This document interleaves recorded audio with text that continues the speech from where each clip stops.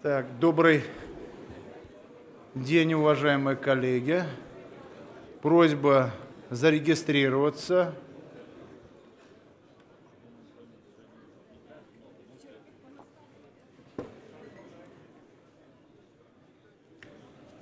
Пожалуйста, включите режим регистрации.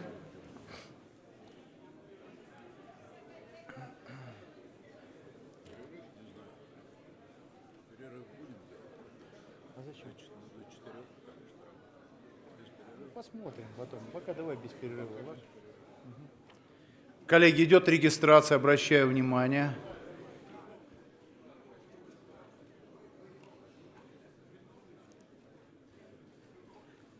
По присутствию руководителя фракции можно судить о важности повестки.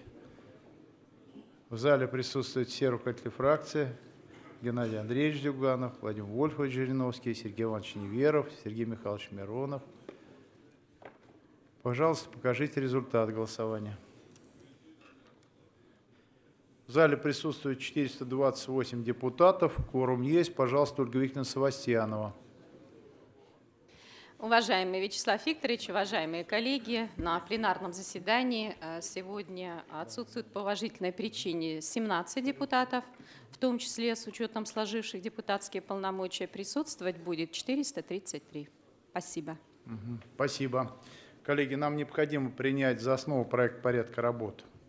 Пожалуйста, включите режим голосования.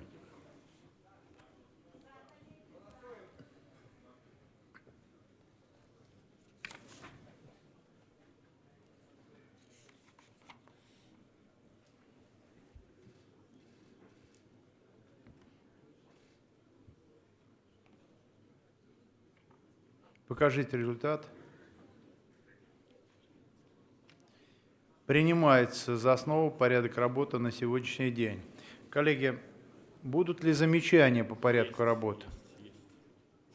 Есть. Включите запись.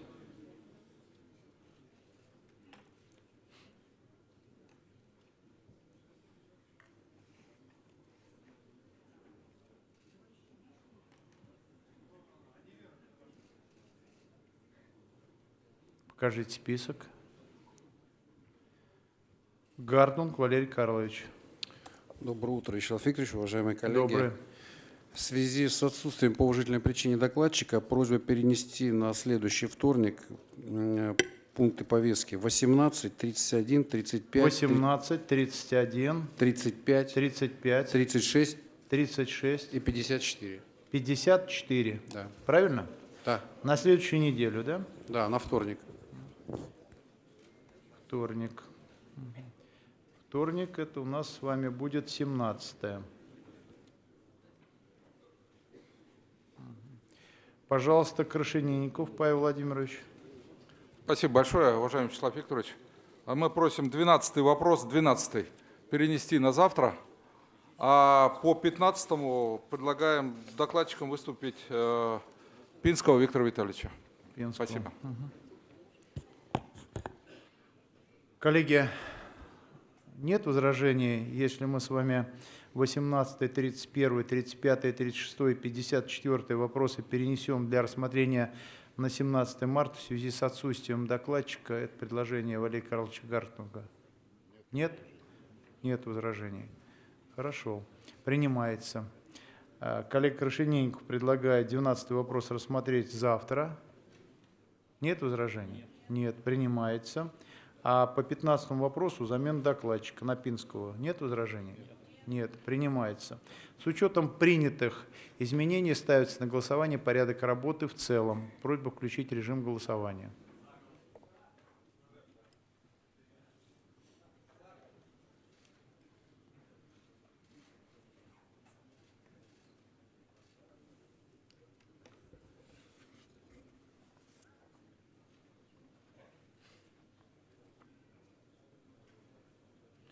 Покажите, пожалуйста, результат. Порядок работы на сегодняшний день принят.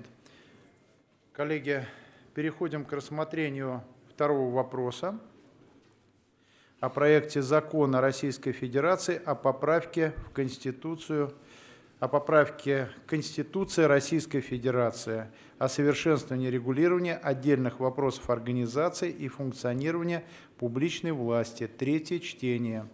Пожалуйста, Павел Владимирович Крашенинников, председатель Комитета по государственному строительству и законодательству. Спасибо большое. Уважаемый Вячеслав Викторович, уважаемые коллеги, я напомню, что 20 января этого года президентом Российской Федерации был внесен проект закона Российской Федерации о поправке Конституции Российской Федерации о совершенствовании регулирования отдельных вопросов организации и функционирования публичной власти. Мы с вами 23 января единогласно одобрили проект закона в первом чтении. 10 марта Государственная Дума одобрила проект закона во втором чтении. Главная цель законопроекта – обеспечить устойчивое развитие общества, достойную жизнь граждан и повышение эффективности государства. Коллеги, мы вчера и вообще все это время обсуждения законопроекта очень много говорили о том, что у нас повышаются социальные гарантии, о повышении и защите нашего суверенитета нашей страны, о системе сдержек и противовесах, о традиционных ценностях. Я бы еще хотел два слова сказать о том, что именно после вступления в силу этих поправок, а я надеюсь, это произойдет, у нас также есть уникальная возможность, что с точки зрения правовой системы, провести очень важную и нужную систематизацию нашего законодательства. У нас сейчас идет работа по поводу ликвидации застарелых актов, так называемая гильотина правовая. Мне кажется, что и выражение, и сам подход не очень правильный, потому что гильотина вообще-то предназначена для других целей, для других субъектов, это, если так можно сказать. Мы можем отрубить одну голову, но если нормального подхода к подготовке актов не будет, безусловно, вырастет еще 3, если не 10. Соответственно, сейчас у нас появляется возможность, мы вынуждены будем, и у нас появляется такая возможность подойти к отраслевым законодательным актам с новой стороны, с учетом поправок в основной закон, и, конечно, уже готовить законодательные акты с точки зрения новых норм, с точки зрения реализации Конституции, но также и с точки зрения систематизации, выстраивания нашего правового регулирования, выстраивания правил игры, конечно, может быть, на качественном новом уровне. Вы не поверите, но и сейчас при подготовке Конституции у нас вылезали такие призраки, как хозяйственное право, как агропромышленное право, как регулирование, чтобы мы в Конституции писали, регулирование ставок кредитных и так далее, и так далее. Мне кажется, что у нас вот такая возможность есть. Мы знаем, что после принятия Конституции будет готовиться порядка 50 законов, принятие поправок в новые законодательные акты, подготовка новых актов. Мне кажется, нам надо этим воспользоваться и, конечно, наряду с совершенствованием прав граждан и юридических лиц совершенствовать нашу правовую систему. Спасибо большое. Прошу. Спасибо, Павел Владимирович. Если можно, поясните процедуру, потому что она предусматривает голосование, насколько знаю, вначале по статье 1, а затем в целом закон. Было бы правильно, чтобы вы эту процедуру, как комитет, который ее предлагает, все-таки пояснили. Да, спасибо большое. Процедура следует той логике, коллеги, из которой мы с вами исходили и вчера, и при принятии в первом чтении. У нас 3 статьи в законе, одна статья посвящена Конституции, соответственно, этой нормы другой правовой силы, и 2 статьи, одна посвящена общероссийскому голосованию и одна переходным положениям. Соответственно, мы предлагаем проголосовать первоначально первую статью, посвященную Конституции, и затем весь закон в целом. Спасибо. Комитет по регламенту.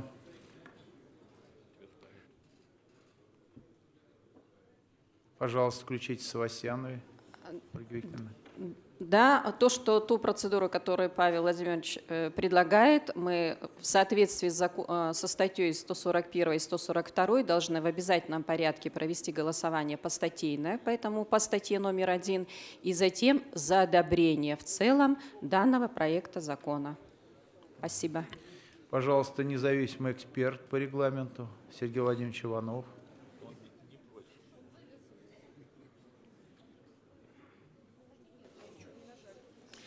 Спасибо. Ну, статья 141 говорит об обсуждении каждой поправки, а не каждой статьи. Поэтому мне кажется, что здесь нужно голосовать сразу. Пожалуйста, Павел Владимирович. Спасибо большое. Я как раз обратил внимание на название законопроекта. Это не просто дань регламенту, но и существо. Проект закона о поправке к Конституции Российской Федерации о совершенствовании регулирования отдельных вопросов организации и функционирования публичной власти. Вот эта самая поправка к Конституции, она и находится в первой статье. Поэтому вот два комитета как раз и предлагают первую статью проголосовать отдельно, а потом проголосовать в целом. Спасибо. Пожалуйста, Савастьянова Ольга Викторовна. Уважаемый Вячеслав Викторович, 142 статья регламента четко говорит о постатейном обсуждении и голосовании. Спасибо. Спасибо. Спасибо, Павел Владимирович. Будем из этого исходить при проведении и организации процедуры голосования. А сейчас по мотивам от фракций. Кто хотел бы выступить? Мы говорили о том, что выступят руководители политических фракций. Слово предоставляется Геннадию Андреевичу Зюганову, подготовится Жириновскому Владимиру Вольфовичу, Неверову Сергею Ивановичу и Миронову Сергею Михайловичу. Коллеги, не будете возражать, опять-таки, в ходе обсуждения вопросов, связанных с выступлением по мотивам, договорились, что руководители фракции могут выступать до 5 минут. Нет возражений? Нет возражений. Поставьте, пожалуйста, тогда время. 5 минут. Уважаемые коллеги, вчера мы приняли очень важные решения. Я полагал, что руководитель комитета по информационной политике господин Хинштейн выйдет на экраны и подробно расскажет, что было реально в Думе. Хотя он выступал на всех каналах, но он увлекся политесом вместо того, чтобы выполнять функции как руководителя канала. Он даже не сказал, что КПРФ голосовала против обнуления, что мы голосовали за ту таблицу, в которой есть 22 наши поправки, что мы категорически против остановки ремонта Конституции, что мы настаиваем на 15 поправках и для этого внесли закон о Конституционном собрании. Вместо этого он говорит, КПРФ боится выборов. Мы не боимся выборов, мы лучше других готовы. Мы в этом году будем участвовать. Но речь шла вчера не о выборах. Слава Богу, приехал президент, почувствовал обстановку и внес свою ясность, что имеет принципиальное значение.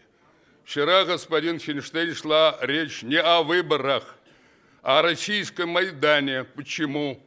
Объясняю ему лично, если он отвечает за информационную политику. Я требую расследовать это беспардонное поведение. Речь шла о двух крупнейших российских компаниях по Конституции и по выборам в Государственную Думу. Еще никто ни разу в жизни за 5 месяцев такие кампании не проводил. Это означает, что на фоне мирового кризиса, спада цен на нефть, роста цен на товары, они вырастут на 20-30%. Надо проводить 2 кампании, в которых люди выйдут, скажут, чем вы занимались там, почему вы ничего не решили. Поэтому мы предложили целый ряд поправок, которые улучшат положение граждан. Поэтому вы провоцируете российский Майдан, потому что уже дали задание ретивые администраторы, которые вами руководят, 70/70 голосовать во всех областях. А это означает, будет выжимать результат насильно, и такой же результат будут выжимать в сентябре. А это означает всех на улицу выгнать и превратить все в кровавую кашу. Президент понял вчера это, лучше других. Он силовыми ведомствами руководит, а вы вместе там занимаетесь гвардейцами. Поэтому я настаиваю, чтобы рассмотрели внимательно. Наша ночная беседа с президентом, которая длилась 3 часа, дала свои результаты. Я благодарю Жириновского, Неверова, Миронова. Они проявили мужество, когда доказывали президенту, что надо максимально концентрировать усилия на выполнение его послания. Провалили программу 20/20, провалили 11 указов и полностью, если этот год потеряем, провалим его установки, войти в тройку, выйти на мировые темпы, одолеть бедность и победить вымирание. Тогда что, с чем мы придем завтра? И какой может быть мирный нормальный транзит власти? Никакого. Поэтому мы предложили бюджет развития, программу поддержки агропромышленного комплекса, Сидит Гордеев, Кашин, Харитонов, вы поддерживали. Давайте попробуем реализовать 5-7 программ. Я их обсуждал с Мишустиным. Он готовится своим правительством идти с реальной программой к нам для того, чтобы производство двигать вперед, людей поддерживать, а не заниматься политиканством, который дурно пахнет. Обращаюсь к руководителям канала 24. Вы показывали пример объективной информации, что с вами происходит в последнее время. Вы вчера даже прямой репортаж из Думы превратили в кашу, грязную кашу. Неверова нет, Миронова нет, а из меня все выбросили. То зачем вы тут присутствуете? И в чем смысл информационной политики? Сейчас вы не перекроете, что бы вы ни делали, есть сети, есть возможность нам выступить по любым каналам. Но надо проводить политику, которая укрепляет страну. Вчера президент говорил на живую нитку. Действительно, многое на живую нитку. И от того, как мы консолидированно, профессионально и грамотно будем вести тут, зависит и стабильность в стране, и нормальное развитие событий, и преодоление крайне сложных кризисных явлений. Мы сегодня будем голосовать, так и вчера голосовали. Наша позиция выстроена. Мы в Орле проводим в субботу крупный международный форум по экономической стратегии. Приглашаю вас принять участие. Я думаю, и вам будет интересно. А средства массовой информации настаивают отражать события, как есть на самом деле. Или вы нас вернете снова в 90-е. Спасибо. Пожалуйста, Жириновский Владимир Вольфович, лидер фракции ЛДПР, подготовится Неверову Сергею Ивановичу.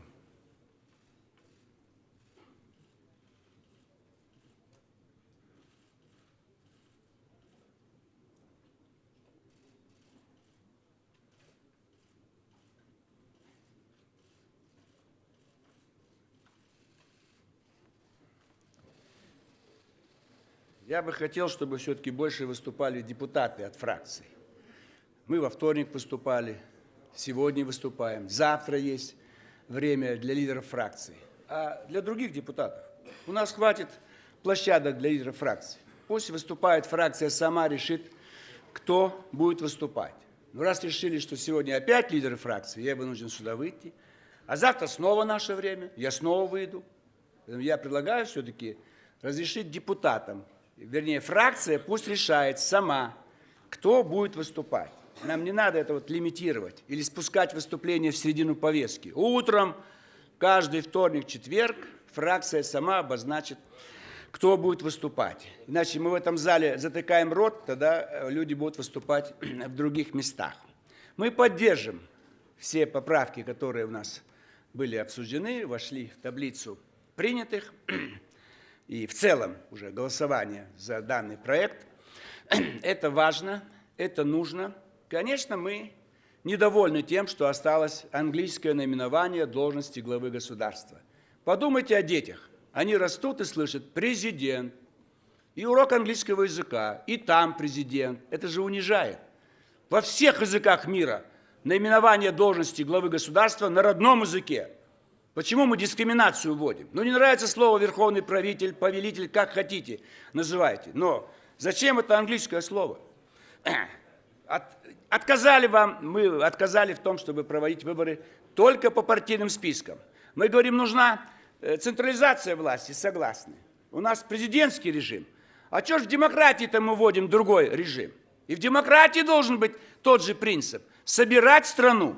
А собирать ее может через партийные списки. А не те 225 одномандатников, которые вынуждены вести свою работу по согласованию с губернатором. Мы прокуроров правильно отобрали от губернаторов. Централизованная должна быть страна, единая должна быть, унитарная. Вы нам отказали, что сохраняется национальный принцип устройства государства. Но это же недавно было сделано. Это сделал Ленин. Сталин хотел убрать, но ему помешали. Как вчера мы слышим, утром досрочные выборы, после обеда нет их. Это тоже партию большинства подрывает репутацию. Вот врач приходит к больному, говорит, вы смертельно больной, вы скоро умрете. Утром. После обеда приходит, говорит, да нет, вы здоровый человек. Что скажет больной про этого врача? Он уже с ума сошел, ему умирать, а ему говорит, да нет, ты здоровый, я так пошутил. Ты здоров, у тебя все в порядке. Так нельзя. Это тоже о чем говорит?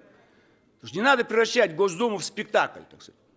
В первом отделении оптимизм, в последнем отделении плач Ярославный. Ну, лучше всех выглядит ЛДПР. А что делать? Досрочные выборы давайте. Не хотите? Идет все по графику. Вот. Поэтому это хоть можно? Мы договорились, Сергей Иванович, увеличить федеральную часть списка. Ну, давайте делать это. Иначе потом будет срок, когда нельзя менять законодательство за год до выборов. Давайте это сделаем. Мы предлагаем для выборов в Госдуму допускать только партии, имеющие численность 100 тысяч и имеющие 100 депутатов по всей стране любого уровня. Давайте это делать. Иначе мы, так сказать, централизованно что-то делаем, а другое – анархия, так сказать. Кто хочет, идут любые партии, так сказать, любых любителей любой расцветки. Давайте все до конца проводить. И демократия. Мы пошли навстречу вчера, меньшинство. Теперь, Геннадий Андреевич, вам нужно партию переименовать. Партия меньшевиков вы. Вы большевики, хотели вам навязать решение досрочные выборы, а вы как меньшевики. Да, вот РСДРП. Но не в скобках «Б» большевиков, а РСДРП в скобках «М» меньшевики вы. Вы хотите, и вы навязали, пожалуйста. Я согласен, уважать волю меньшинства. Нет проблем. Давайте двигаться так, чтобы постоянно рос авторитет Государственной Думы, чтобы мы могли спокойно работать, чтобы Госдума нам оплачивала все расходы в соответствии с законом о том, что Дума обязана погашать все транспортные расходы. Я 30 лет борюсь за это. 30 лет бухгалтер решает. Мы здесь решаем вопросы государства, а бухгалтер Госдумы решает, а я не буду платить. А кто ей дал такое право? Написано в законе, все транспортные расходы, кроме такси. Нам не оплачивают. Бьемся. Поэтому мы неплохо работаем. Вчера был прекрасный день. Вот вчера была политика. Впервые за, может быть, 1000 лет. Мы показали, как можно делать маневры, так сказать, спектакли, кто какую роль играет, так сказать, где, так сказать, отказные, где, так сказать, ведомые, ведущие. Поэтому это нужно продолжать и дальше. И с успехом выиграть выборы в 2021 году. Спасибо, Владимир Вольфович.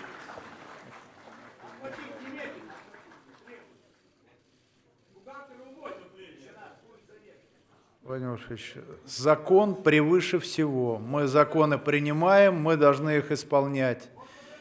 Поэтому самый даже малоприятный вам бухгалтер, если он закон исполняет, будет обязательно поощрен. И дальше вы уже также поддержите это решение. Коллеги, вот вы представьте себе, исходя из выступления Владимира Вольфовича, посвященное выборам и выборному процессу, к чему мы могли прийти, если бы только не президент Российской Федерации. У нас с вами реально сегодня началась политическая кампания, которая перечеркнула все то, что сделано.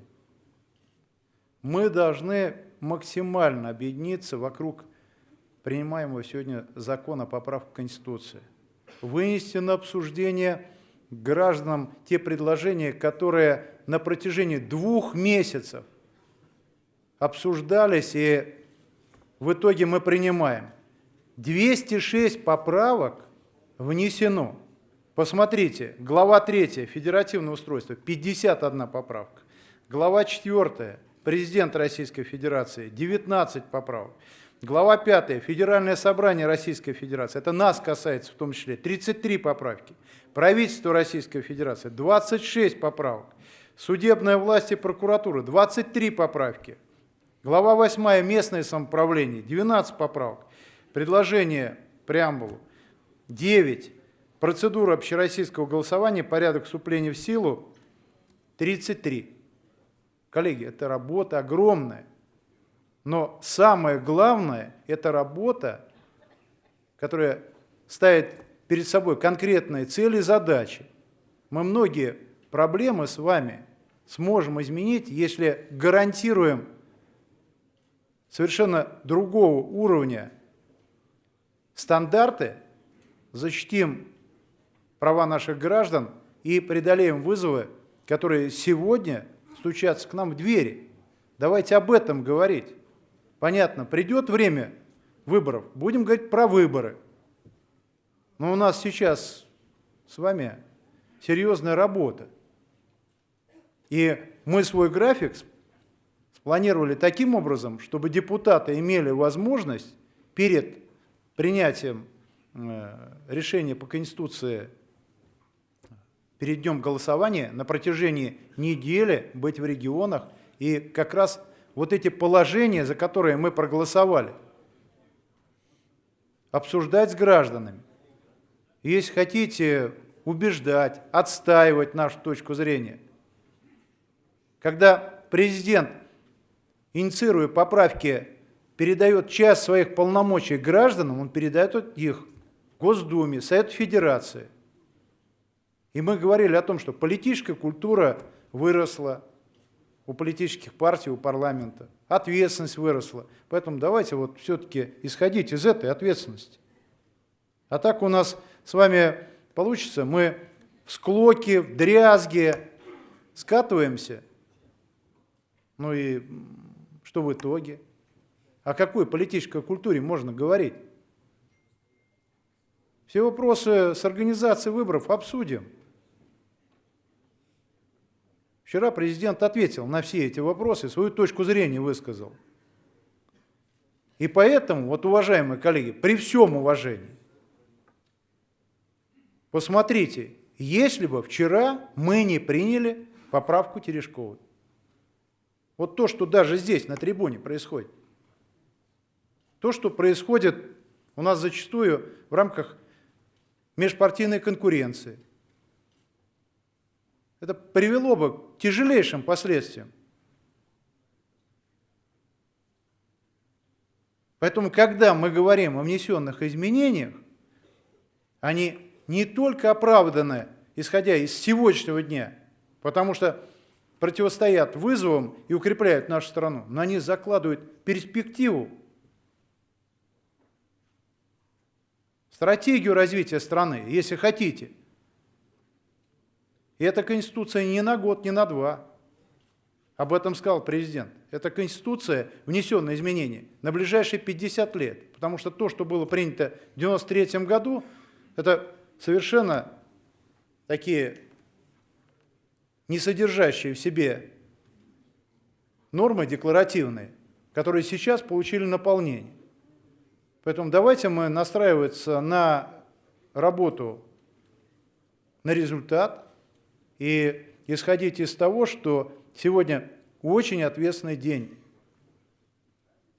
Мы принимаем изменения в Конституцию. И это решение будут принимать депутаты Думы 7-го созыва. Это то, что должно улучшить жизнь граждан и гарантировать их права. Поэтому давайте все-таки об этом будем говорить, а не о политике, о выборах. Выборы, когда начнутся, тогда будем говорить. Но на самом деле любой политик должен всегда быть готов к выборам. И выборы начинаются на второй день после того, как депутат избирается. Поэтому тот, кто готов, ему не нужно вообще рассуждать на эту тему. Здесь в Думе у нас 4 политических фракции, они пользуются поддержкой наших граждан, где-то больше, где-то меньше. Давайте, используя эту поддержку, постараемся многое сделать для того, чтобы потом можно будет прийти к избирателям и предъявить ту работу, которая сделана. Поэтому давайте об этом. А то мы третье чтение, изменения в Конституцию, тут скандал, там дрязги, тут политика. Коллеги, извините, вот то, что, думаю, и у вас тоже на душе, и об этом говорим. А при этом тут коронавирус, там вызовы, обвал цен. Это людей волнует.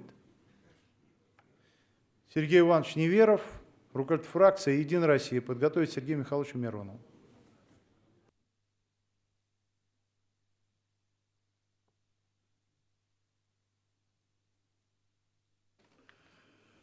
Уважаемый Вячеслав Викторович, уважаемые коллеги, я конечно, не согласен с Владимиром Вольфовичем, что у нас здесь спектакль. Мы здесь на самом деле вчера принимали очень важное решение. Сегодня в третьем чтении мы продолжаем рассматривать изменения в Конституцию Российской Федерации. И это тот случай, когда даже после голосования в Совете Федерации, региональных парламентов нельзя сказать о том, что закон принят. Потому что определять судьбу этих изменений будут граждане России в ходе личного волеизъявления на всероссийском голосовании. Мы утверждаем текст, который предложим на суд людей. Что в этом тексте, я хочу еще раз напомнить. Самое главное – это изменения, касающиеся социальной сферы. То есть касающиеся абсолютно каждого человека. Это и минимальный размер оплаты труда, это значит, что независимо от того, где родился и проживает человек, он будет знать, что везде ему положены одинаковые гарантии, а не в привязке к региональным показателям. Это обязательство государства об индексации размера пенсии не реже одного раза в год, индексации социальных пособий, это обязательство обеспечения адресной социальной поддержки. Цель этих поправок – повышение качества и уровня жизни, поддержка семьи, ее ценностей, всесторонняя защита детей, обеспечение доступного, качественного образования и здравоохранения, достойного уровня жизни людей старшего возраста. Причем президент инициировал эти изменения на фоне сложной ситуации в мировой политике, в сфере безопасности, в глобальной экономике и даже коронавируса. И закрепление этих норм, значит, закрепление основных достижений страны за эти годы делает невозможным откат назад. В поправках, которые мы поддержали для внесения на всенародное голосование, есть четкое обозначение приоритета интересов России, ее граждан. Позиция России в отношении отстаивания исторической правды и уважения подвига предков, необходимость защиты природных богатств. Еще один блок поправок, который касается полномочий органов власти, в том числе усиление роли парламента России в принятии важнейших решений. Это так называемая система двух ключей при принятии важных политических решений. С одной стороны, это развитие прямой демократии, гарантия качества решений, баланс власти, повышение ответственности депутатов Государственной Думы перед своими избирателями, потому что Дума утверждать будет каждого министра. Но при этом Россия не перестает быть президентской республикой. Усиление контрольных полномочий парламента, и нам предстоит принять серьезные поправки в закон о парламентском контроле. Стратегия развития страны будет приниматься с учетом мнений регионов. Для этого усиливается роль Государственного совета. Муниципалитеты встраиваются в единую систему публичной власти. Вчера мы приняли важную поправку, ее суть в том, что ограничение занимать должность президента 2 срока одним и тем же человеком применяется и после вступления в силу изменений в Конституцию. А также первым сроком будет считаться избрание на выборах, проведенных после вступления в силу изменений в Конституцию. Кроме того, оценку этой поправки на соответствие Конституции должен дать Конституционный суд. Да, она дает право, в том числе и действующему президенту, выдвигать свою кандидатуру на следующих выборах. Право, а не пожизненную возможность оставаться на этой должности. Но, коллеги, сейчас, в момент, когда страна, с одной стороны, стала самостоятельной, обрела мощь, развивается, но, с другой стороны, мы видим, что происходит в мире и как много решается конкретным президентом. Мы предлагаем заложить в основном законе решения, которые будут работать многие десятилетия. Когда перед страной стоит столько важных задач, это решение очень важное. Это поправки на многие десятилетия вперед, вчера об этом сказал наш президент, наш национальный лидер. Поэтому я еще раз призываю, коллеги, все фракции поддержать предлагаемые изменения в третьем чтении, а окончательную судьбу определят граждане нашей страны на всенародном голосовании. Спасибо за внимание. Спасибо, Сергей Иванович.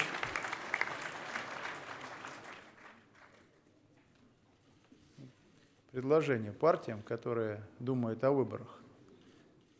Подумайте о том, чтобы в ваших рядах было больше людей труда. Подумайте. Вот все заулыбались. Вот Неверов, шахтер, пришел в политику. Посмотрите. Повестка, которую он продвигает и отстаивает. Повестка созидания.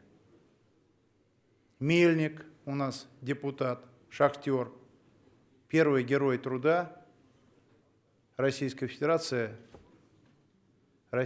стал. Да, Николай Васильевич, нам надо об этом говорить и об этом думать.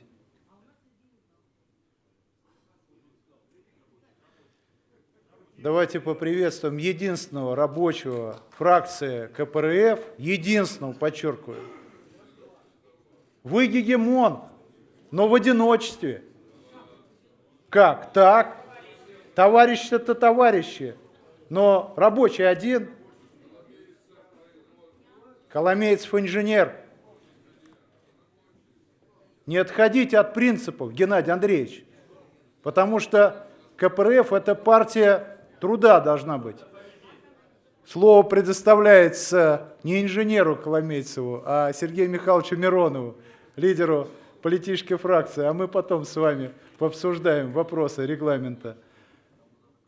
Коллеги, ну еще раз хочу подчеркнуть, сегодня крайне важный день в развитии нашей страны и парламента. А начинаем с выяснения. Уважаемый Вячеслав Викторович, уважаемые коллеги, но продолжая начатое вами, Вячеслав Викторович, тогда можно было, предоставляя слово мне, сказать гордому инженеру, геофизику, за плечами которого 20 геологических экспедиций, открыт урановое месторождение и далее по тексту. Но это шутка. Дорогие коллеги, сегодня важный день. Сегодня мы с вами в третьем чтении принимаем поправки к Конституции Российской Федерации. Начну я с конца. Но не с того, как мы будем голосовать, наша фракция, безусловно, поддержит в третьем чтении, а с конца, потому что об этом уже с этой трибуны говорилось, нам все-таки в спокойном режиме, безусловно, необходимо разработать самим, не дожидаясь, что за нас это сделает президент, либо правительство, либо еще кто-то, сами мы должны это сделать, разработать и внести два конституционных закона. Первый закон – это о Конституционном собрании. Вот коллеги из КПРФ говорят, что разработали. Давайте посмотрим. Потому что в спокойном режиме нам нужно эти законы принимать. И я вас уверяю, пройдет не так много времени, и мы подумаем, а может быть вообще действительно нужно нам посмотреть и на первые две главы Конституции. Потому что, например, меня не устраивает, и членов нашей партии не устраивает 13-я статья Конституции, где говорится, что в Российской Федерации не признается обязательная государственная идеология. По поводу обязательной согласен. У нас разные могут быть точки зрения. У нас есть люди верующие, есть атеисты. Ради Бога, да, но государственная идеология обязательно должна быть. И сейчас я хотел бы привлечь ваше внимание вот к чему. Когда наша фракция будет голосовать «за», в том числе мы будем голосовать за то, что вот эта норма, которую мы называем, кому-то не нравится этот термин, национализация элит, зато очень яркая и четкая. Вот разве эта норма, это не элементы идеологии? Конечно. А разве, когда мы говорим о исторической памяти тысячелетней истории нашей страны, это не идеология? Идеология. А разве мы говорим о памяти событий Великой Отечественной войны и о невозможности переписывать историю, разве это не идеология? Идеология. А тот же, например, союз мужчины и женщины, брак, это разве не идеология? Конечно же, это идеология. Так если мы уже элементы идеологии закладываем, почему бы нам раз и навсегда в этой статье не ввести поправки? Но это должно делать Конституционное собрание, которое, я убежден, будет в свое время работать на основании того закона, который мы с вами примем. Ну и я сказал про два закона. Конечно, второй – это закон о Федеральном собрании. Мы с вами работаем вот уже, сколько там, почти 30 лет. Да? И у нас нет базового закона о нашем органе власти, конституционном органе, Федеральном собрании, о двух палатах. Нету такого закона. Вот закон о правительстве есть, закон о президенте есть, а вот о Федеральном собрании нет. Я считаю, что это неправильно, уважаемые коллеги. Ну и сегодня, голосуя в третьем чтении, я хочу сказать, что сегодня мы подводим итог о втором этапе социального разворота государства к человеку. Первый этап начался после послания президента в этом году, 15 января, и продолжился буквально через 2 дня отставкой правительства Медведева. Это был первый этап. Второй этап – это сегодня, потому что очень существенные поправки вносятся, и эти поправки действительно демонстрируют разворот нашего государства, наконец-то, лицом к человеку. Но и не за горами третий этап, третий этап пройдет в 2021 году. Это будут выборы в Государственную Думу. И я абсолютно уверен, что необходимо, уважаемые коллеги, депутаты фракции «Единой России», поколебать вашу монополию и сделать так, чтобы у нас действительно была палата власти представительной, чтобы здесь были широко представлены те политические партии, которые пользуются доверием населения, и не было монополии партии, которую вы сами называете партией власти. Ну и, уважаемые коллеги, я не могу не сказать, что те поправки, которые все-таки были приняты и которые были инициированы фракцией «Справедливая Россия», это и обязательная индексация пенсий не реже 1 раза в год, и адресность социальной помощи, и о русском языке, и о русской культуре. Это все важные элементы, но, к сожалению, как вы знаете, наша поправка о возвращении к норме пенсионного выхода по пенсии к 55 годам для женщин, 60 для мужчин не прошла. Но я уже говорил, видимо, это будем уже исправлять федеральными законами. А сегодня, конечно, мы будем голосовать «за» и дадим путь, новой Конституции, по сути, потому что, да, это поправками она изменена, но, по сути, это действительно другая Конституция для новой России. Уверен, Россия будет справедливой. Спасибо. Спасибо, Сергей Михайлович. Уважаемые коллеги, наступает ответственный момент голосования. Как уже Павел Владимирович Крашенинников сказал, по процедуре это голосование должно быть у нас с вами по статье 1, а затем голосование за закон в целом. Павел Владимирович, вы что-то хотите сказать? Поддерживает. Что? Нет, в третьем чтении нет заключительного слова. Павел Владимирович, пожалуйста, независимый эксперт. Сергей Иванович, ну поясните нашему коллеге в отношении процедуры третьего чтения, учитывая, что Павел Владимирович Крашенинников говорит о необходимости заключительного слова по данному вопросу, с точки зрения регламентных норм и процедур, у нас оно предусмотрено?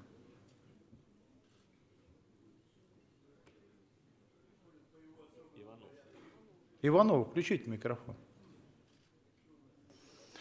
Ну, уважаемые коллеги, вы же не первый год в парламенте. То есть Павел Владимирович доложил законопроект в третьем чтении, а дальше по регламенту, если есть желающие, могут выступить только представители от фракции, либо представитель президента и правительства.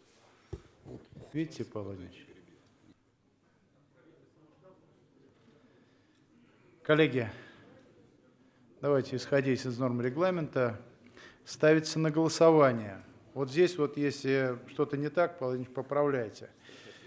Ставится на голосование статья 1 проекта закона Российской Федерации о поправке Конституции Российской Федерации о совершенствовании регулирования отдельных вопросов организации и функционирования публичной власти.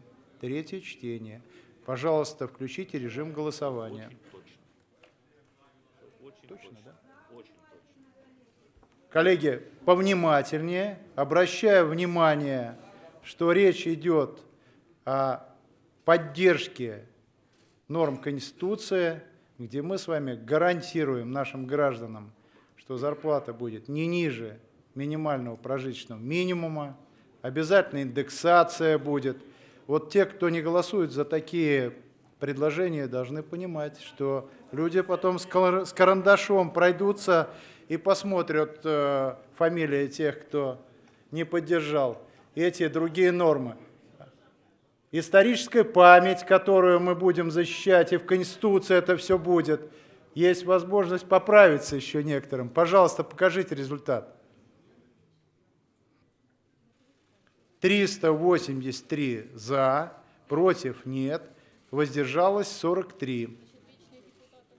Статья номер 1 проекта закона Российской Федерации о поправке Конституции Российской Федерации о совершенствовании регулирования отдельных вопросов организации и функционирования публичной власти одобрено.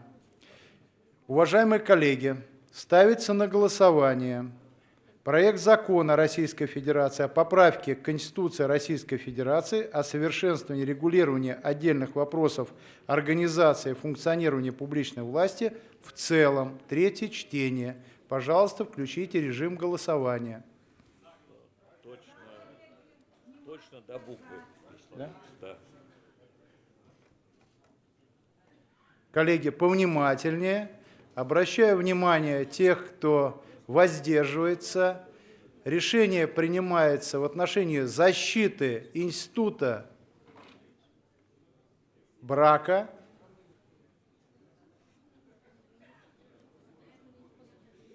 Наших ценностей, культуры, русского языка, государствообразующего народа.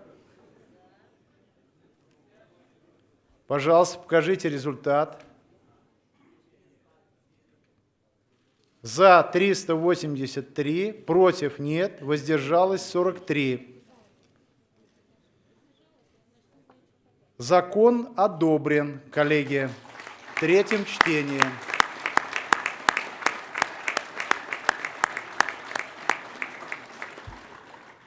Поздравляю. Коллеги, переходим с вами к законопроектам третьего чтения, но прежде чем, наверное, приступим к рассмотрению этих законов, давайте поблагодарим тех, кто у нас принимал участие не только в обсуждении закона в третьем чтении, но и активно участвовал в разработке статей. Здесь присутствует Талия Ируловна Хабриева, директор института, сопредседатель рабочей группы, которая вместе с Павлом Владимировичем Крашенинниковым. Давайте ей поаплодируем. Академик Российской академии наук, вице-президент Российской академии наук, директор института, замечательная, умная, хрупкая, симпатичная женщина. Спасибо вам большое. Спасибо. Коллеги, здесь присутствует у нас руководство Федерации независимых профсоюзов, представители ректорского сообщества. Давайте также их поблагодарим за участие и надеемся, что мы дальше будем взаимодействовать, обсуждая нормы закона. Руководитель общественной палаты также здесь присутствует, Михеева Лидия. Давайте ее поблагодарим, потому что она активно выстраивает отношения, в том числе и с профильными комитетами Государственной Думы, с Государственной Думой в целом. Профессор, доктор юридических наук. Спасибо вам большое. Коллеги, третий вопрос повестки. Из блока законопроекта рассматриваем в третьем чтении о проекте федерального закона о внесении изменений в федеральный закон о развитии малого и среднего предпринимательства в Российской Федерации в целях развития национальной гарантийной системы поддержки малого и среднего предпринимательства. Доклад Владимира Владимировича Гутенева. Пожалуйста, Владимир Владимирович.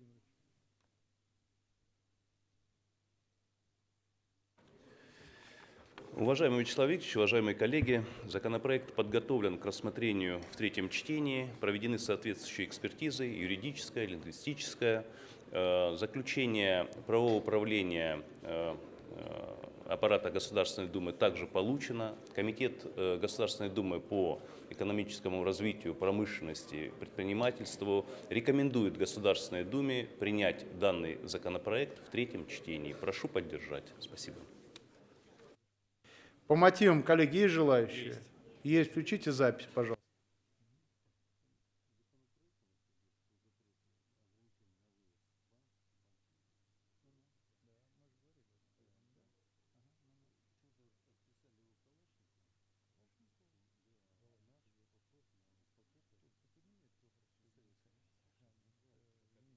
Покажите, пожалуйста, результат. Коломейцев Николай Васильевич, пожалуйста. Подготовиться Кравченко.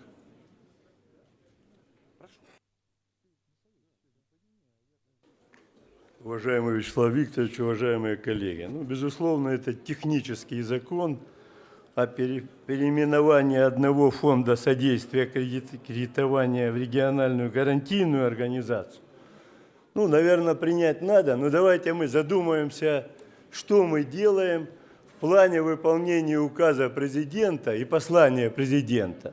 Наверное, многие не знают, что этот год указом президента обозначен годом предпринимателя.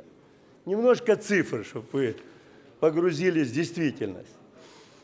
По состоянию на 10 октября 2019 года общее количество субъектов малого предпринимательства сократилось на 2% в годовом выражении. При этом число малых организаций, юрлиц, сократилось на 15,3% в годовом выражении.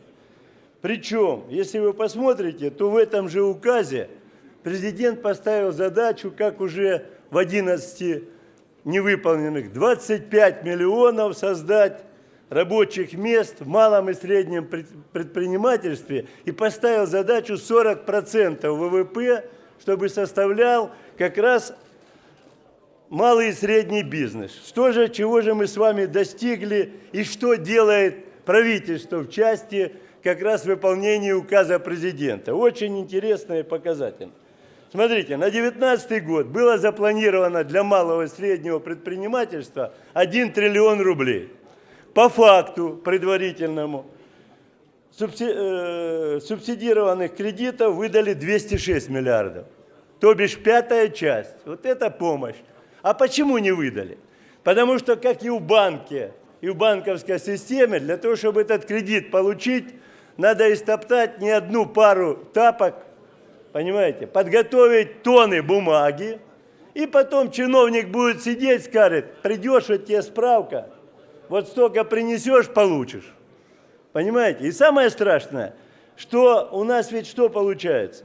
Президент ставит задачу, чтобы были льготные кредиты, а средний кредит для предпринимательства в 2019 году составил 10,59%, а инфляция 4%.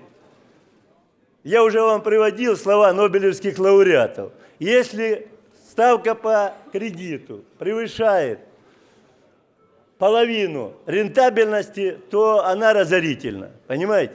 Поэтому мы считаем, что мало принимать бюрократические законы, которые переименовывают одну организацию в другую. Надо приходить к содержательной части. И в данной ситуации, с нашей точки зрения, надо провести парламентские слушания. У нас есть целая корпорация, государственная МСП. Надо заслушать их отчеты, в чем же причина провала заданий президента. Пожалуйста, Кравченко Денис Борисович, Единая Россия. Спасибо, уважаемый Вячеслав Викторович, уважаемые коллеги. Формирование национальной гарантийной системы крайне важно для субъектов малого и среднего предпринимательства. Оно только начинает свою деятельность в регионах, и сегодня для компаний, для предпринимателей, которые сегодня стартуют и создают новые компании и новые рабочие места, этот механизм крайне важен. Я не могу согласиться с предыдущим оратором о том, что закон носит технический характер. Этот закон является очередным шагом на улучшение бизнес-среды и бизнес-климата в нашей стране, на создание новых условий для развития малого и среднего предпринимательства. Сегодня уже немало сделано в нашей стране, и основы господдержки и среднего бизнеса достаточно активно сформированы. Это и упрощение налогообложения, и система грантов, микрозаймы, гарантии, кредиты на льготных условиях. Упомянутая сегодня уже корпорация поддержки и развития малого и среднего предпринимательства достаточно активно функционирует, поддерживая заявленные приоритеты в национальном проекте, который утвержден главой государства. Президент ставит перед нами задачи увеличения в ближайшие годы до 25% части отчислений в бюджет от бизнеса. И сегодня эта цифра 21%. Я считаю, что предложенный механизм укрепит наши позиции и приблизит нас к достижению поставленной задачи. Фракция «Единая Россия» поддерживает принятие законопроекта в третьем чтении. Спасибо.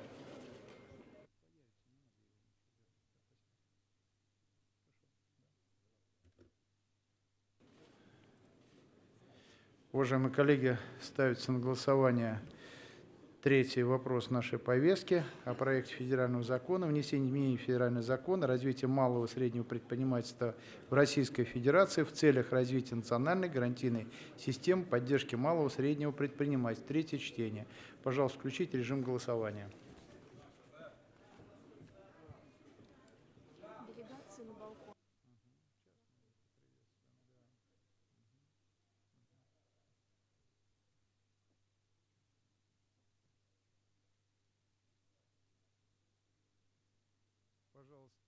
Пожалуйста, покажите результат. Федеральный закон принят единогласно. Коллеги, поздравляю. Уважаемые коллеги, прежде чем мы перейдем к рассмотрению четвертого вопроса повестки, давайте поприветствуем наших коллег из парламента Украины. Вот видите, они вместе с Леонидом Ивановичем Калашниковым здесь у нас на балконе. Вчера, коллеги, была встреча, и в рамках этой встречи мы договорились создать рабочую группу. А вообще идет формирование такого большого межфракционного депутатского объединения «Межпарламентский диалог во имя мира. Украина, Россия, Германия, Франция». В рамках парламентского измерения нам необходимо сделать все возможное для того, чтобы мир пришел на украинскую землю, для того, чтобы мы с вами сделали все, чтобы законодательно обеспечить решение глав государств Нормандской четверки и чтобы были выполнены Минские соглашения. Коллеги, ну так как часть делегации уже отъехала, спасибо тем, кто задержался и сегодня здесь. Коллеги, приезжайте, будем строить отношения на принципах добрососедства, открытости, отсутствия двойных стандартов и невмешательства в дела суверенного государства. Нас многое объединяет, и от нас зависит сделать так, чтобы в будущем мы жили дружно и делали все для развития отношений между нашими странами. Спасибо. Коллеги, поприветствуем. Это первая делегация.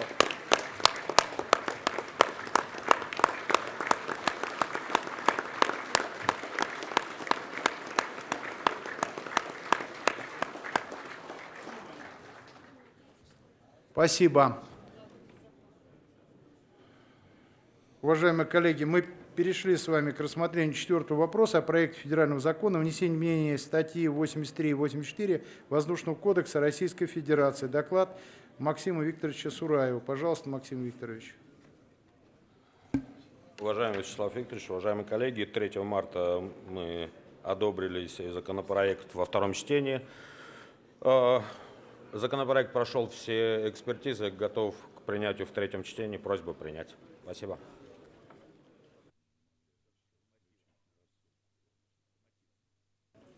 Коллеги, по мотивам есть желающие? Есть. Включите запись.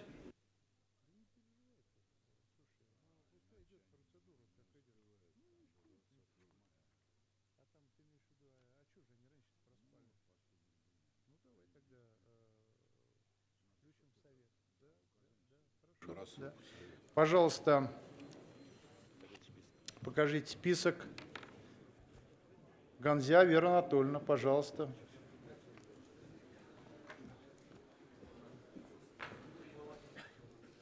Уважаемый Вячеслав Викторович, уважаемые коллеги, фракция КПРФ, безусловно, поддержит данный законопроект, потому что он облегчает, так скажем, существование наших небольших аэродромов.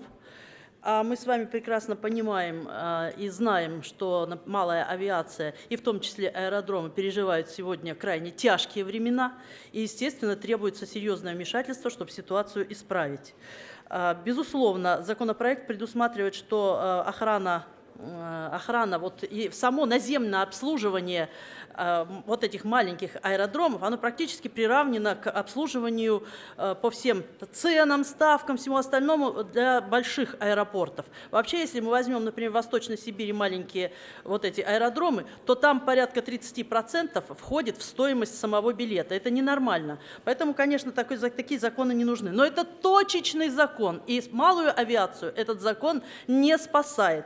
Могу вам сказать, что процесс закрытия аэродромов продолжается. И просто цифры для сравнения. В 1991 году их было 1450. Сейчас осталось немногим более 200. То есть все, более 1000 аэродромов просто-напросто стерли с лица земли. Могу привести еще одну цифру. Значит, в Соединенных Штатах Америки 19 тысяч аэродромов. Это штат Аляска. Штат Аляска имеет большее количество аэродромов, чем во всей России. Но, понимаете, нам нужно уже действительно серьезные меры принимать. И прежде всего нужно вносить изменения в Воздушный кодекс. Причем вот это изменение, оно только действительно точечное принесет какие-то преференции. Мы должны сегодня понимать, что у нас мало самолетов. То есть аэродромы, понятно, мы будем охранять, но тем не менее у нас самолетов просто нет, мы покупаем их за границей. Вот о чем надо сегодня говорить, и вот какие задачи нам надо ставить. Далее, если самолеты есть, то получить разрешительные документы на эти маленькие самолеты просто невозможно. И поэтому вся эта тема висит в воздухе. Более того, такие серьезные, хорошие, глобальные изменения в Воздушный кодекс тоже где-то блуждают по коридорам Министерства транспорта и никак в течение нескольких лет не могут выйти на процесс принятия. Это ненормально, потому что это какие-то межведомственные столкновения, которые не позволяют нам решить эту серьезную проблему. Поэтому, уважаемые коллеги, нам нужны серьезные изменения в Воздушный кодекс, нам нужна серьезная государственная программа с серьезным финансированием для того, чтобы решить проблемы малой авиации. Мы поддержим, но работать надо много и долго над решением окончательной этой проблемы. Спасибо. Спасибо, Вера Анатольевна. Ставится на голосование 4-й вопрос о проекте федерального закона о внесении изменений в статью 83 и 84 Воздушного кодекса Российской Федерации. Пожалуйста, включите режим голосования.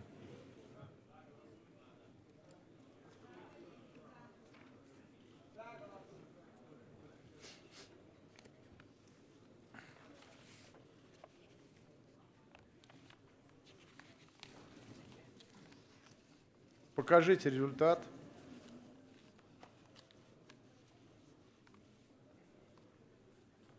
Федеральный закон принят единогласно. Коллеги, у нас большой блок законопроектов второго чтения, более того, он очень важный, ответственный. Это и внесение изменений в федеральный бюджет, и бюджетообразующие законы, вопрос Сбербанка. Но вот Вера Анатольевна правильную тему подняла в отношении нехватки самолетов. Но все умалчивают. Историки, философы, политологи, идеологи. У нас сегодня день-то особый, если посмотреть на историю.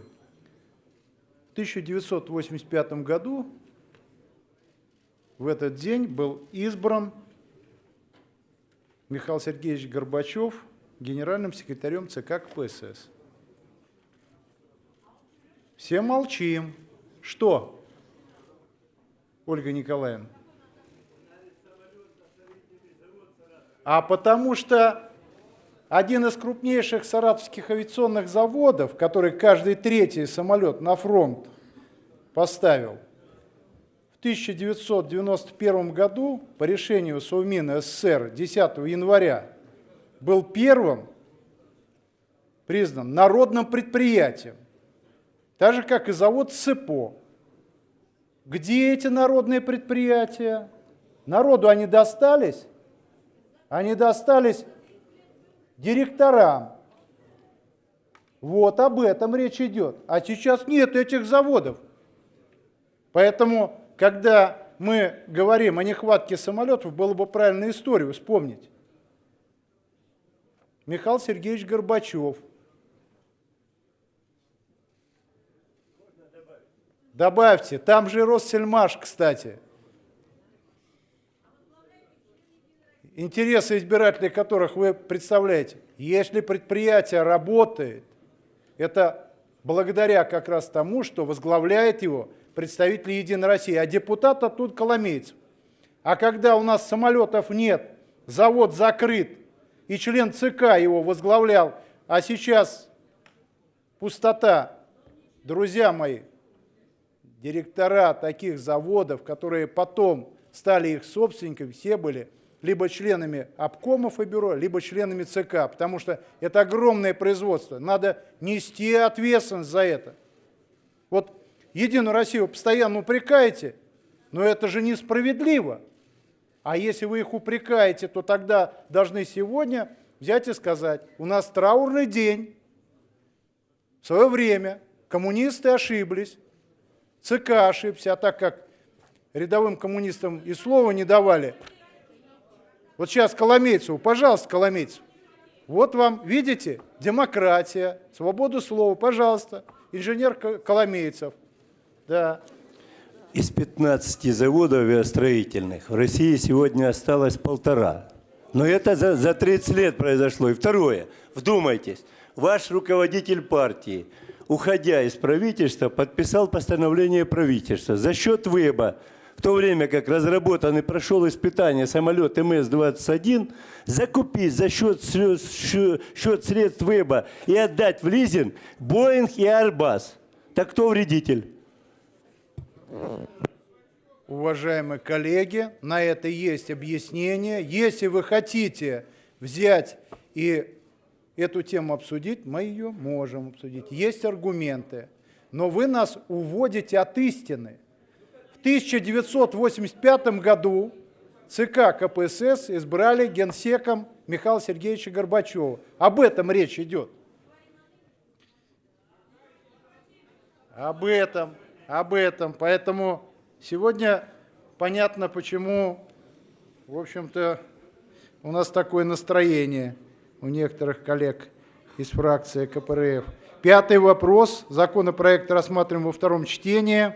О проекте федерального закона внесение изменений в федеральный закон о федеральном бюджете на 2020 год и на плановый период 2021-2022 годов.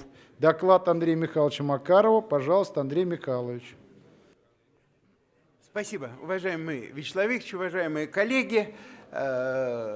Легко докладывать бюджет во втором чтении, если к закону подано всего 6 поправок, в отличие от сотен поправок, которые обычно обсуждаются в этом зале.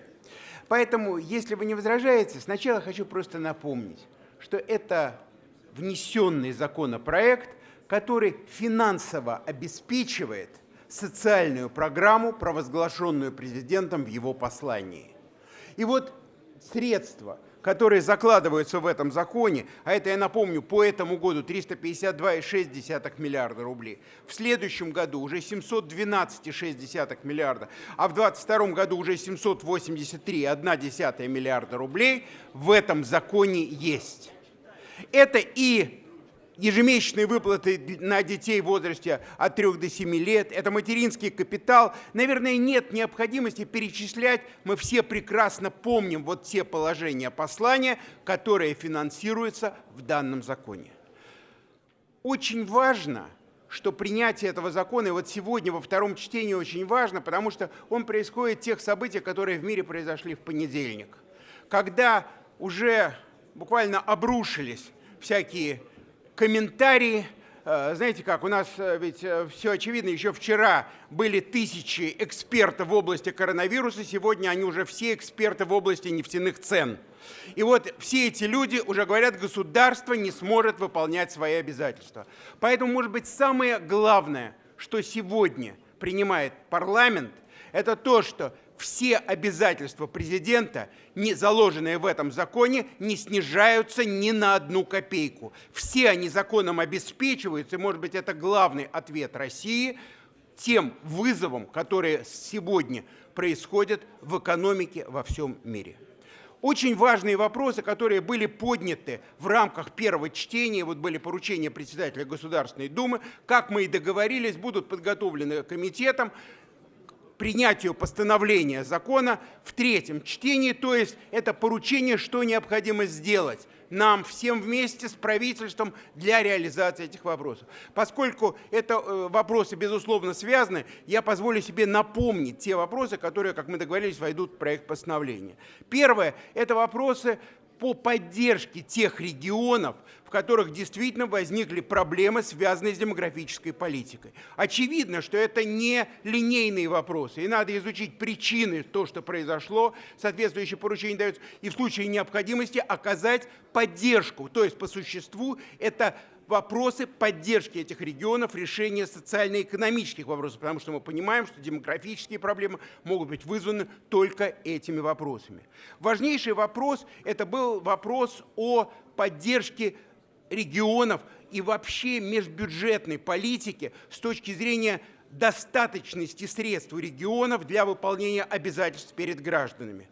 Я хочу напомнить, что у нас ведется постоянный мониторинг счетной палаты, что этот мониторинг осуществляет правительство, но в данном случае мы будем предлагать в третьем чтении с тем, чтобы поручить счетной палате провести аналитическое исследование на предмет эффективности вот этих элементов поддержки, которые у нас идут в межбюджетной политике, посмотреть, как они влияют в первую очередь на выполнение национальных проектов, на достижение тех целей, которые поставил президент. И, безусловно, посмотреть, какие еще нужны меры, кроме тех средств, которые выделяются на те 10 регионов, которые мы определили как в первоочередном порядке нуждающиеся в поддержке. Здесь в зале в первом чтении было дано поручение, и мы обсуждали неоднократно этот вопрос, о необходимости безусловного выполнения поручения президента, данного им по итогам Государственного совета по поддержке сельского хозяйства. Мы полагаем, что и председатель Государственной Думы дал такое поручение,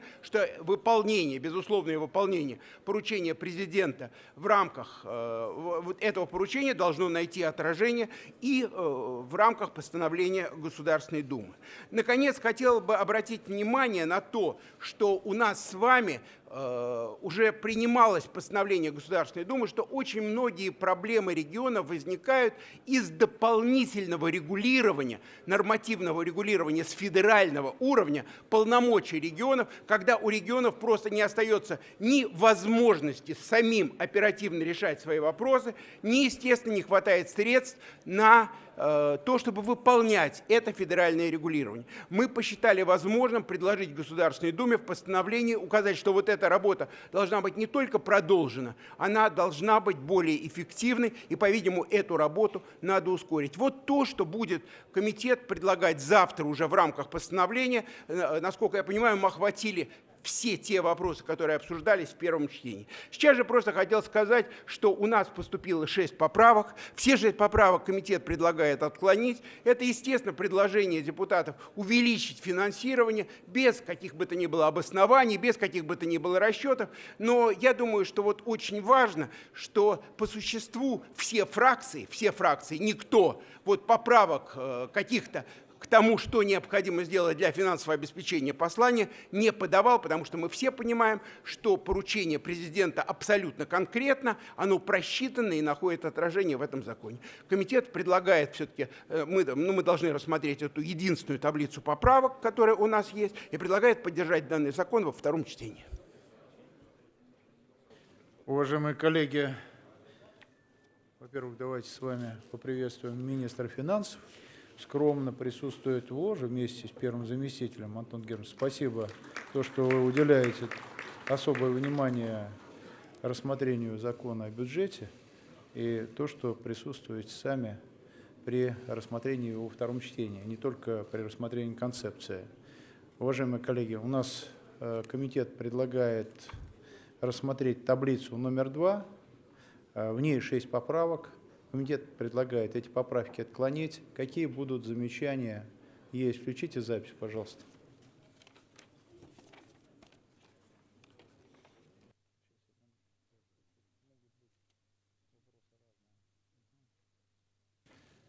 Покажите, пожалуйста, список. Маляков Игорь Юрьевич. У меня вопрос к председателю комитета. Уважаемый председатель. Игорь Юрьевич, Да. если вы являетесь автором одной из 6 поправок в таблице, предложенных к отклонению, в этом случае, в соответствии с нашим регламентом, вы можете вынести при обсуждении данного законопроекта второго чтения на отдельное голосование, после чего председатель комитета аргументирует позицию комитета, почему комитет предлагает к отклонению, а потом уже, если вы будете настаивать, мы вынесем эту поправку, вашу поправку и законодательную инициативу на отдельное голосование с тем, чтобы депутаты соотнеслись с ней. Оставляют они ее или отклоняют. Все иное в процедуре рассмотрения второго чтения не предусмотрено. Извините. Пожалуйста, Катасонов Сергей Михайлович. Уважаемый Вячеслав Викторович, я прошу вынести на отдельное голосование поправки 4, 5, 6. Катасонов Сергей Михайлович предлагает вынести на отдельное голосование поправку 4, 5 и 6. И 6. Уважаемые коллеги, ставится на голосование таблица поправок номер 2, за исключением поправок 4, 5, 6. Комитет предлагает поправки отклонить. Кто за данную таблицу? Включите режим голосования.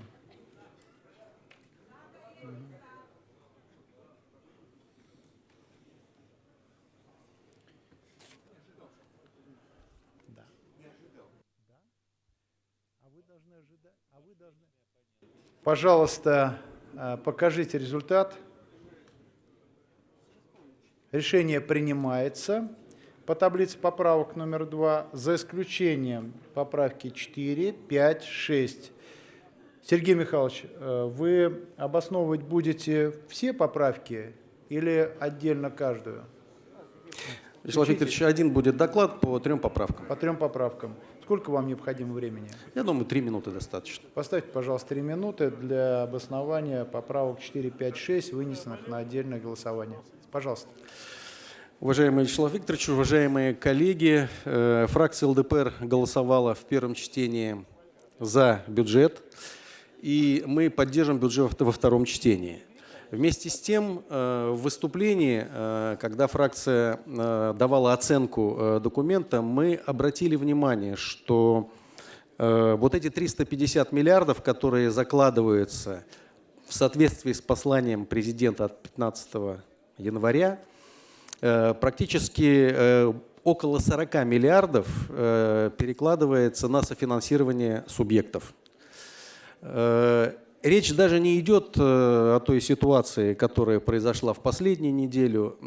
Изначально мы с вами должны понимать, что субъекты сегодня найти 40 миллиардов дополнительных средств самостоятельно, но будут испытывать колоссальные затруднения.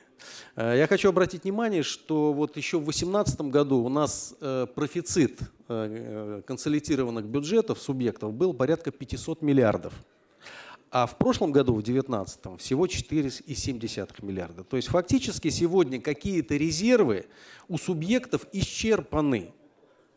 Значит, мы даже в этом законе, когда уточнялись в первом чтении, вы видели, что там прибыль сокращается прибыльных предприятий. А это один из основополагающих, скажем так, налогов для субъектов. Как-то планировать, что сейчас в 2020 году произойдет увеличение заработной платы и НДФЛ дополнительно поступит в бюджет, тоже рассчитывать вряд ли придется. Поэтому с учетом того, что послание президента необходимо исполнить неукоснительно, мы все здесь сегодня, от председателя комитета до министра финансов, мы все это подтверждаем, мы все это поддерживаем и голосуем, но источники для субъектов нам нужно все-таки определить. На мой взгляд, учитывая, что сегодня основная составляющая для многих регионов уходит в федеральный центр для тех, кто, скажем так, работает, ну, для Оренбургской области, я могу сказать, из 400 миллиардов налогов, которые мы собираем, меньше 100 остается в субъекте. Поэтому вот при такой ситуации нам, конечно, нужно определить источники. Напомню, что у нас сегодня муниципалитеты закредитованы на 66%. Значит, чуть лучше ситуация у субъектов, но бюджет не запланировал дополнительные бюджетные кредиты. Поэтому мы предлагаем поправками все средства, которые заложены по статьям на осуществление ежемесячных выплат, это поправка 4. Поправка 5, 1 миллиард, это на новые места в школах. И 6,8 миллиардов, это детские школы искусств, отфинансировать за счет федерального бюджета. Спасибо. Спасибо. Пожалуйста, Андрей Михайлович Макаров. Спасибо, уважаемые коллеги. На самом деле, наверное, можно было бы просто сказать, что вот источником для вот этой самой большой поправки предлагаются поправки взять деньги из закрытых статей бюджета. Поправок в закрытую часть бюджета, что оттуда снять эти деньги, нет, Сергей Михайлович их не вносил. Более того, он просто не приходил на закрытые статьи бюджета, поэтому просто об этом, наверное, не знает. Он член этой комиссии, кстати, как и первый заместитель председателя комитета по бюджету. Второй вопрос, который возникает, поэтому то вот, если уж мы хотели где-то взять деньги, наверное, надо было тогда уж в силу грамотности просто подать поправку и взять эти деньги хоть откуда-то. Их просто не существует. Второй вопрос, я хочу напомнить. У нас с вами софинансирование регионов. И это то, как сказал президент в послании. Он сказал, что, безусловно, задачи, которые мы ставим, будут финансироваться из федерального, регионального и местных бюджетов. Но при этом совершенно очевидно, что возможности регионов крайне ограничены, и они абсолютно разные. А у муниципалитетов еще меньше. Поэтому и задача была поставлена председателем Государственной Думы, чтобы мы посмотрели все эти возможности. Но, коллеги, что сейчас предлагается? Сейчас предлагается сделать общую поправку. Но можно ли сравнивать, скажем, возможности Москвы или Ивановской области? А ведь вот эти 40 миллиардов там и расходы Москвы, и расходы Ивановской области, они разные. Вот сейчас предлагается скопом решать это и для регионов-доноров, и для регионов, которые нуждаются реально в помощи. Ну и, наконец, вы знаете, коллеги, на что хотелось бы обратить внимание? Все поправки сегодня реально просчитаны. Вот это те средства, которые выделяются. И мы договорились, что осуществляем постоянный мониторинг. Сейчас даем поручение счетной палаты. И правительство уже в первом чтении сказало, любое искажение, любая проблема с достижением будет немедленно вызывать реакцию, когда мы будем поддерживать именно тех, кто будет нуждаться, а не заявлять о поддержке просто для того, чтобы об этой поддержке заявить. Ну и, наконец, последнее, о чем я не могу сказать, потому что на меня смотрит осуждающая Надежда Сергеевна Максимова, заместитель председателя комитета по бюджету, и говорит, что понимаете, в чем все дело, когда вносятся какие-то поправки для того, чтобы их реально обсуждать, приходит автор на комитет по бюджету, их обсуждает, доказывает, приносит расчеты. А когда автор не приходит на комитет, хотя является первым заместителем председателя этого комитета, ничего для этого не делает, а просто выносит их на пленарное заседание, то это значит, поправка выносится не для того, чтобы ее принять, а для того, чтобы просто об этом поговорить. Это, к сожалению, не является основанием для принятия. Комитет предлагает их отклонить. Спасибо. Антон Германович, прозвучали ряд вопросов, которые к вам адресованы. Пожалуйста.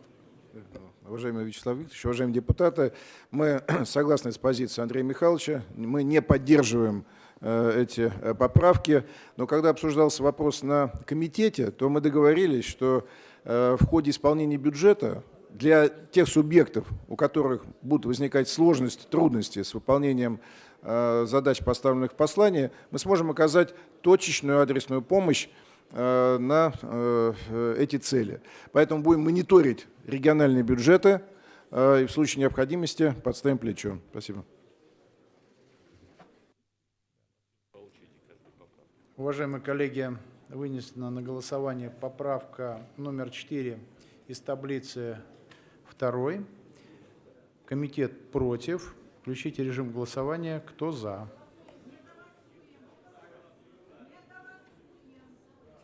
Раиса Васильевна, вы подавляете.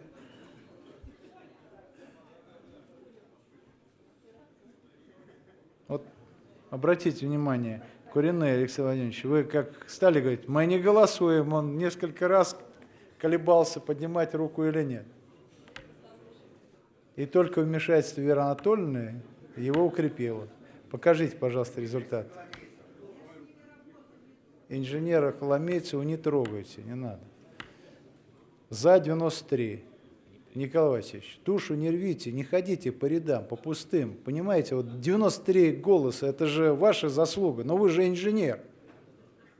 Вы же инженер. О чем сказал Владимир Вольфович? А? Главный инженер, тем более. Вот как главный инженер вы не можете такого допустить, чтобы пустое место голосовало. Отклоняется. 5-я поправка выносится на отдельное голосование. Комитет против. Пожалуйста, включите режим голосования. Раиса Васильевна, поберегите себя.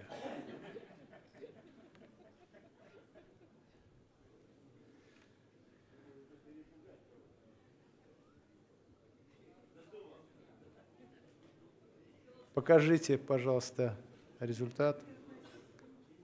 За 92. Против нет, воздержавшихся нет. Отклоняется поправка под номером 5. Выносится на голосование 6-я поправка из таблицы номер 2. Комитет против. Включите режим голосования. Кто за?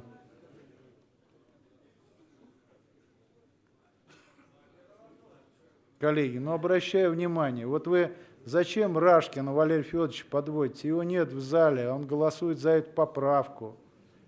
А вдруг он бы принял решение не голосовать за эту поправку? Вот конкуренты не те, кто в оппозиционной фракции, а конкуренты те, кто рядом сидит. Вот вы зачем его подставляете? Таких друзей врагов не надо, друзья. Покажите результат. Ну вот видите, 89. 3 друзей уже откололись.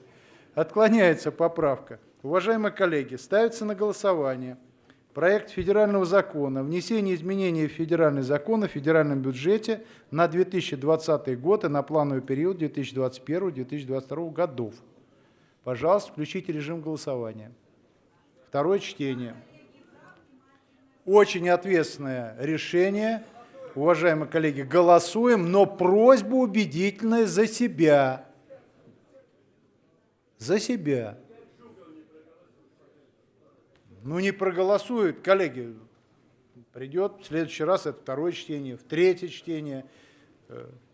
Пожалуйста, покажите результат. За 418, против нет, воздержался 1 человек, депутат. Законопроект во 2-м чтении принят.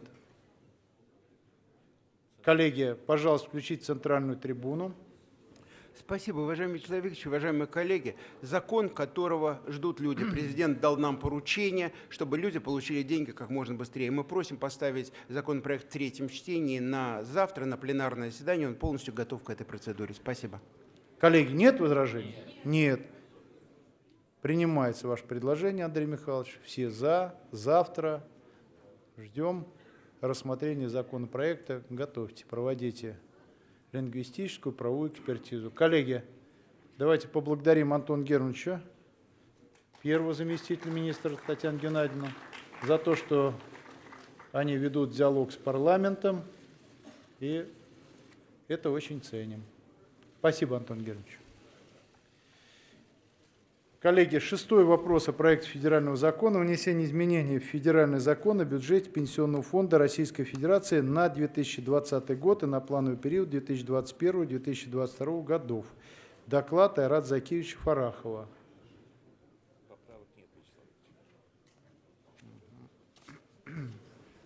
Уважаемый Вячеслав Викторович, уважаемые коллеги, проект федерального закона подготовлен к процедуре 2-го чтения. Напомню, он устанавливает источники финансового обеспечения инициатив президента, с которыми он вышел к Федеральному собранию 15 января текущего года. В установленные сроки поправок к данному проекту федерального закона не поступало. Комитет предлагает его принять во 2-м чтении.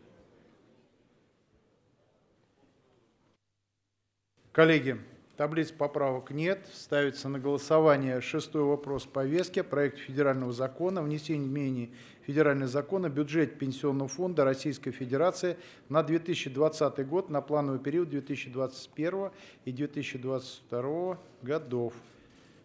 Пожалуйста, включите режим голосования. Второе чтение.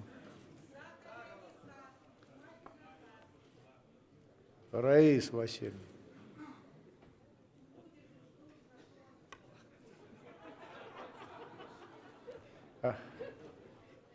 За что вас все любят? За искренность, прямоту вашу. Покажите, пожалуйста, результат. Законопроект во втором чтении принят. Пожалуйста, включите центральную трибуну.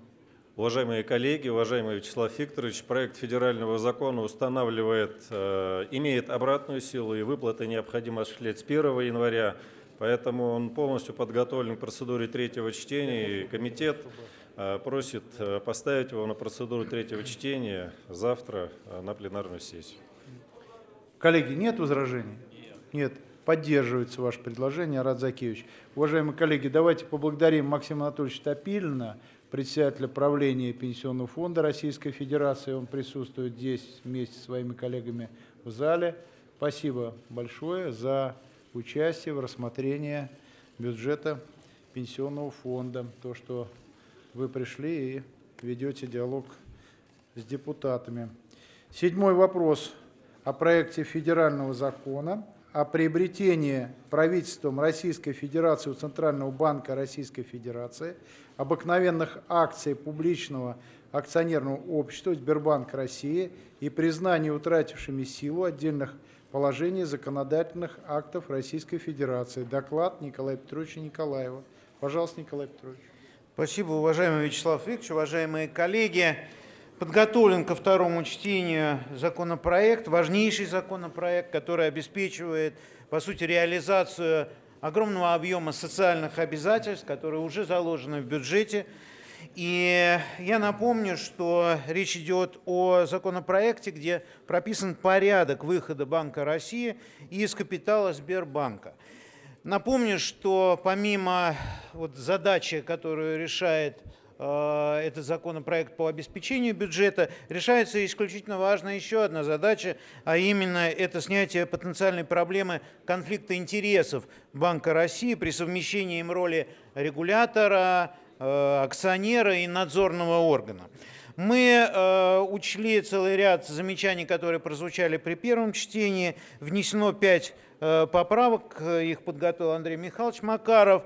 Вкратце речь идет о обеспеченности необходимыми финансовыми средствами процедуры обязательного выкупа акций. Это были замечания, и многие обращали внимание, что эта сумма может быть непредсказуема. В результате в поправках мы предлагаем, что процедура обязательного предложения по выкупу акций не будет, так как, прежде всего, Сбербанк находится и остается в одних руках, государственных руках.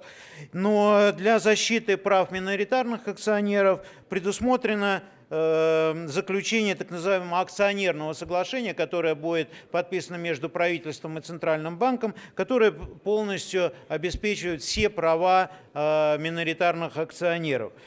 Также учтена ситуация на рынке, это очень важно, так как с учетом волатильности фондового рынка мы понимаем, что сейчас цена постоянно меняется, и в этой связи мы предлагаем, и комитет одобрил это предложение, сократить срок, в который рассчитывается цена акций, это 30 дней, а не 6 дней. Всего, как я уже сказал, поступило 5 поправок. Мы все их рекомендуем принять. И в этой связи просим проголосовать за таблицу поправок и за текст, подготовленный ко второму чтению в целом. Уважаемые коллеги, есть ли вопросы по таблице поправок номер 1? 5 поправок в этой таблице. Комитет предлагает принять эти поправки. Нет возражений? Нет. Ставится на голосование таблица поправок номер 1. Включить режим голосования.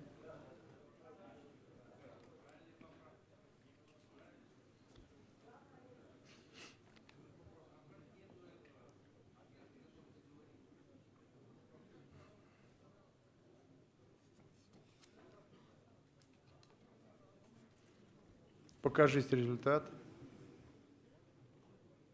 За 366, против нет, воздержавшихся нет.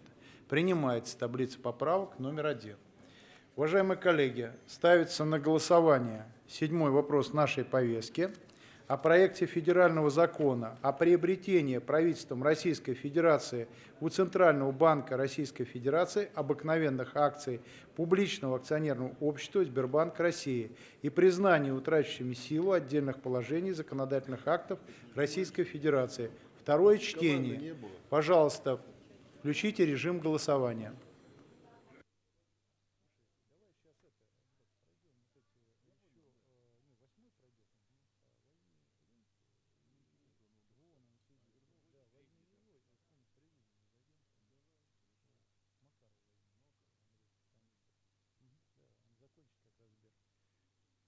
Покажите, пожалуйста, результат. Законопроект во втором чтении принят. За 377, против 41, воздержавшихся нет. Пожалуйста, включите центральную трибуну. Уважаемый Вячеслав Викторович, уважаемые коллеги, законопроект готов к рассмотрению в третьем чтении. Просим его поставить на 12 марта, на завтра для рассмотрения. Уважаемые коллеги, нет возражений? Нет. На завтра в повестку дня поставим? Хорошо. Так. 8-й вопрос нашей повестки о проекте федерального закона о перечислении части доходов, полученных Центральным банком Российской Федерации от продажи обыкновенных акций публичного акционерного общества Сбербанк России. Второе чтение. Доклад Андрея Михайловича Макарова. Пожалуйста, Андрей Уважаемый Вячеслав Викторович, уважаемые коллеги, на самом деле Николай Петрович объяснил смысл тех поправок, которые предлагают, потому что эти законы идут в очень тесной связке. Но главное, что вот та ситуация, которая произошла на рынке, и то обсуждение, не скрою, которое было здесь, в Государственной Думе, и подвигло вот на те поправки, которые предложены. Вот в результате этих поправок государство приобретает фантастический по доходности актив, там доходность 8-9%, государство приобретает. И при этом по цене значительно меньшей, чем та, которая была указана в начале. То есть, потому что вы же помните, как я не люблю слово «кризис», это же такое, но в китайском языке слово «кризис» — это одновременно угроза и возможность. Вот в данном случае этот закон дал нам эту возможность. И мы предлагаем этой возможностью воспользоваться. За меньшие деньги замечательный актив. И при этом мы прекрасно понимаем, что собственником контрольного пакета было и остается государство. Но при этом предложены все механизмы и с точки зрения оплаты, и с точки зрения акционерного соглашения, которые целиком соответствуют интересам и акционеров, и государства. Мне кажется, это очень хороший результат того глубокого обсуждения, которое состоялось в Государственной Думе в ходе первого чтения. И мне бы хотелось здесь выразить большую признательность и Центральному банку, и правительству, которые с пониманием отнеслись к нашим предложениям, к тому обсуждению, которое здесь состоялось, и согласилась с теми предложениями, которые были внесены. Спасибо. Комитет предлагает, у нас 3 поправки в наш закон, потому что они касаются порядка расчетов. Главное, я уже сказал, дешевле, очень хороший актив для государства. Вот в данном случае смысл этих поправок, мы предлагаем их поддержать. Спасибо. Уважаемые коллеги, по таблице поправок номер 1, в которой 3 поправки, есть замечания? Нет. Нет. Ставится на голосование таблица поправок номер 1. Комитет предлагает поддержать поправки. Включите режим голосования.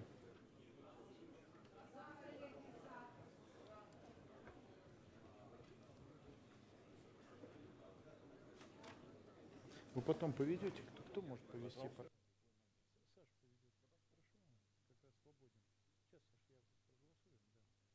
Покажите, пожалуйста, результат. Принимается таблица поправок номер 1 единогласно. Ставится на голосование 8-й вопрос о проекте федерального закона о перечислении части доходов, полученных Центральным банком Российской Федерации от продажи обыкновенных акций публичного акционерного общества Сбербанк России. Пожалуйста, включите режим голосования. Второе чтение.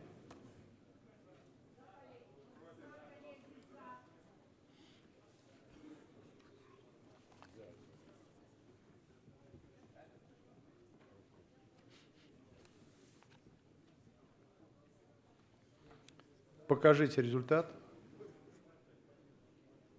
За 374, против 38, воздержалось 1. Законопроект во втором чтении принят. Пожалуйста, включите центральную трибуну. Спасибо, уважаемые коллеги. Комитет предлагает поставить данный закон на третье чтение на завтра. Все процедуры пройдены, потому что, несмотря на снижение цены по этой сделке, все средства, которые в ней были заложены и которые идут на выполнение послания президента, они все остаются. И послание президента этими деньгами полностью обеспечивается. Спасибо. Андрей Михайлович, а вот учитывая, что понятно, что это вопрос каждого, как голосовать, все-таки, если есть возможность, как профессионал в этой сфере, поясните, то, что мы сейчас рассмотрели во втором чтении, потом будем принимать в третьем, насколько я понимаю, это решение, которое не только улучшит положение Сбербанка, потому что Сбербанк раньше имел отношение к Центральному банку, который является к тому же еще мегарегулятором, и это несет свои проблемы как в вопросах управления, так и в вопросах развития. А сегодня мы решение принимаем о, соответственно, приобретении акций у Центрального банка правительству. И в этой связи, насколько можно здесь вот говорить, это своего рода национализация. Где-то, может быть, это звучит очень жестко, но все-таки правительство Российской Федерации и мегарегулятор, когда правительство забирает, государство забирает.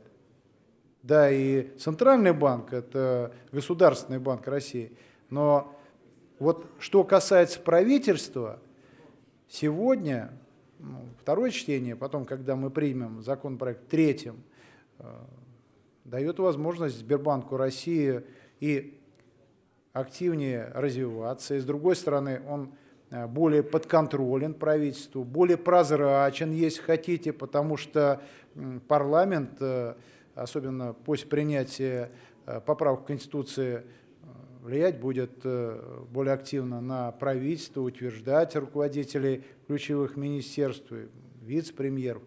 Поэтому вот те, кто выступают за иной подход, это, по-видимому, вот либералы или как, наверное, даже более чем либералы.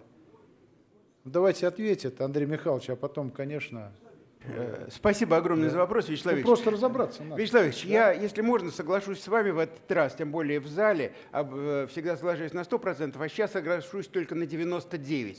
И вот это 1%, который остается, потому что я, честно говоря, себя считаю либералом.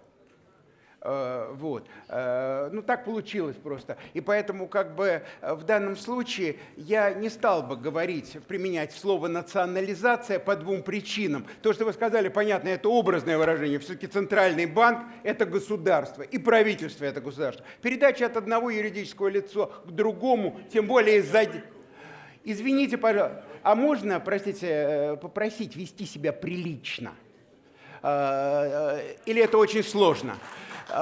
Уважаемые коллеги, я понимаю, что все нервничают после обсуждения Конституции. Не все выглядели так, как хотели бы выглядеть. Но все-таки это же не исключает правила поведения. Так вот, на самом деле вы подняли очень важный вопрос. Я думаю, это вопрос не только о том, насколько станет легче Сбербанку. Я уверен, что здесь станет намного легче Центральному банку. Потому что сегодня он один в двух лицах. Он и мегарегулятор, он и по существу в самом Сбербанке руководит. Это раздвоение. А раздвоение личности – это движение в двух направлениях. Спросите Морозова, он вам скажет, это диагноз, это психиатрия. Вот сегодня мы экономическими методами лечим диагноз. С другой точки зрения, вы абсолютно правы. Когда средства приходят сразу в бюджет напрямую, когда мы контролируем доходность этих средств, это совершенно другая степень контроля парламента в отношении всех бюджетных расходов. Это на самом деле соответствует тем предложениям, которые сделал президент в отношении усиления роли парламента, и как раз те поправки, которые входят в Конституцию о парламентском контроле, за которые, к сожалению, кто-то из депутатов не проголосовал, то есть не проголосовал за то, чтобы этот парламентский контроль осуществлять, вы абсолютно правы, это важнейшее средство. Единственное, что, опять же, я хотел бы предложить пойти дальше. Мы неоднократно это обсуждали, звучала эта ваша идея. Вот почему у нас члены правительства, все остальные могут быть членами совета директоров компании, Совета директоров, и контролировать. А вот для депутатов, для членов Совета Федерации это закрыто. Это же не вопрос получения денег, это вопрос контроля. Может быть, подумать и дать поручение в свете рассматриваемого закона о том, что депутаты ни в госкорпорациях, ни в монополиях, ни в том же Сбербанке совсем бы не помешали в Совете директоров. И это было бы самостоятельным средством осуществления парламентского контроля. Может быть, пойти дальше по этому пути. А так вы абсолютно правы. Государство решает одновременно огромное количество проблем, а главное, делает это в момент, когда это абсолютно выгодно экономически. За меньшие деньги приобретает очень хороший актив. Спасибо. Спасибо, Андрей Михайлович. Ну, понимаю, почему все боятся слова национализация, но все-таки правительство Российской Федерации, наверное, больше имеет отношение к государству, чем очень уважаемый орган под названием мегарегулятор. Но кроме этого, вы правильно совершенно сказали, что в этом случае будет обеспечен контроль, публичное рассмотрение программ развития, и граждане могут быть спокойными за свои вклады. Но и с другой стороны, мы с вами сможем через системный подход публично обсуждать вопросы развития сберегательного банка, который динамично развивается, зарабатывает огромную прибыль. И хотелось бы, чтобы было развитие сберегательного банка. Мы исходим из этого. Пожалуйста, слово либералов, в данном случае Николай Васильевич. Что вы задумались? Я либералом никогда не был и к ним отношусь крайне отрицательно. Так вы возражаете против того, чтобы мегарегулятор передал. Пожалуйста. Вячеслав Викторович, 53-я статья не позволяет вам регламента комментировать выступающих. И второе, 123-я статья регламента четко прописывает, как корректность соблюдать. Хорошо, не 58-я Уголовного кодекса. Добавьте, пожалуйста. Во втором чтении выносится на голосование таблица принятых поправок, таблица отклоненных и голосуется в целом. Но представьте себе, как будет страдать открытие и Центробанк, что они по-прежнему будут под мегарегулятором. И вообще я не понимаю, как государство может выкупать за бешеные деньги само у себя пакет акций. Ну, это вообще нонсенс. Ну, Андрей Михайлович ответил на эти вопросы, а потом крайне важно было на эти темы отреагировать, потому что речь идет о главном банке нашей страны, где граждане хранят вклады, объяснить, что эти вклады еще более будут защищены, что банк будет иметь возможность развиваться и не будет в том числе конфликта интересов, потому что когда мегарегулятор является акционером крупнейшего банка, понятно, что это влияет в том числе на финансовую кредитную политику. Пожалуйста, Андрей Михайлович. Коллеги, я бы никогда не стал на это отвечать, тем более действительно не предусмотрено регламентом, но, пользуясь регламентом, сейчас вбрасывается очень опасный тезис, который пойдет в СМИ, пойдет везде, что государство выкупает у самого себя. Одно юридическое лицо выкупает у другого. И это не зависит от того, являются ли они государственными или какими другими. Это совершенно о другом идет речь. Сделка между лицами – это вовсе не означает, что государство выкупает между самого себя. Может быть, стоит сначала в этом разобраться, а потом уже ссылаться на регламент. Спасибо. Спасибо, уважаемые коллеги. Хорошо, когда у нас дискуссия такая профессиональная и носит обоснованный характер. Спасибо, Андрей Михайлович. Да, пожалуйста. Просим поставить законопроект на завтра и с тем, чтобы они пошли вместе с бюджетом, потому что, я повторяю, именно в этом законе содержатся средства, направленные на реализацию послания президента. Спасибо. 9-й вопрос нашей повестки о проекте федерального закона о внесении изменений в статью 57 прим. 7 федерального закона о воинской обязанности, военной службе и федеральный закон о материальной ответственности военнослужащих. Доклад Роман Юрьевич Романенко. Уважаемый Вячеслав Викторович, уважаемые коллеги, законопроект в первом чтении рассмотрен 15 октября 2019 года. Проголосовали? Проголосовали. Секретариат подсказывает, проголосовали. А мы можем с вами открыть информационную систему и перепроверить. Нет, проголосовали, Вячеслав Викторович. Никаких сомнений нет. Вот, Николай Васильевич, насколько интересной была дискуссия. Зачем? Мы вас убеждали, чтобы вы не сбивались с пути. Понимаете? Вы ведь что хотели? Чтобы крупнейший банк России был привязан к мегарегулятору.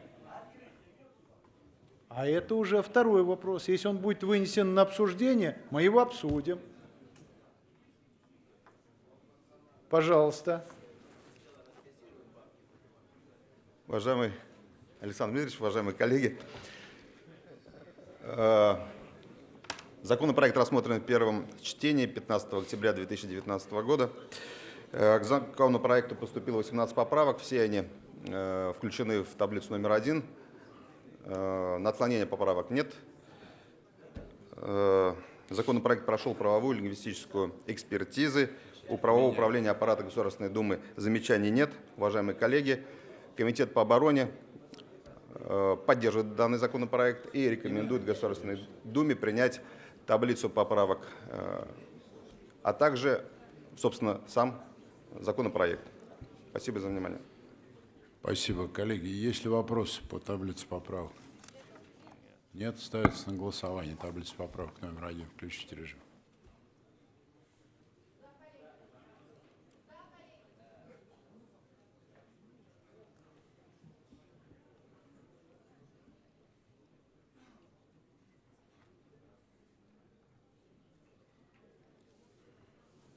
Покажите результат. Принимается. Ставится на голосование во втором чтении проект закона. Включите режим голосования. Товарищи ведущие, а вы не забыли, что 6 часов на перерыв не надо? Что? Без перерыва. Насилие над организмом. Лучше пусть кому надо выйдут. А куда же? Сейчас все выйдут. Я вот уже ругаюсь. Покажите результат. Я тут снимаю, уже 2 раза снимал. Принимается во втором чтении. Пункт 10. Проект федерального закона о внесении изменений в статью 38 федерального закона о воинской обязанности и военной службе. Доклад Юрия Николаевича Швыдкина, пожалуйста. Товарищ Жуков, вы как... Уважаемый Александр Дмитриевич, уважаемые коллеги, вашему вниманию предлагает законопроект, который был принят в первом чтении 11 февраля 2020 года. К законопроекту поступила одна поправка, которая носит юридико-технический характер. Поправок к отклонению в комитет не поступало. Законопроект прошел правовую и лингвистическую экспертизу. Правовым управлением Государственной Думы замечаний нет. Комитет по обороне рекомендует Государственной Думе принять таблицу поправок номер 1 и законопроект во втором чтении. Спасибо. Есть ли вопросы по таблице поправок? Нет. Ставится на голосование таблица поправок. Включите режим голосования.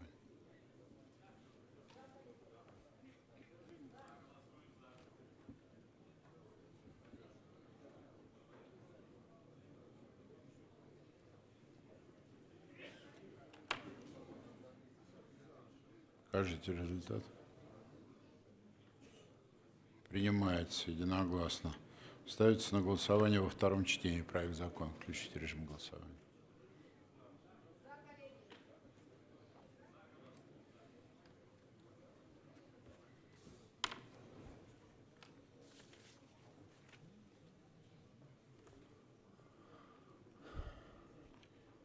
Покажите результат.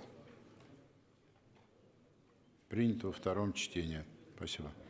Пункт 11. Проект федерального закона о внесении изменений в статью 3 федерального закона о внесении изменений в статью 56 Воздушного кодекса Российской Федерации, статью 114 федерального закона о правовом положении иностранных граждан в Российской Федерации. Максим Викторович Сураев, пожалуйста.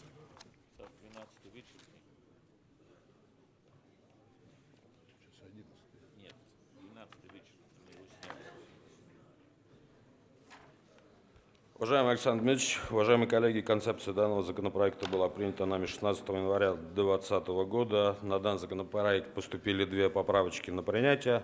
Они учтены в данном законопроекте. Комитет предлагает принять таблицу поправок номер 1, ну и, соответственно, законопроект во втором чтении. Благодарю за внимание. Коллеги, есть ли вопросы по таблице поправок? Нет. Ставится на голосование таблица поправок. Включите режим.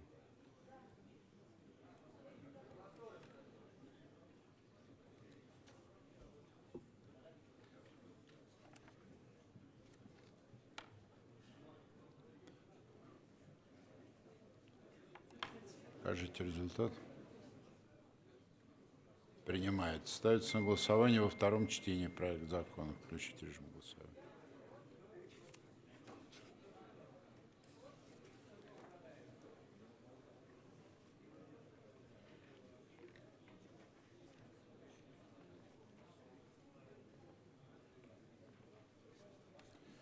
Покажите результат.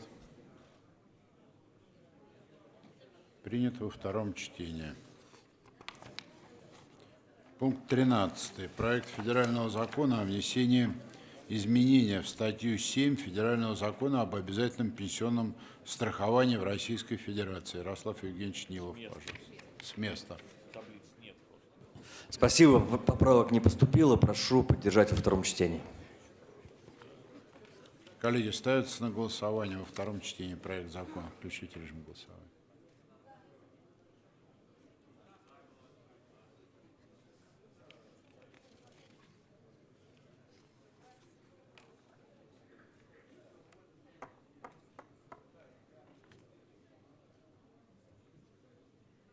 Покажите результат.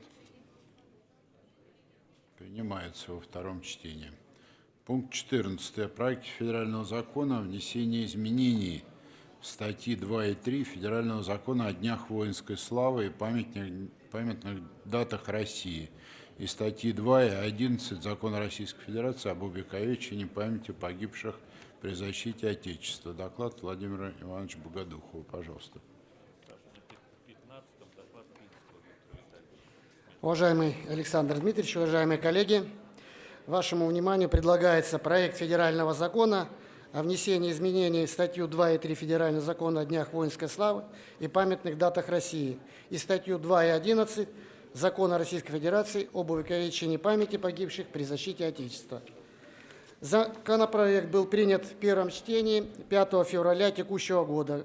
К законопроекту поступило 3 поправки, которые рекомендуются к принятию и включены в таблицу поправок номер 1. К отклонению поправок нет. Законопроект прошел правовую и лингвистическую экспертизу. У правового управления аппарата Государственной Думы замечаний нет.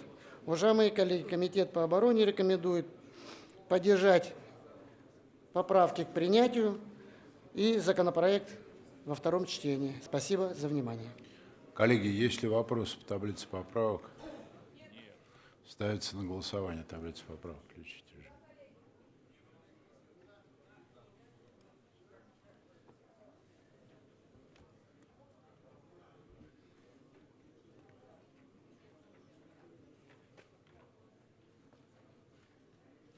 Покажите результат.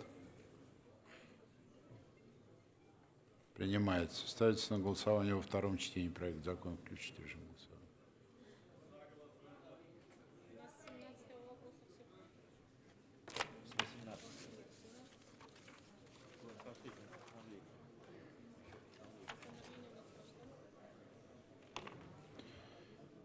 Покажите результат. Принимается во втором чтении. Центральную трибуну включите. Уважаемый Александр Дмитриевич, уважаемые коллеги, законопроект подготовлен к третьему чтению. Комитет по обороне рекомендует включить в порядок работы на завтра, на 12 марта, в третьем чтении. Не будет возражений, коллеги? Включаем. Переходим к рассмотрению законопроекта в первом чтении. Пункт 15. Проект федерального закона о внесении изменений в Уголовный кодекс Российской Федерации. Пинский Виктор Витальевич, пожалуйста.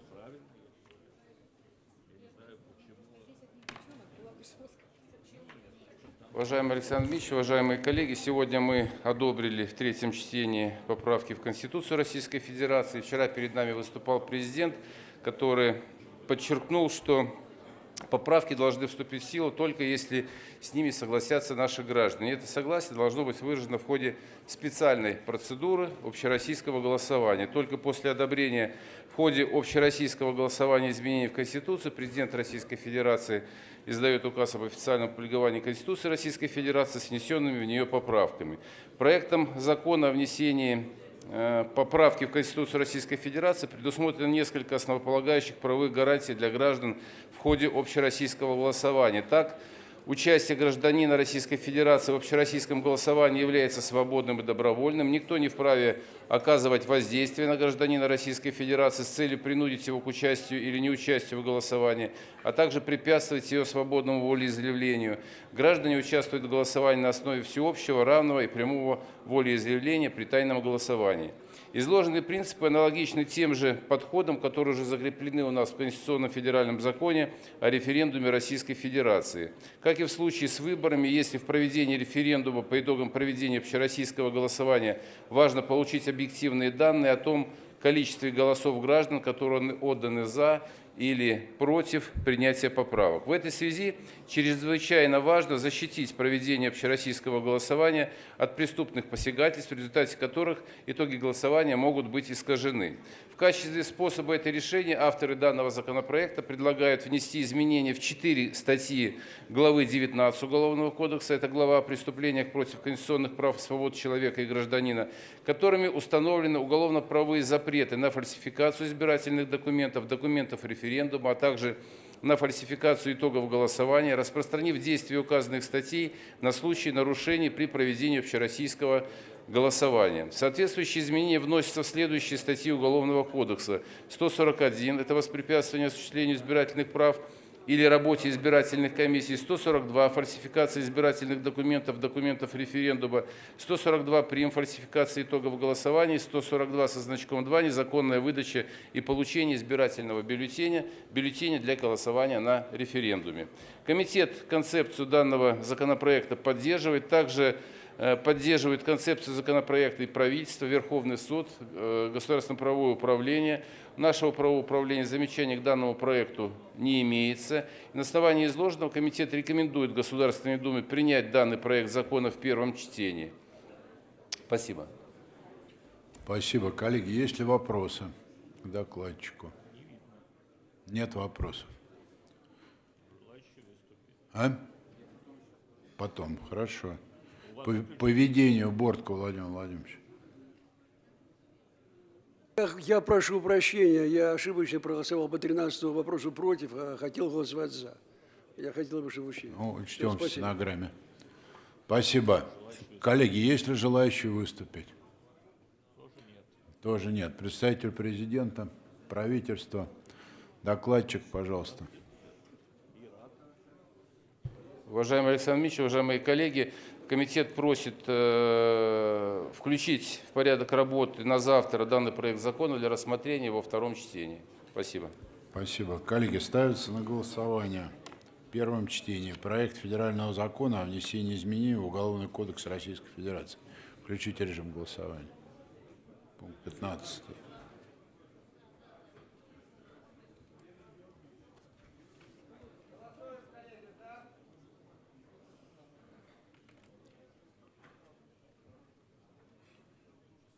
Покажите результат. Принимается. Коллеги, докладчик предложил на завтра включить во втором чтении. Не будет возражений? Нет, включаем. Пункт 16. Проект федерального закона о внесении изменений в статьи 29 и 40 Федерального закона об автомобильных дорогах и о дорожной деятельности в Российской Федерации о внесении изменений в отдельные законодательные акты Российской Федерации. Доклад официального представителя правительства, статс-секретаря, замминистра транспорта Дмитрия Станиславовича Зверева, пожалуйста. Уважаемый Александр Дмитриевич, уважаемые депутаты, вашему вниманию предлагается проект федерального закона о внесении изменений в статьи 29 и 40 Федерального закона об автомобильных дорогах и дорожной деятельности. Законопроект разработан в целях развития транспортной инфраструктуры, создания и функционирования системы безбарьерных платных автомобильных дорог, на эффективное функционирование транспортной инфраструктуры и защите общественных интересов. Создание первой в России системы «Свободный поток» планируется реализовать в рамках ЦКАД – Центральной кольцевой автомобильной дороги, реализуемой в Московской области. На сегодняшний день, как вы знаете, организация проезда через платные автомобильные дороги предусматривает обязательную остановку транспортного средства в пункте взимания платы, из-за чего возникают заторы и снижается эффективность автомобильной дороги. При этом строительство и содержание таких пунктов весьма затратно, требует дополнительного землеотвода и компенсируется оператором дороги за счет повышенного тарифа. Поскольку система «Свободный поток» или «Free Flow» по своей сути постоплатна, необходим эффективный и простой механизм, предотвращающий проезд без оплаты, а именно установление запрета на осуществление проезда по платным автомобильным дорогам и их участкам без внесения платы в базовом федеральном законе с закреплением соответствующей ответственности в Кодексе об административных правонарушениях. Одновременно проект федерального закона устанавливает обязательства владельцев платной дороги, а именно обязательство содержания в нормативном состоянии и запрет оказывать предпочтение каким-либо пользователям платной автомобильной дороги. Кроме того, в проекте федерального закона введена норма, введена впервые, согласно которой платный участок автомобильной дороги должен быть обозначен, и только за неоплату за проезд по обозначенному участку будет являться нарушением правил. То есть уточнены нормы, позволяющие четко связать фактическое наличие дорожных знаков, свидетельствующих о наличии платной автомобильной дороги, с вынесением нарушителям соответствующих постановлений. Также внесены и ожидают рассмотрения два законопроекта спутника. Первый – это установление ответственности за неоплату проезда по платным автомобильным дорогам, о котором я уже сказал, и предоставляющих Ространснадзору полномочия по привлечению пользователей к ответственности за нарушение правил внесения платы за проезд по платным автомобильным дорогам. Поскольку основная задача была, первое, предупредить совершение новых правонарушений как правонарушителями, так и другими пользователями, сформировать в обществе культуру оплаты проезда по платным автомобильным дорогам, с учетом того, что административное наказание, и это была цель, не носит компенсационный характер и то есть не направлено на компенсацию причиненного ущерба субъектов, чье право было нарушено, внедряется новый инструмент, а именно прекращение по делу об административном правонарушении при внесении платы за проезд до истечения срока, предусмотренного Кодексом об административном правонарушении. Этот механизм используется впервые, он только предполагается к использованию в новом Кодексе об административных правонарушениях. Именно принятие в комплексе трех федеральных законов позволит предусмотреть эффективный механизм функционирования, с другой стороны, обуславливающий взаимные права и обязанности пользователя и владельца, и разграничивающий механизмы понуждения к соблюдению обязательных требований и административной ответственности. Прошу поддержать. Спасибо. Коллеги, есть ли... у нас содокладчик Евгений Александрович Серпер, пожалуйста.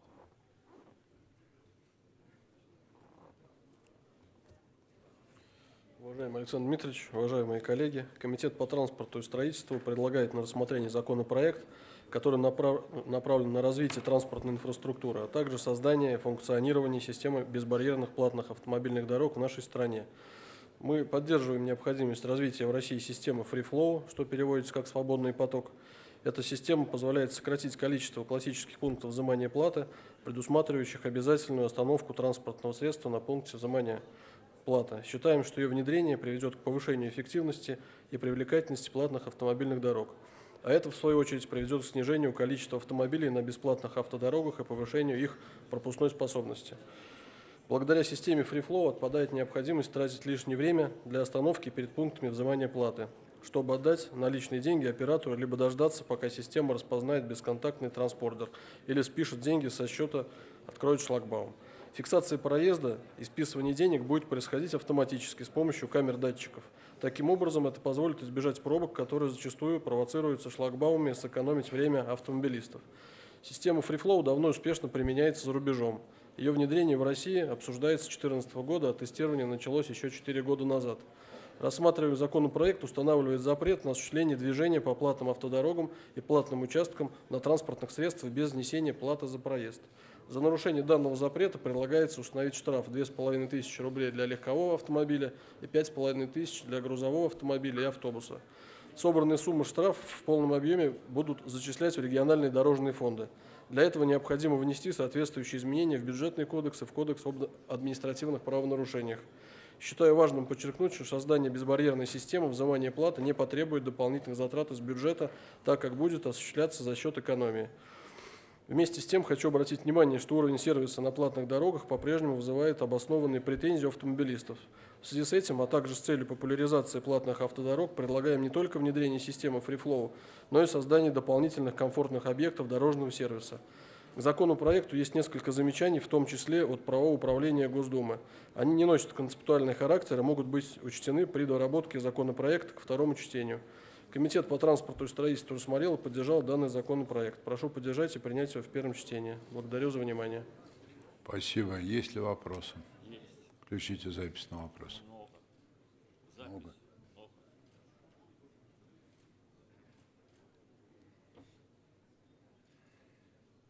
Покажите список. Тумусов Федот Семенович. Так, у меня вопрос представителю правительства. Уважаемый Дмитрий Станиславович, у меня вопрос относительно строительства моста через реку Лена под городом Якутском. Заключено концессионное соглашение о строительстве. И, естественно, когда этот мост будет построен, он попадает под действие данного законопроекта, то есть будет платным. Но при этом, конечно, заявляется, что для легковых автомобилей не будет платы. Но у меня вопрос другой. Министерство планирует принять участие в строительстве данного моста с точки зрения выделения бюджетных средств федерального бюджета? Спасибо. Уважаемый Федот Семенович, действительно проект строительства моста через реку Лена, соответственно, с подходами достаточно долго рассматривался. Было поручение президента Российской Федерации. Концессионное соглашение заключено между субъектом Российской Федерации и концессионером. Конкретные условия были предусмотрены и финансовые модели именно между субъектом Российской Федерации и концессионером. Соответственно, право субъекта Российской Федерации определить те категории, которые имеют льготную оплату или освобождаются от оплаты, поскольку это бюджетное обязательство субъекта Российской Федерации. С точки зрения участия Российской Федерации в софинансировании данного проекта, известно, что материалы поступили в аналитический центр правительства Российской Федерации, вопрос находится на рассмотрении. Спасибо. Сапко Игорь Вячеславович. Дмитрию Станиславовичу вопрос. Как на сегодняшний день оценивается экономия от отказа от системы шлагбаума для взимания платы в год? И какие вы видите риски по реализации этого проекта, ввиду того, что по оценкам экспертов менее половины транспортных средств сегодня, проезжающих по платным дорогам, используют систему транспондеров? Спасибо за вопрос. Вы правы абсолютно с точки зрения статистики нарушений при внесении платы. Действительно, по сути дела, ежемесячно Ространснадзором фиксируется более 4500 нарушений правил проезда по платным дорогам. Это и порча дорожной инфраструктуры, и, соответственно, нанесение соответствующего материального ущерба пунктам взимания платы и так далее, и так далее. Мы оцениваем расчетным способом экономию и, соответственно, и эффективность эксплуатационную до 40%. И вы правы абсолютно, что за счет снижения расходов на эксплуатацию и за счет снижения затрат в целом по эксплуатации соответствующих пунктов соответствующими владельцами либо операторами экономия, безусловно, будет. Осадчий Николай Иванович. Спасибо. Уважаемый Дмитрий Станиславович, представляемый вами законопроект в определенной части ужесточает требования к проезду по платным автодорогам, а в дальнейшем сказали вы о том, что будут определены еще и конкретные меры ответственности. Но как же все-таки быть жителям, владельцам транспортных средств тех районов, через которые проходит, например, значит, платный участок дороги М4, Павловский и Крыловской районы Краснодарского края, когда людям ежедневно приходится ездить на работу. Они годами ездили, и вопрос до сих пор так и не решен с ними. Как быть в этой ситуации? Уважаемый Николай Иванович, спасибо за вопрос. Ну, во-первых, действующим законодательством определено, что платная дорога формируется только при условии наличия возможности альтернативного бесплатного проезда. Это во-первых. Во-вторых, с точки зрения конкретного примера по Краснодарскому краю, этот вопрос достаточно подробно разбирался в соответствии с депутатским запросом и дан соответствующий ответ. С точки зрения того, что первое, пользователям платных автомобильных дорог предлагаются различные варианты экономии на проезде, а именно временный фактор, фактор использования абонемента на проезд в течение месяца, и таким образом экономия достигает до 70% проездной платы. Еще раз повторюсь, при наличии альтернативного бесплатного проезда. Выборный Анатолий Борисович. Благодарю. У меня вопрос к представителю правительства. Уважаемый Дмитрий Станиславович, вы предлагаете установить запрет владельцам платных автомобильных дорог оказывать предпочтение каким-либо пользователям возможности пользования такой дорогой. Значит ли это, что таким образом мы устанавливаем запрет и в отношении спецтранспорта, который используется в том числе оперативными службами, в том числе для предотвращения преступлений? И уточните, сколько в настоящее время пользователей таких дорог, которые пользуются системой «Свободный поток», включая долю спецтранспорта, и какая их доля среди всех пользователей? Спасибо. Уважаемый Анатолий Борисович, начну, наверное, со второй части вопроса. Система «Свободный поток» только вводится. В настоящее время законодательством Российской Федерации и правилами проезда, утвержденными, правилами оплаты проезда, утвержденным правительством Российской Федерации, предусмотрена лишь только система открытой оплаты. Это во-первых. Второе. Это альтернативное, но тем не менее предусматривающее создание соответствующего пункта сбора платы. Возвращаясь к первому вопросу. Право на бесплатный или проезд без оплаты автомобилем оперативных служб предусмотрен законодательством Российской Федерации. Этот пункт закона не меняется. Право на проезд остается, а право преимущественного проезда предусмотрено, во-первых, законом об оперативно-розыскной деятельности и соответствующим законодательством Российской Федерации в области безопасности дорожного движения. Спасибо. Поэтому здесь никаких исключений не состоит. Буева Наталья Дмитриевна. Спасибо, Александр Дмитриевич. Дмитрий Станиславович, я еще раз хочу сказать по этой дороге М4, какая планируется там все-таки альтернатива, поскольку альтернативной дороги на М4 нет. Кущевский, Павловский, Крыловской район. Мало того, районы разделены с одной стороны населенные пункты и с другой. И людям каждый день приходится с одной стороны в другой через платную дорогу проезжать. Еще раз говорю, альтернативы никакой нет. Как вы планируете сделать альтернативную там дорогу? Спасибо.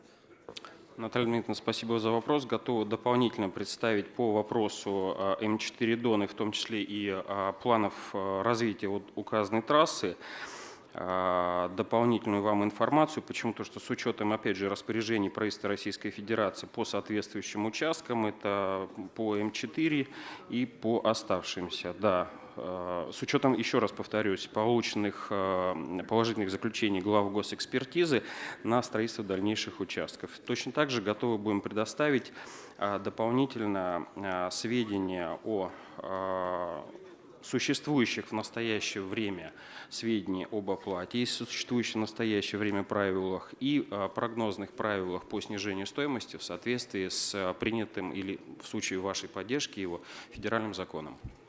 Гонзявер Анатолий. Уважаемый Дмитрий Станиславович, вам вопрос. Скажите, пожалуйста, какова вообще перспектива платных дорог в нашей стране? Особенно это касается территории Сибири и Крайнего Севера. Особенно если учесть, что люди платят транспортный налог, оплачивают акцизы и плюс еще должны платить за проезд по этим дорогам. Уважаемая Вера Анатольевна, приведу статистику по цифрам. Например, государственная компания «Автодор» в настоящее время платной эксплуатации находится 1459 километров. К 2024 году цифра достигнет 3000 километров. Законодательством Российской Федерации определены границы, в рамках которых какова часть платных дорог составляет в общей дорожной сети Российской Федерации. Эти показатели пока еще далеки от того ограничения, которое уже в настоящее время установлено федеральным законодательством. С точки зрения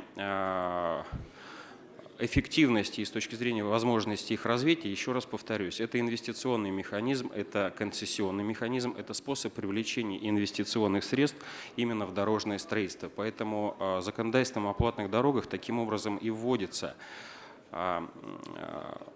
соразмерная и совместная ответственность и пользователя, и владельца, и государства с точки зрения распределения экономических рисков, привлечения и функционирования. Спасибо, что поддержали в весеннюю сессию законопроект по платным дорогам на Крайнего Севера. Это уже дало свои плоды. Мы видим, что концессионные заявки поступают в субъекты Российской Федерации, и несколько проектов уже поступили на поддержку и в Минтранс России, и на рассмотрение эффективности в аналитический центр правительства Российской Федерации. Спасибо. Альшевский Андрей Геннадьевич. Спасибо. Дмитрий Станиславович, бесспорно, данная законодательная инициатива снизит заторы на въезде и съезде с платных дорог. Но я хотел бы обратить внимание на маленькую проблемку. Перед заездом на платную трассу устанавливаются отбойники и ограждения, и водитель, который случайно заехал на платную трассу, к сожалению, не может развернуться и покинуть платный участок. Скажите, пожалуйста, ваше отношение к данной проблеме. Как уже было обозначено, законодательством предусмотрена, с одной стороны, необходимость внесения платы. С другой стороны, законопроект вносится норма, в соответствии с которым нарушением за неоплату будет являться только проезд по платному участку либо платной автомобильной дороги при наличии соответствующих предупреждающих знаков о начале соответствующего участка. В данном случае это будет все отражено в постановлении правительства. Проект постановления уже подготовлен, и даже ранее, чем ко второму чтению, вместе с комитетом мы готовы его обсуждать. Спасибо. Старовойтов Александр Сергеевич, пожалуйста. Дмитрий Станиславович, вот на комитете мы достаточно бурно обсуждали данный вопрос по некоторым позициям. В частности, вы почему-то не коснулись тем, а что если человек не оплатит, техническая будет какая-то недоработка, человек не сможет оплатить, он получит штраф или будет возможность все-таки этот штраф не оплачивать в случае, если в определенный срок он оплатит этот проезд по дороге. И второй вопрос, который беспокоит, я думаю, всех коллег, сидящих в зале. Мы до сих пор не понимаем методику расчета проезда по тем или иным платным дорогам. Дорога на Шереметьево стоимость одна, обход Минки другая стоимость. Мы понимаем, что есть некий коэффициент, но так как мы на себя берем эту ответственность, как Государственная Дума, а правительство находит эту методику, мы хотим, чтобы все-таки в эту методику рано или поздно раскрыли, показали, и мы поняли, насколько она объективна. Александр Сергеевич, спасибо за вопрос. Как я говорил, что именно пакет законопроектов предполагает, по сути дела, введение комплексной системы. С учетом того, что сегодня не рассматривается кодекс, вернее, проект изменений в кодекс об административных правонарушениях, но предвосхищу, наверное, следующий доклад и скажу заранее. Действительно, вводится инструмент, в соответствии с которым производство по делу об административном правонарушении, который в том числе предусматривает оплату достаточно большого штрафа, прекращается при добровольном погашении лицом обязанности по внесению платы, которая составляет существенно и существенно меньше, даже максимальной стоимость проезда, например, по длинным трассам, как М11, например. Поэтому это будет отражено в докладе, в соответствующем докладе при защите проекта изменений в Кодекс об административных правонарушениях. Тем не менее, такой механизм есть. Таким образом, еще раз повторюсь, при добровольной оплате лицом в течение срока, предусмотренного КоАП, а в нынешней редакции КоАП это 60 дней, штраф не налагается. Это первая часть вопроса.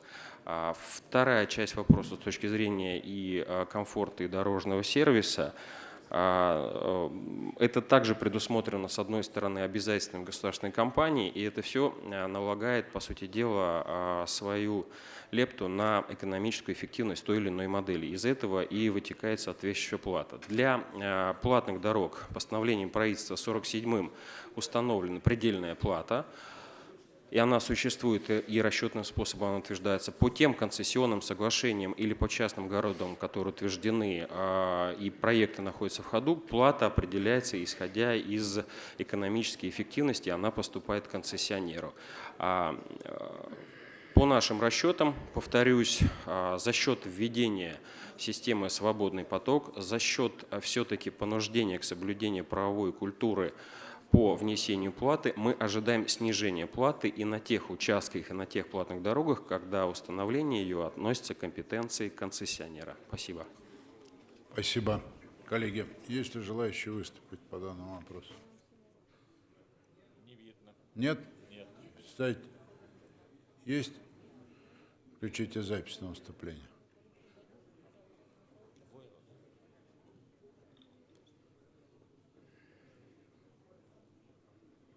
Покажите список. Боева Наталья Дмитриевна, пожалуйста. Я с места. Спасибо огромное.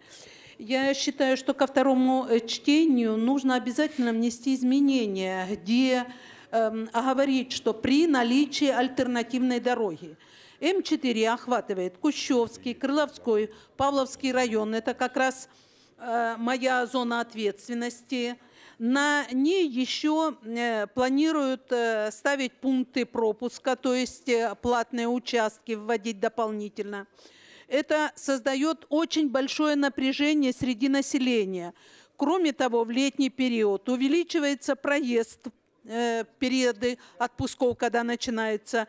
Люди едут в Крым, на побережье. И объезжая платную дорогу, мало того, что разбивают эту дорогу, создают очень большое напряжение, потому что многие населенные пункты, они прямо проезжают по самим населенным пунктам.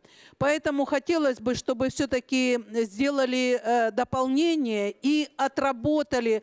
Вот вы сейчас говорили о том, что необходимо там делать альтернативную дорогу. Поэтому я считаю, что там надо это ускорить и снять, по крайней мере, такое сильное напряжение. Спасибо. Представитель президента, докладчик, пожалуйста, заключительное слово. Нет, докладчик? Нет. Коллеги, ставится на голосование проект федерального закона о внесении изменений в статьи 29 и 40 федерального закона об автомобильных дорогах и о дорожной деятельности в Российской Федерации и о внесении изменений в отдельные законодательные акты Российской Федерации. Пункт 16. Включить режим голосования.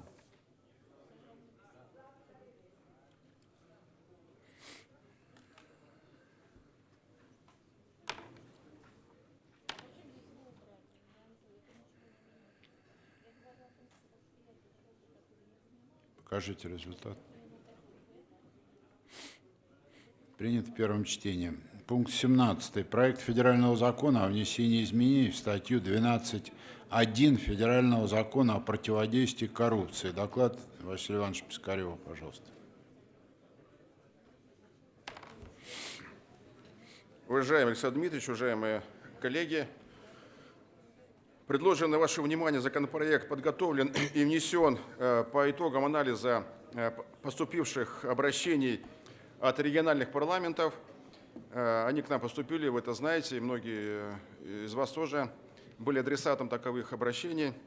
В профильный комитет поступило более 20 таковых. На основании обращений подготовлен соответствующий законопроект. Его концепция предполагается конкретизировать положение антикоррупционного законодательства, которое регулирует вопрос участия в управлении коммерческими и некоммерческими организациями депутатов законодательных представительных органов государственной власти субъекта федерации, осуществляющих свои полномочия на непостоянной основе. Откуда такой возник вопрос вообще?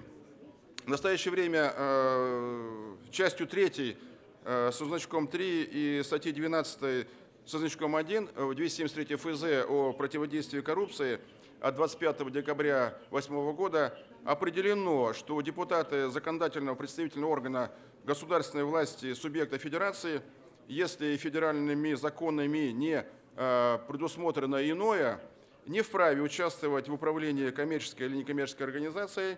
Именно это положение вызвало вопросы у региональных парламентов, которые сформированы из депутатов в большинстве своем, осуществляющих свои полномочия на непостоянной основе.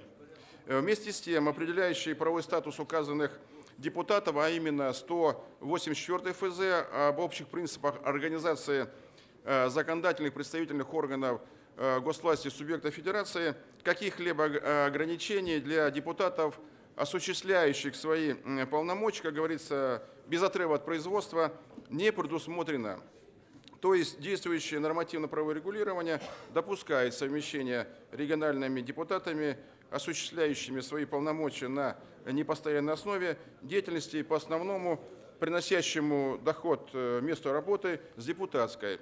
Иное означало бы ограничение конституционного права на использование своих способностей по труду, с одной стороны, либо избирательных прав с другой. Аналогичной позиции придерживается также и Конституционный суд. Имеется соответствующее постановление номер 29-П от 18 июля 2019 года. Уважаемые коллеги, вместе с тем, во избежание возможного возникновения неоднозначной правоприменительной практики как результата субъективного восприятия, о чем свидетельствуют, как я уже говорил, многочисленные обращения региональных законодательных представительных органов с просьбой внести поправку в антикоррупционное законодательство и таким образом снять все вопросы по совмещению депутатской и основной, приносящей доход деятельности.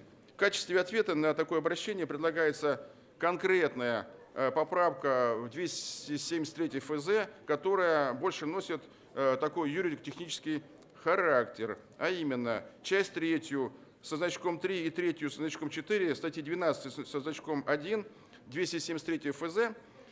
Это как раз та статья, которая предусматривает ограничения, обязанности, запреты конкретно для депутатов региональных парламентов словами осуществляющие свои полномочия на постоянной основе. То есть прямо закрепив тем самым запрет на совмещение депутатской и иной оплачиваемой деятельности исключительно для депутатов законодательных представительных органов госвласти и субъектов федерации, осуществляющих свои полномочия на постоянной основе.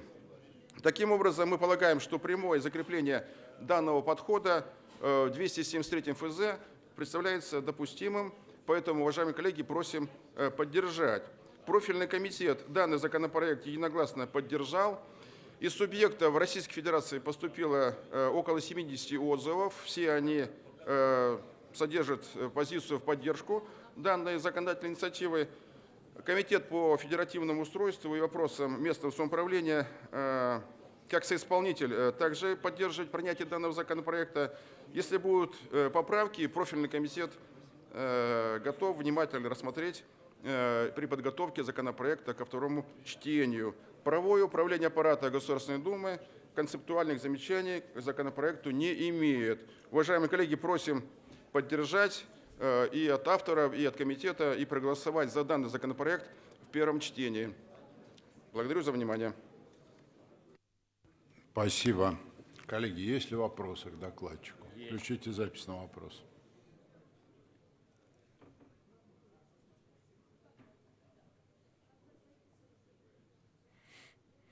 Покажите список.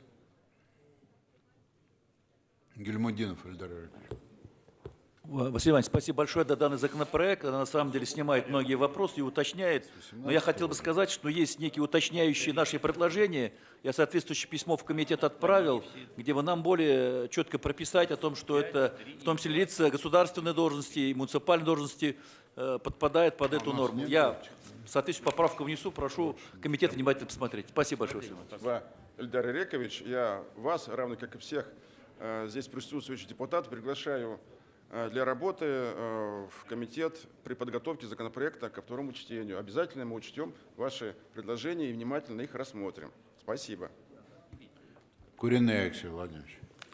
Спасибо. Уважаемый Василий Иванович, я так совсем и не понял, в общем-то, требуется внесение изменений в законодательство или не требуется. Это вот некие там опасения региональных парламентов, которые шлют к нам обращения. В принципе, буквальное толкование вроде как дает однозначное понимание того, что не надо выносить изменения. Это первый вопрос. И второй. Если все-таки толкование однозначно говорит о том, что изменения необходимы, кто просмотрел из юридической службы данный момент? Что мы вынуждены через несколько месяцев только что принятый фактически закон вновь править. Спасибо большое за вопрос. Коллеги, ну я уже начал с того, что основой для инициативы послужило многочисленное обращение региональных парламентов. Эти обращения были направлены как в комитет профильный, так и к вам. Многие здесь присутствующие обращались также, приходили с просьбами, с предложениями внести корректировку в этот закон. Буквально толкование, на мой взгляд, предполагает то, что я уже сказал, отсутствие оснований для внесения корректировок, но учитывая массовое обращение депутатов, граждан, что есть некое недопонимание. В некоторых субъектах стали органы надзора смотреть на этот законопроект с точки зрения соответствия деятельности депутата этому закону 273, поэтому решили уйти от возможных, скажем, неоднозначных толкований этих положений, поэтому решили прямую норму внести, прямой запрет, конкретный, четкий, понятный, чтобы не было оснований для, скажем так, двоякого толкования. Я считаю, что это нормально, и законы должны быть прописаны, чтобы не было таким образом разных толкований. Была ли допущена ошибка? Юридических ошибок допущено не было, никаких ошибок тоже не было допущено. Мы вносим корректировку для правильного понимания и устранения возможных неправильных толкований действия этих положений. Спасибо. Спасибо. Коллеги, есть ли желающие выступить по данному вопросу? Включите запись на выступление.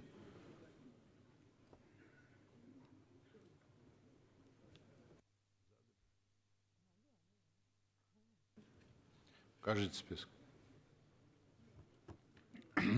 Исаев Андрей Константинович, пожалуйста.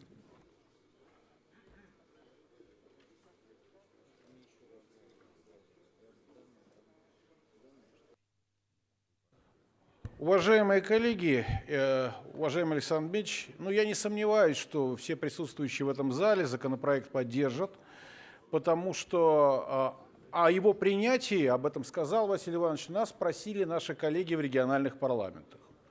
Большинство депутатов в региональных парламентах сегодня являются неосвобожденными, они не получают заработную плату. И многие из них работают руководителями.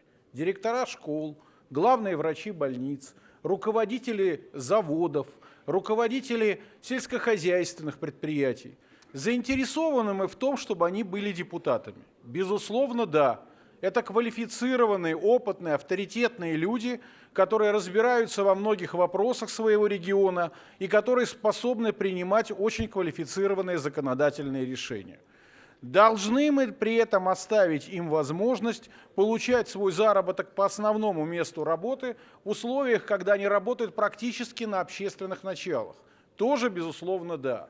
Здесь был задан вопрос, допущена ли была ошибка.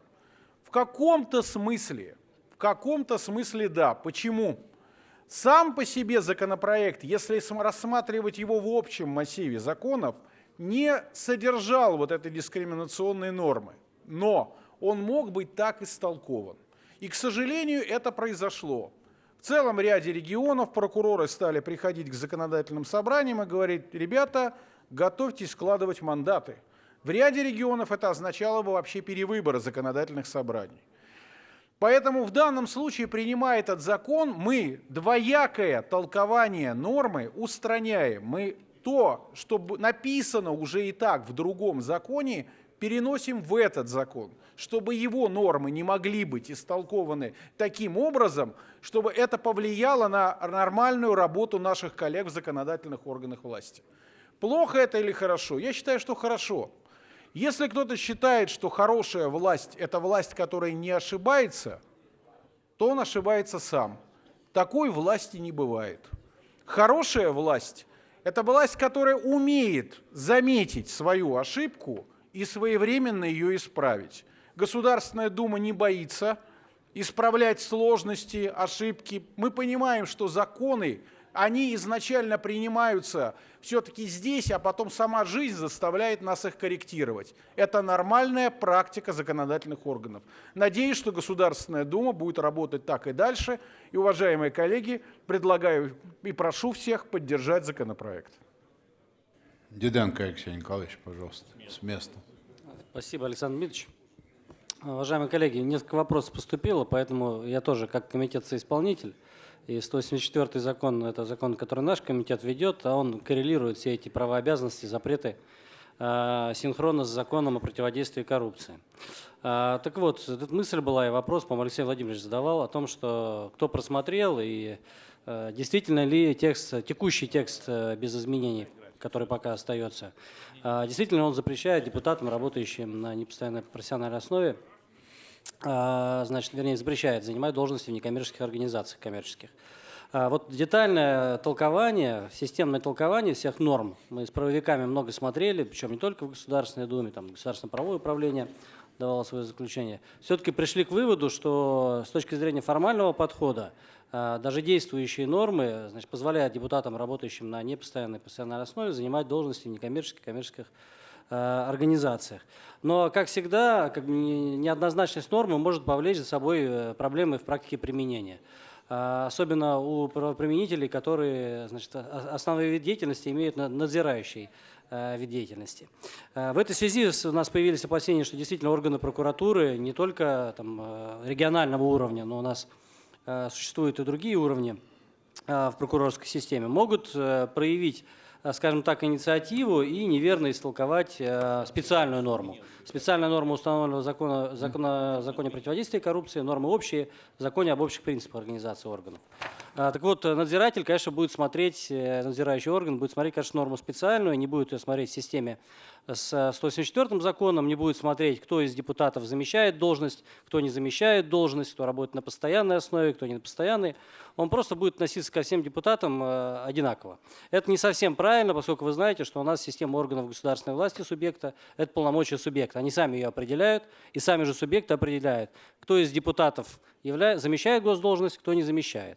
В каких-то регионах депутат, работающий на постоянной основе, замещает должность, в каких-то нет. В каких-то депутат, который работает на непостоянной основе, замещающий должность председателя комитета или заместителя председателя комитета в ЗАГСе, также может замещать или не замещать должность. Это полностью право субъекта определять, значит, замещает или нет депутат в том или ином случае должность. Поэтому с тем, чтобы не создавать проблемы, значит, в практике применения, мы решили скорректировать норму. Наш комитет в рамках соисполнения тоже посмотрел прилагаемые изменения. И до начала декларационной кампании 2019 года, на наш взгляд, было бы очень уместно все-таки ее привести в удобоваримый вид, в первую очередь для правоприменителя. А на наш взгляд, и текущий текст, в принципе, всех должен был бы устроить, но он толкуется неоднозначно. В этой связи фракция ЛДПР поддержит и просит тоже всех коллег поддержать с тем, чтобы в грядущей декларационной кампании не возникло проблем и не наказать невиновных депутатов. Куриный Алексей Владимирович.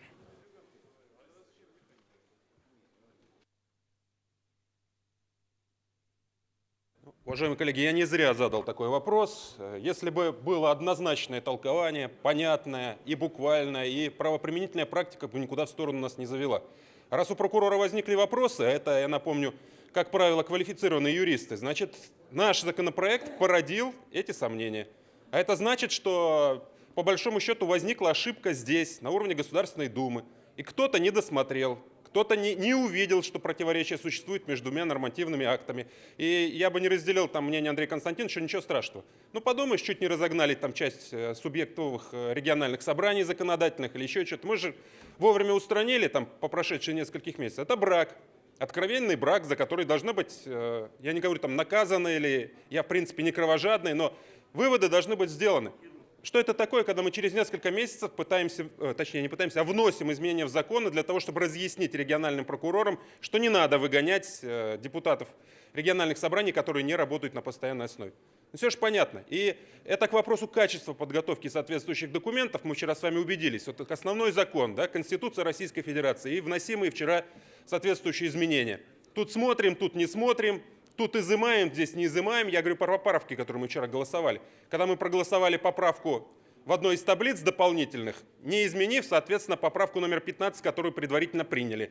И получается, мы две редакции фактически приняли во втором чтении, разные, пункта Е. А сегодня вот вроде как в третьем чтении уточнили, какая из этих двух принятых первоначально поправок вносится и будет действовать в Конституции.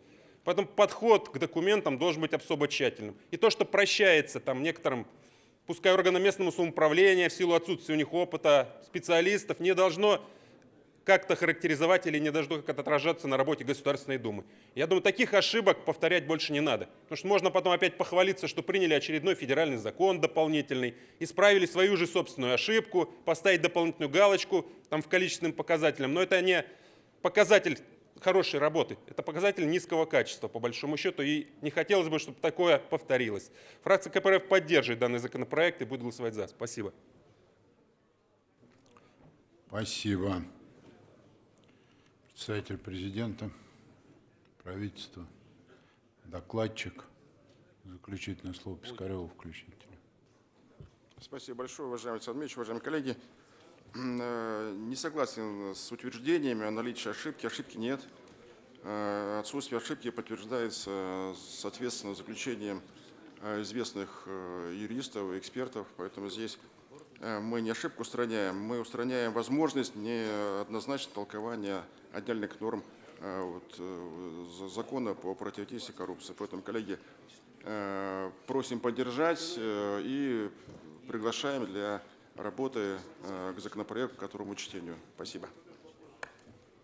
Спасибо. Коллеги, ставится на голосование проект федерального закона о внесении изменений в статью 12.1 Федерального закона о противодействии коррупции. Пункт 17. Включите режим голосования.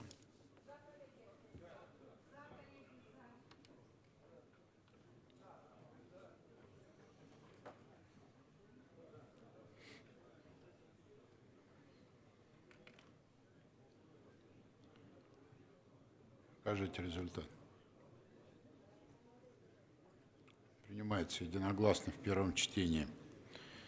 Коллеги, мы сейчас переходим к рассмотрению законопроектов, предлагаемых, рекомендуемых комитетами к отклонению по особому порядку, установленному нами для таких законопроектов, а именно доклад до 5 минут, содоклад до 3 минут, выступление одного представителя от каждой фракции до 3 минут. И далее не более одного представителя до 3 минут и далее голосование за законопроект. Пункт 19. Проект федерального закона о внесении изменений в федеральный закон о контрактной системе в сфере закупок товаров, работ и услуг для обеспечения государственных и муниципальных нужд. Доклад Елены Григорьевны Дропека. Пожалуйста. Елена Григорьевна Дропека, обратите внимание. Вы докладчик. Вы докладываете 19-й вопрос сейчас. Я? Да. Но так получилось. По единому поставщика в культуре. Непонятно, в чем пауза. Рассматривается 19-й вопрос. Так, с места или можно идти? Как вам удобно, можете на трибуну выйти.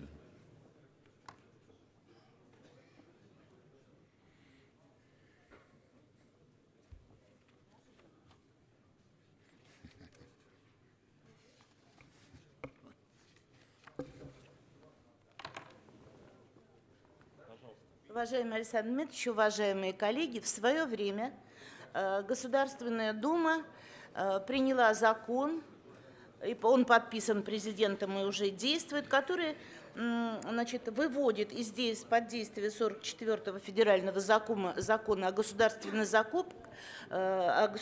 закупках закупки у единственного поставщика, которыми являются так сказать, или единственная закупка для музейных экспонатов, театральных постановок и там литературных произведений. Но у нас осталась целая часть проблем, которые мы не решили. Ну, например, дома и дворцы культуры не получили такого же права, как театры и концертные организации, хотя они во многом исполняют те же функции. У нас, к сожалению, существует в музейной практике такой вид деятельности, как производство научной модели.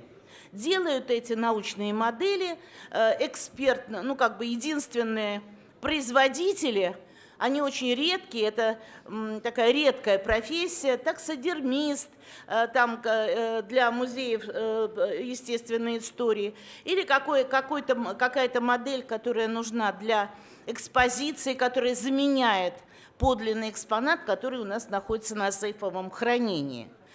И к нам обратились наши учреждения культуры с просьбой приравнять вот эти штучные работы, которые выполняются совершенно определенными мастерами, приравнять их к тем, которые мы уже, так сказать, освободили от государственных закупок.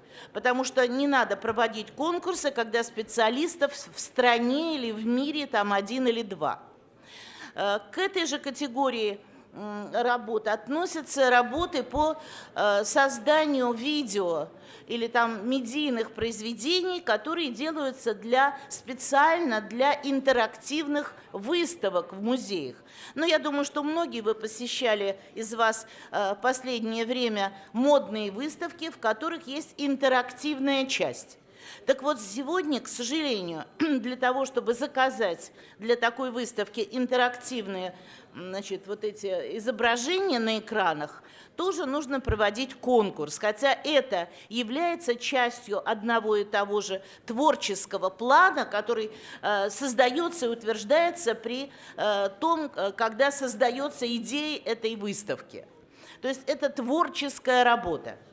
Поэтому обращаемся к Государственной Думе от имени рабочей группы, которая работала, это и Комитет по культуре, и Совет Федерации в этом участвовал, бывший член Совета Федерации, заместитель председателя Комитета по культуре Совета Федерации Рыбаков, он один из авторов и, кстати, главный инициатор этого законопроекта. Поэтому мы бы очень хотели, чтобы вот эти виды деятельности были приравнены к творческой деятельности и проводились не на основании конкурса, а как у единственного поставщика, то бишь автора. Спасибо. Спасибо. Содоклад Алексея Владимировича Балыбердина.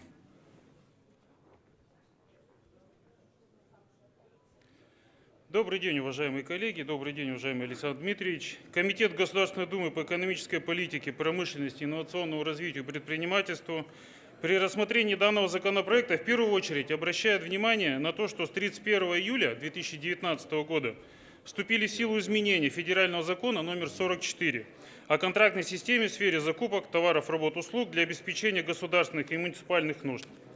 Эти изменения позволяют осуществлять закупки у единственного поставщика, подрядчика и исполнителя на сумму, не превышающую 600 тысяч рублей, что даже больше, чем в 400 тысяч, предлагаемым рассматриваемым законопроектом.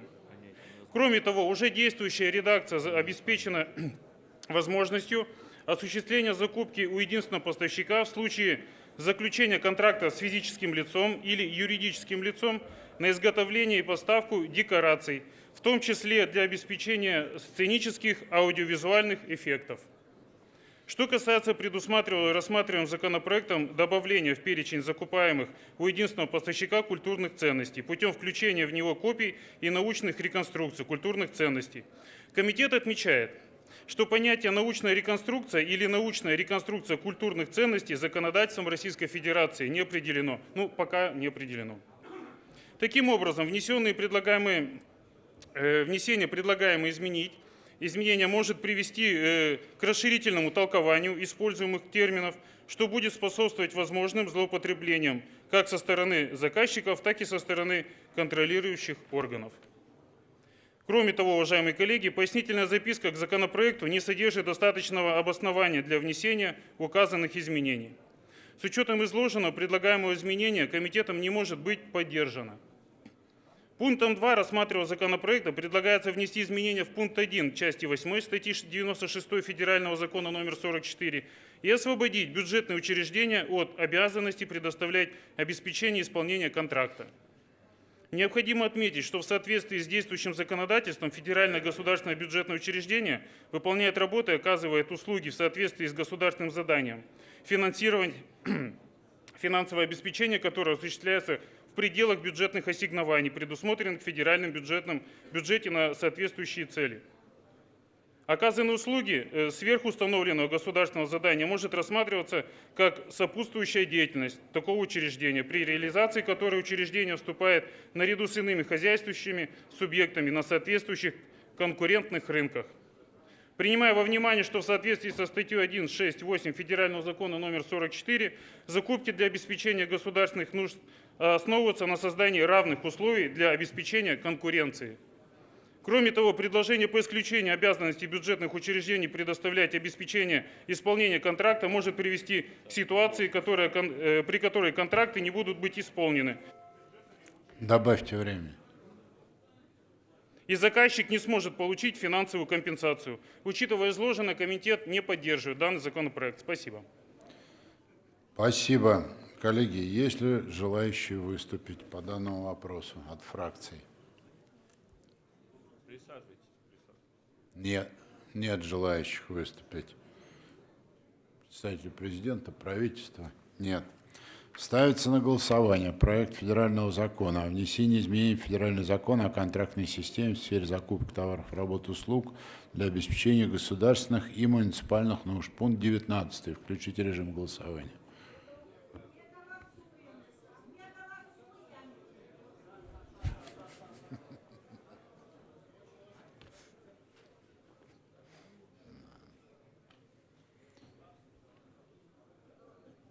Покажите результат.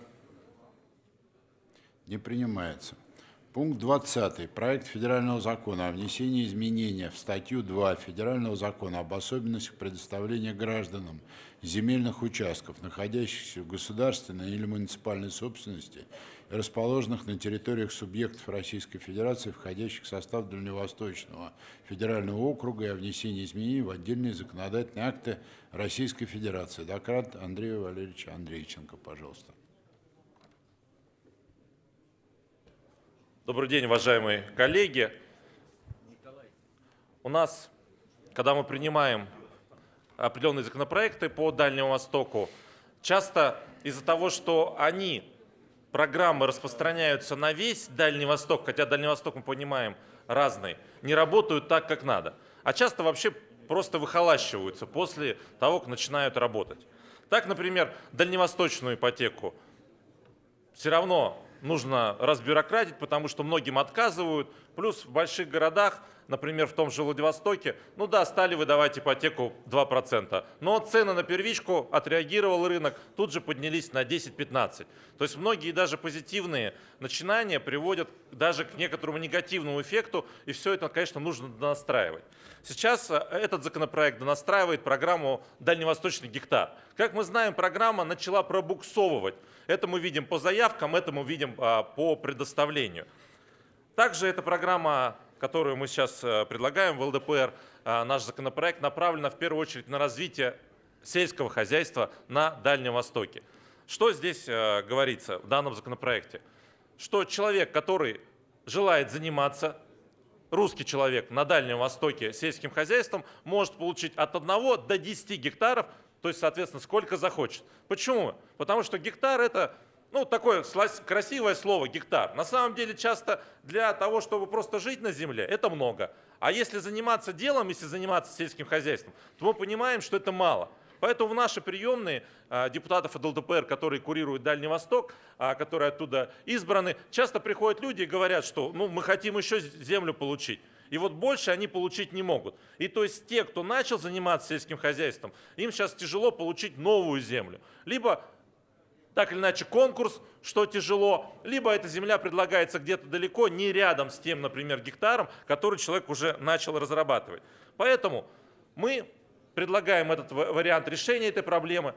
Это привлечет инвестиции на Дальний Восток, что, мы понимаем, очень важно. Также это поможет вообще, в принципе, решать сельскохозяйственные проблемы, которые возникают. Вы уже в этом зале знаете протокольное поручение фракции ЛДПР, мы с соратниками инициировали, потому что овощи, вот эти все цены, которые там вы видите в интернете, что овощи стоят 900 и 1000 и даже больше рублей. Это та реальность, в которой мы живем. Причем часто эти овощи просто китайские, некачественные. Поэтому сельское хозяйство развивать просто необходимо на Дальнем Востоке.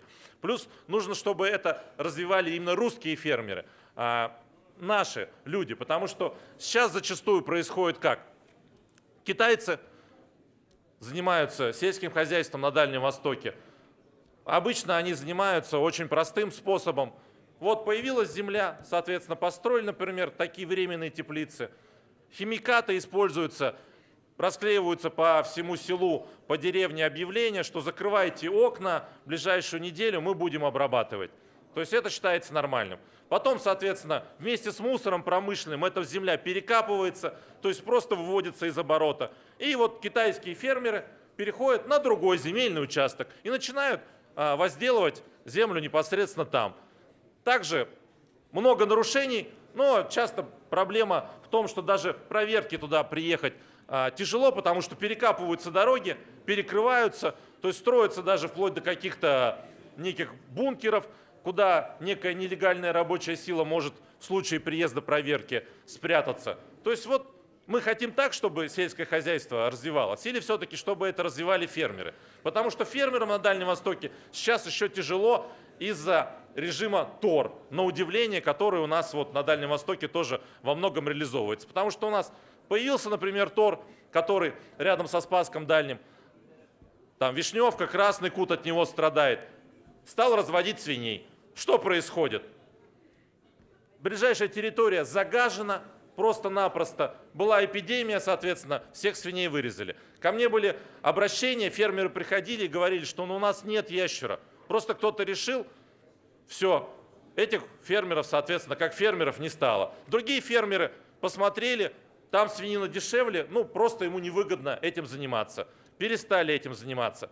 Кто-то, понятно, перестроился, стал покупать у резидента ТОР свинину, выдавать ее за фермерскую. Поэтому проблем в сельском хозяйстве много. Давайте поможем тем фермерам, которые ответственно подошли к программе, которые получили землю, которые уже реализовывают эту программу русским фермерам.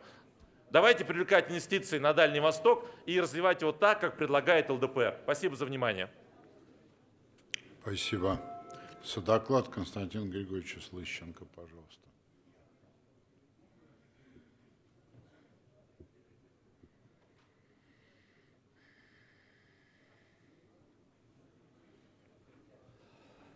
Уважаемый Александр Дмитриевич, уважаемые коллеги, в целом разделяю озабоченность Андрея Валерьевича по поводу ситуации с инвестициями, с развитием ситуации на Дальнем Востоке.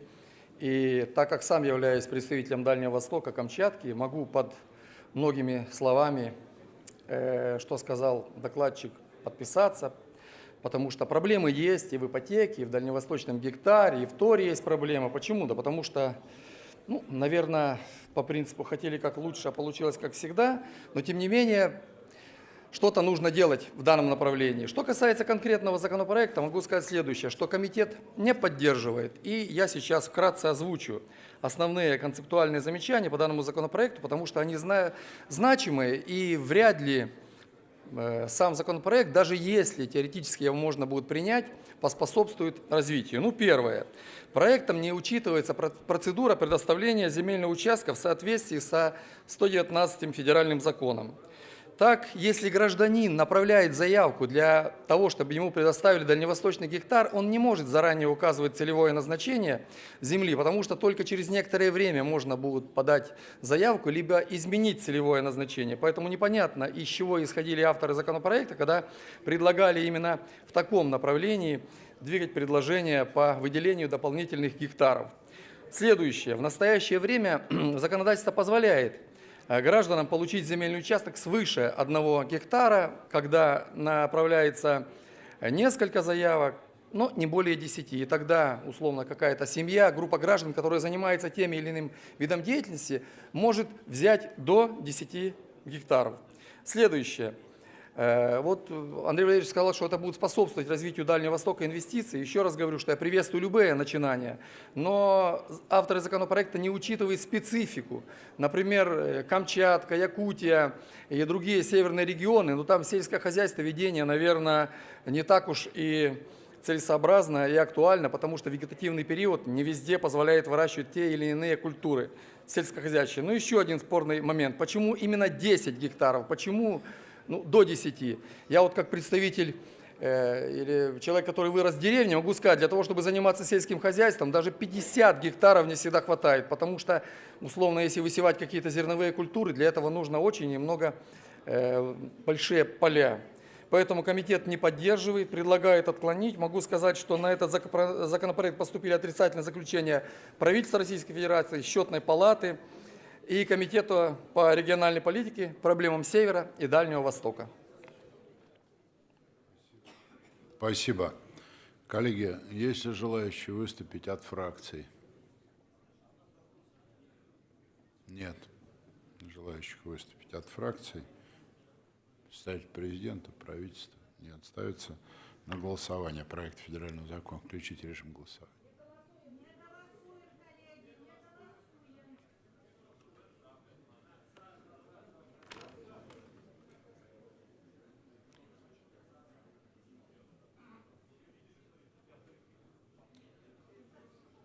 Покажите результат. Не принимается. Теперь два альтернативных законопроекта, 21.1 и 21.2. 21.1. Проект федерального закона о внесении изменений в статью 219 части 2 Налогового кодекса Российской Федерации. Доклад Николая Васильевича Арефьева, пожалуйста.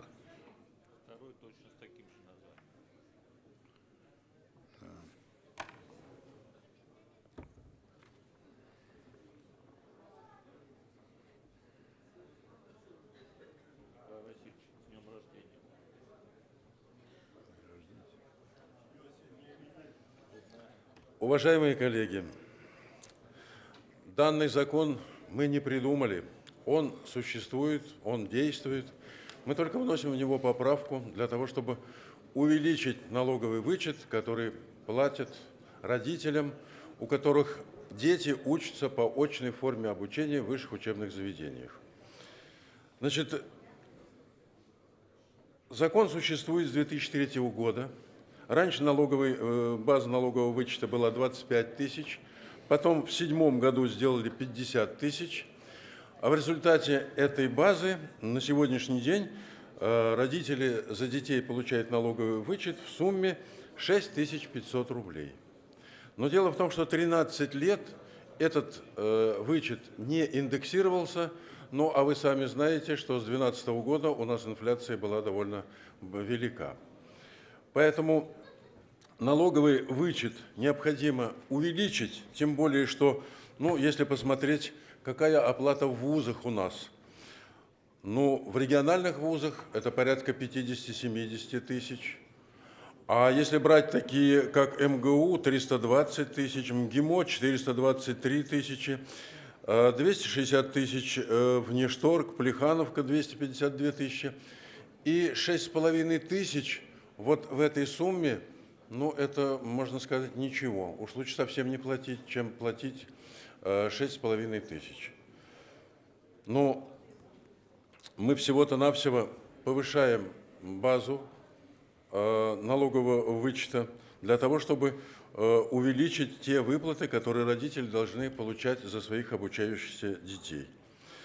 Мы предлагаем с 50 тысяч поднять до 80 тысяч с 1 января 2021 года. Закон был написан в прошлом году, поэтому с 2021 года, с 2020 года.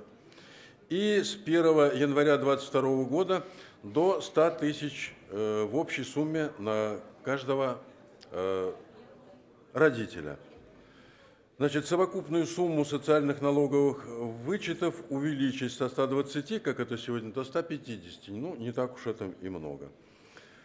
Значит, к тому же, ну, эти цифры, если будет желание, можно ко второму чтению и увеличить. Таким образом, мы просто удваиваем налоговый вычет, тот, который получают сегодня. То есть люди будут получать где-то около 15 тысяч рублей. Ну, хоть чего-то. Но 13 лет не индексировался налоговый вычет.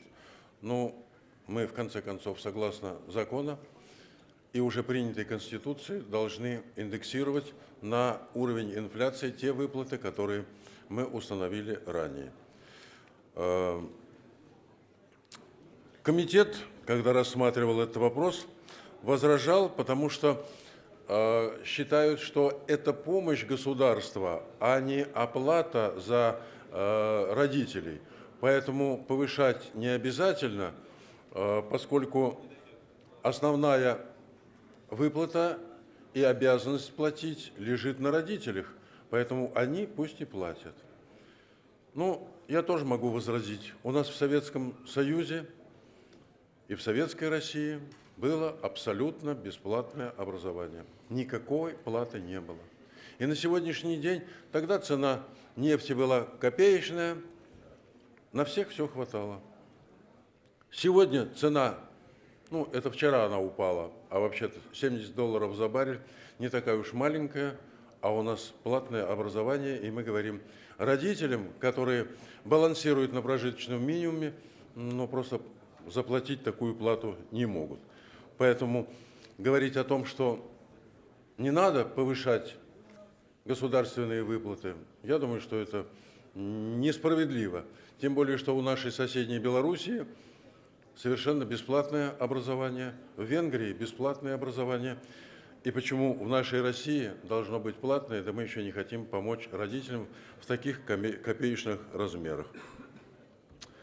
Я хотел бы просто попросить всех депутатов проголосовать и помочь людям обучать своих детей. Мы же хотим, чтобы наша страна была грамотная. Спасибо.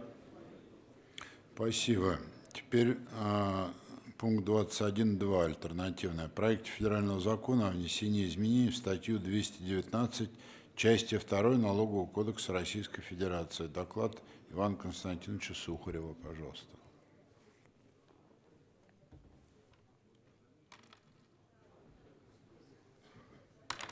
Уважаемый Александр Дмитриевич, уважаемые коллеги, ну, собственно говоря, идея примерно такая же, налоговый вычет на обучение, правда, мы предлагаем в 2 раза увеличить данную сумму, потому что считаем, что она не менялась с 2000 года и, конечно, подлежит корректировке, потому что стоимость обучения растет и возрастает с каждым годом. Это, конечно, непосильная нагрузка для наших граждан. И так люди вынуждены брать кредиты для того, чтобы обучить детей. Мы уже обсуждали, в принципе, поправки в закон по поводу налогового вычета на занятия спортом. Это очень хорошо, все правильно, так и должно быть. Данные налоговые вычеты необходимы, но наш народ, наши граждане должны быть не только сильными, здоровыми, но, я считаю, и умными. И этот законопроект направлен как раз на то, чтобы поддержать тех, кто хочет, чтобы их дети получили образование соответствующее, возместив им, собственно говоря, определенную денежную сумму, потраченную на обучение. То есть так называемый налоговый вычет, чтобы они получили. Ну, конечно, мы считаем, что в данном случае вообще вопрос чрезвычайно острый, потому что касается как раз малообеспеченных семей, потому что, как правило, те, кто обеспечены, для них налоговый вычет такой роли не играет. Я хочу еще раз отметить, что более 10 лет не пересматривалось данное значение, то есть сейчас 50 тысяч рублей база социального налогового вычета, предоставляемая родителям при обучении своего ребенка по очной форме. Вот. Ну, а с начала прошлого десятилетия наблюдается устойчивый рост средней платы за обучение. За этот период стоимость обучения в вузах увеличилась в несколько раз, от 2 до 5. Ну, что говорить про стоимость обучения в столичных вузах. Вот. То есть она в разы больше, чем сумма этого налогового вычета. Многие вузы ежегодно увеличивают размер суммы оплаты за обучение на величину годовой инфляции. И по сведениям, вот, в частности, Росстата, среднегодовая величина инфляции за последние 10 лет составляла 8% и в сумме превысила более 80%. Это значение без учета как раз столичных вузов, которые у нас стремятся попасть как раз большинство абитуриентов, и где из-за высокой конкуренции как раз стоимость достигает более $500 000 рублей за учебный год. Но это не предел далеко. Но еще около 5 лет тому назад правительственная комиссия по законопроектной деятельности одобрила аналогичный проект федерального закона, который предусматривал, среди прочего, увеличение социального налогового вычета со 120 тысяч рублей до 200 тысяч рублей. Мы предлагаем до 240, то есть как раз в 2 раза. Однако существующий на сегодняшний день механизм социального налогового вычета предлагает право возврата из суммы затраченных средств не более чем 15 600 рублей в налоговый период за год. То есть. Но реальная стоимость обучения, понятно, что превышает в несколько раз данную сумму. Но мы считаем, что установленная в 2007 году предельная сумма, конечно, утратила свою актуальность, не оказывает существенной поддержки обучающимся. Ну и, собственно говоря, их родителям, о чем мы и говорим. Ну вот предлагаемый законопроектом лимит в 240 тысяч рублей, он не случайен. Именно таким он был бы сегодня, если бы ежегодно корректировался на инфляцию. Но уже больше, потому что закон внесен был раньше. И, конечно, может быть, эту сумму стоит подкорректировать, если вы его поддержите, ко второму чтению. Потому что, собственно говоря, 240 тысяч – это тоже не такая большая сумма. Очень скромная сейчас сумма на обучение наших граждан, я имею в виду налоговый вычет. Вот. По данным ФНС России за 2018 год, более чем половина случаев обращения налогоплательщиков за вычетами связана с расходами на обучение детей, что подтверждает важность этого вопроса. Поэтому, собственно говоря, еще раз повторюсь, мы за то, чтобы наш народ, наши граждане были сильными, здоровыми, но они нам нужны и умными.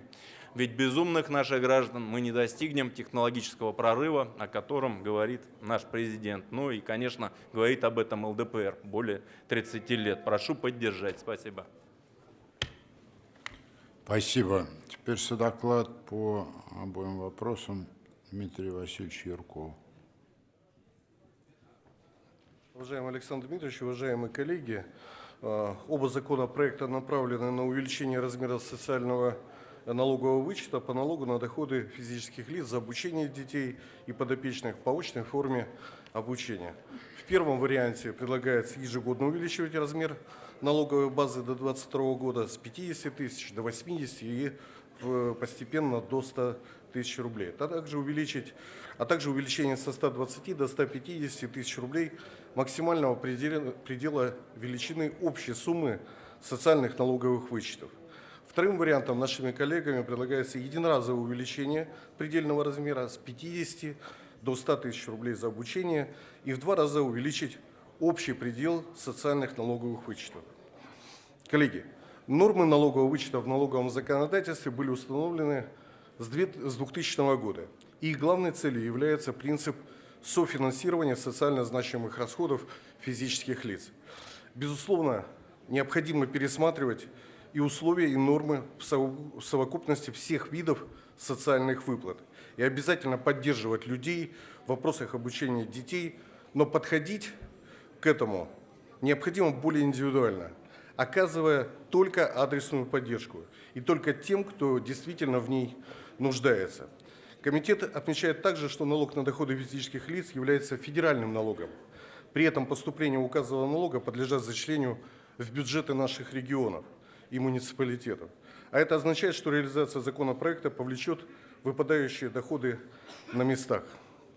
Субъекты также высказали свою преимущественно отрицательную позицию. Правительство, Счетная палата, Комитет Совета Федерации по бюджету и финансовым рынкам также не поддерживают данный законопроект. Учитывая изложенное, Комитет по бюджету и налогам рекомендует отклонить данный законопроект в представленной редакции. Спасибо. Спасибо, коллеги. Будут ли желающие выступить от фракций?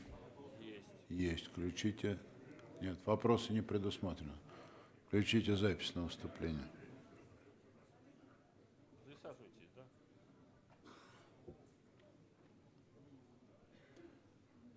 Покажите список.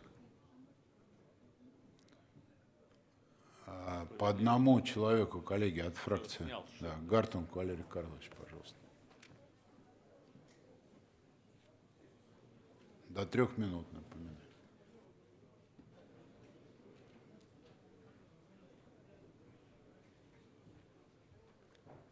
Уважаемый Александр Дмитриевич, уважаемые коллеги, наша фракция поддержит оба законопроекта, потому что они об одном и том же. В одном случае только здесь предлагается поэтапно поднимать размер страхового вычета, налогового вычета, простите. Вот, а в другом предлагается сразу его поднять. Но тут суммы фигурируют. Плата за обучение у нас стоит налоговый вычет 50 тысяч, сейчас предлагается 100 тысяч. Но мы все понимаем, что годовое обучение стоит уже больше, цены растут. И надо понимать, что это не возврат этой суммы гражданину. Это только возврат уплаченного налога с этой суммы. То есть только 13%. То есть если мы говорим о 100 тысячах, это значит, что речь идет о 6,5 тысячах в год. Понимаете? То есть мы что, гражданину, ну, там, от 50 тысяч 6,5 тысяч. То есть мы вместо 6,5 тысяч будем им 13 тысяч в год возвращать. Уплаченного им налога. Это что, большая сумма? То есть если мы говорим о софинансировании, то есть здесь же принцип такой, когда вводились налоговые вычеты, что, дескать, если гражданин несет социально значимые расходы, то государство софинансирует здесь. Ну, какое-то софинансирование, 6,5 тысяч из 50, да, ну, это суммы небольшие. При этом гражданин должен их заплатить в бюджет. Ну, мне кажется, при 5 триллионах собранных, но не израсходованных за последние 2 года денег в федеральном бюджете, найти там несколько, не знаю, миллионов или сотен миллионов рублей, это там доли процента от сэкономленных денег собранных. Это вообще, мне кажется, вопрос не стоит даже обсуждения, нужно просто принять тот или иной закон в первом чтении, а во втором даже можно было и увеличить эти суммы. И напоминаю, когда вводились эти вычеты, у нас таким образом мы стимулировали людей выходить из тени и платить налоги.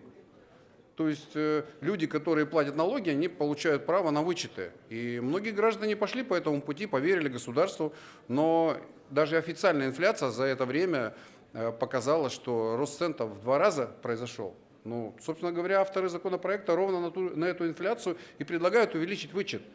Абсолютно разумно. Поэтому не понимаю, почему естественным монополиям мы компенсируем затраты на инфляцию, все время индексируем им тарифы, а гражданам мы эти деньги не возвращаем. Давайте мы как-то здесь будем последовательны. Если мы гражданам не собираемся это возвращать, то естественным монополиям тогда не компенсировать затраты на инфляцию.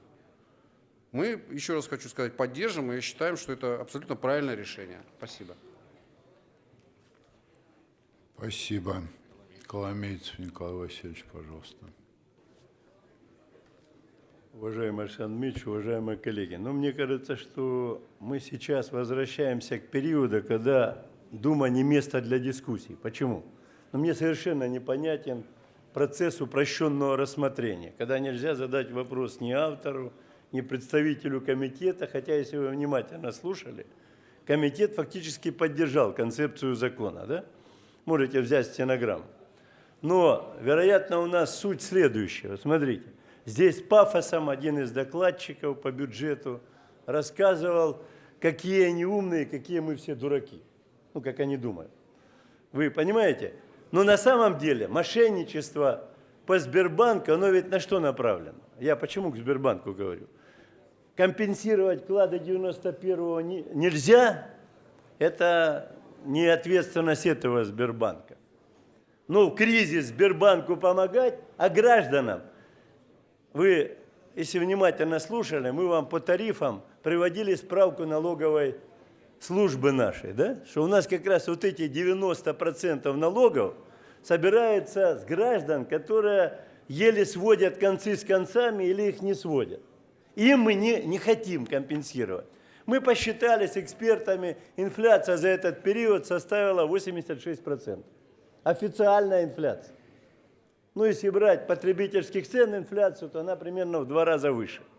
Поэтому получается, что у нас интересное дело. Как только накапливается фонд национального благосостояния, до этого был стабилизационный фонд, то сразу акулы, которые живут за счет страны, их там не так много, всего 1%, они сразу смотрят, как бы его и с помощью чего раскассировать. Ну вот Сбербанк. Сегодня договорились до того, что государство покупает, но не говорят о том, что во втором чтении изменили поправку. Вдумайтесь. Раньше считали хотя бы для миноритария выплату за полгода, да? А уменьшили до 30 дней. Подумайте, для чего? Сколько стоил доллар полгода назад, да? Если взять за полгода. И сколько он стоит сейчас? И из 3 раз назовите мы, сколько мы за 46% акций американцам должны заплатить в случае, потому что их наше внутреннее законодательство не интересует. В соответствии с законом об акционерных обществах они нам выставят, ну, примерно там 3,8 триллиона, да? То есть ФНБ нема. Но детям или родителям детей, которые хотят, чтобы они имели высшее образование, мы 3 копейки найти не можем. Поэтому, Александр Ильич, я, во-первых, ставлю вопрос от имени фракции. Мы категорически против того, чтобы, крапя над законами неделями, их рассматривали за 5 минут. Понимаете, это неправильно. Есть...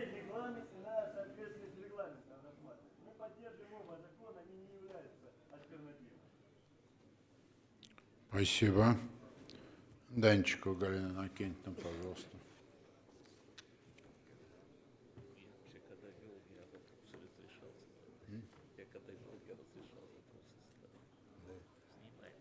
Уважаемый Александр Дмитриевич, уважаемые коллеги, авторы законопроекта предложили увеличение размера налоговых вычетов, установленных в статье 219 по налогу на доходы физических лиц, предоставляемым налогоплательщику за обучение детей. По сути, эти 2 закона концептуально похожи, разница только заключается в размерах установления индексации и в сроках введения данных размеров и введения размеров по налоговым вычетам.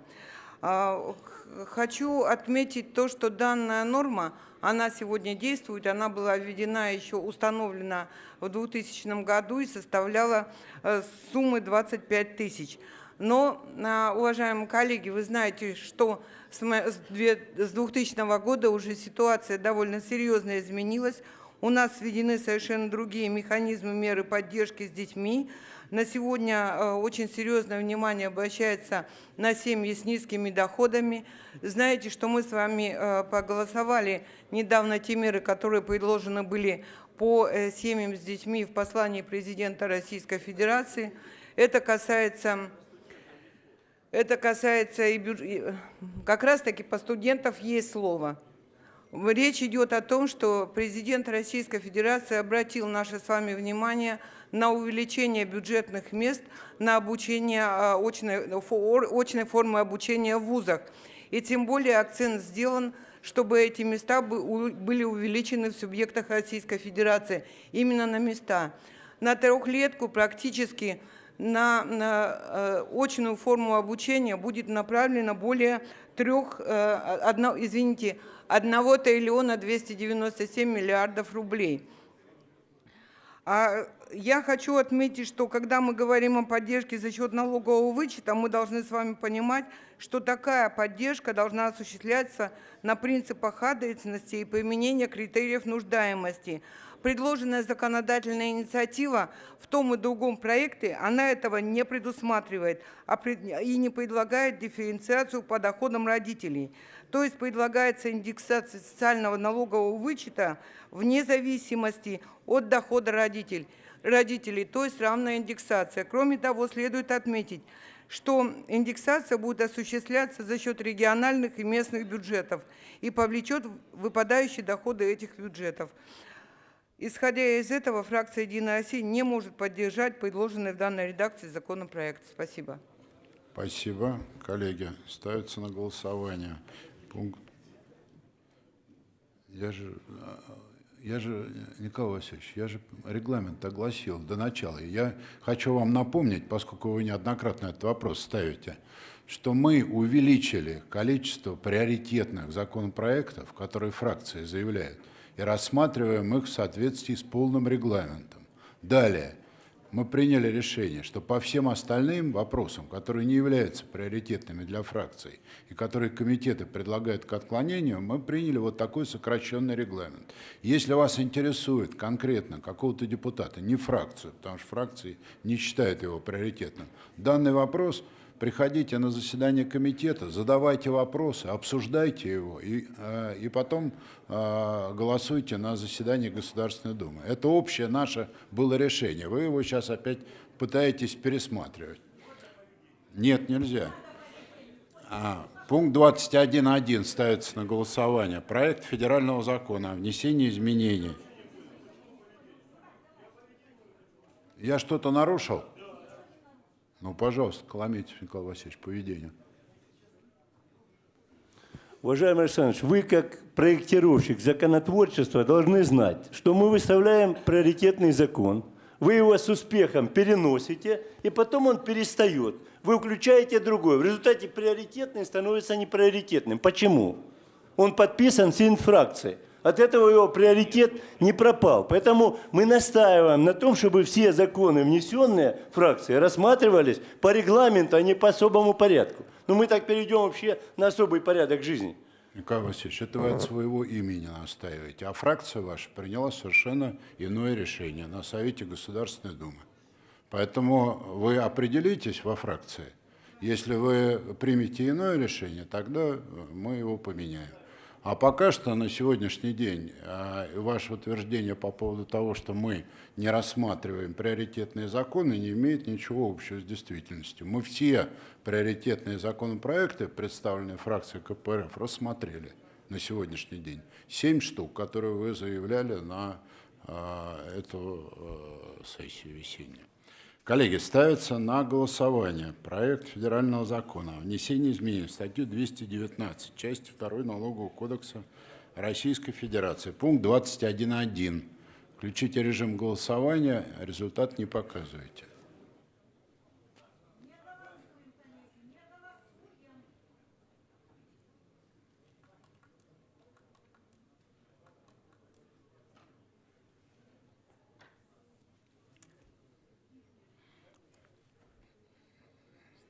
Ставится на голосование пункт 21.2. Проект федерального закона о внесении изменений в статью 219, части 2 Налогового кодекса Российской Федерации. Включите режим голосования.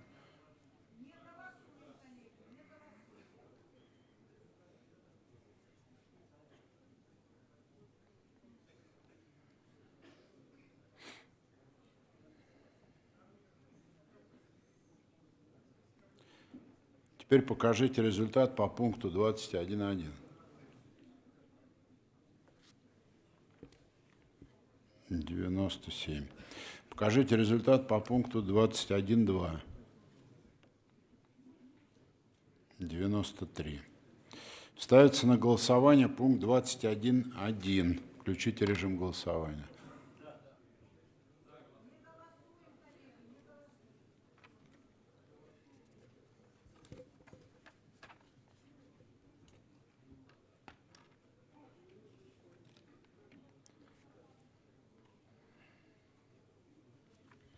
Покажите результат. Отклоняется. Законопроект 21.1, 21.2. Пункт 22. Проект федерального закона о внесении изменений в отдельные законодательные акты Российской Федерации в части увеличения срока выплаты ежемесячного пособия по уходу за ребенком с 1,5 до 3 лет. Доклад Валерия Карловича Гартунга, пожалуйста.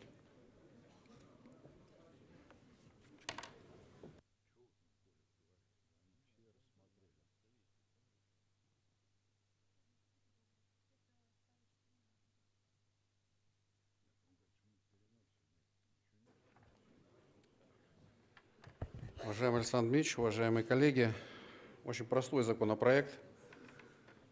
Мы предлагаем увеличить срок выплаты пособия по уходу за ребенком с 1,5 до 3 лет для всех граждан, кто имеет этих детей, независимо от доходов.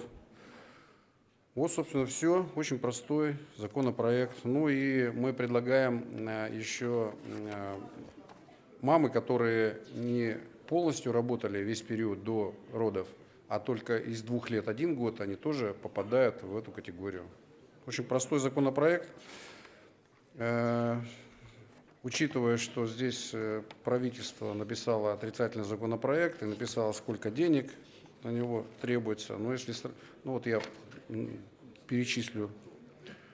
243 миллиарда рублей это в прошлом году нужно было, в этом году 177, в следующем 186 миллиардов. Но если учесть, что у нас 5 триллионов рублей собрано, но не израсходовано за последние 2 года, то, наверное, сумма, о которой идет речь здесь, можно было бы найти. Тем более, если не на детей, то на кого их тратить? И потом, если учесть, что президент именно в этом направлении нас посылает, да, что нужно увеличивать поддержку семей, имеющих детей, нужно поддерживать рождаемость, то, по-моему, все логично, надо принять этот законопроект. Спасибо.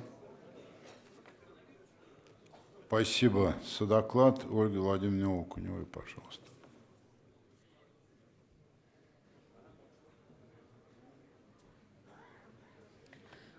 Уважаемый Александр Дмитриевич, уважаемые коллеги, уважаемый Валерий Карлович, доложил основные положения законопроекта, но при этом хотелось бы отметить ряд положений от комитета. На самом деле федеральный закон, который кажется автором таким простым, предлагает внести изменения в 3 федеральных закона, предполагая увеличение срока выплаты. Хотелось бы отметить, что предлагаемое пособие является видом страхового обеспечения по обязательному социальному страхованию на случай временной нетрудоспособности и в связи с материнством. И выплаты указанных пособий осуществляются за счет страховых взносов, которые уплачиваются работодателями в фонд социального страхования. В 2020 году максимальная сумма ежемесячного такого пособия составляет 27 984 рубля. Авторами было приведено здесь финансово-экономическое обоснование, которое представлено в заключении правительства отрицательном на законопроект. При этом комитету хотелось бы отметить, что сегодня мы рассматривали поправки в бюджет, и в таблице ни к принятию, ни к отклонению авторы данного законопроекта не предлагали предусматривать расходы с тем, чтобы дополнительно направить эти средства на выплату этих пособий из федерального бюджета, поскольку средств в бюджете Фонда социального страхования их нет, и они тоже не предусмотрены. В регионах у нас сложилась существующая форма поддержки семей. Мы, безусловно, как комитет всегда приветствуем решения регионов, и при этом хотелось бы еще отметить, что у нас на федеральном уровне есть пособие от 0 до 3 лет. Мы с вами этот закон принимали, президентом подписан, учитывая последовательную демографическую политику главы государства. И у нас семьи, имеющие доход до 2 прожиточных минимумов, имеют возможность получать эту выплату. Это как раз и те студенческие семьи, о которых вы говорите, и иные категории граждан, которые не имеют своих доходов и работали всего, например, в течение года. Комитет не поддерживает данный законопроект и предлагает его к отклонению. Спасибо. Спасибо. Коллеги, есть ли желающие выступить по данному вопросу? Включите запись на выступление.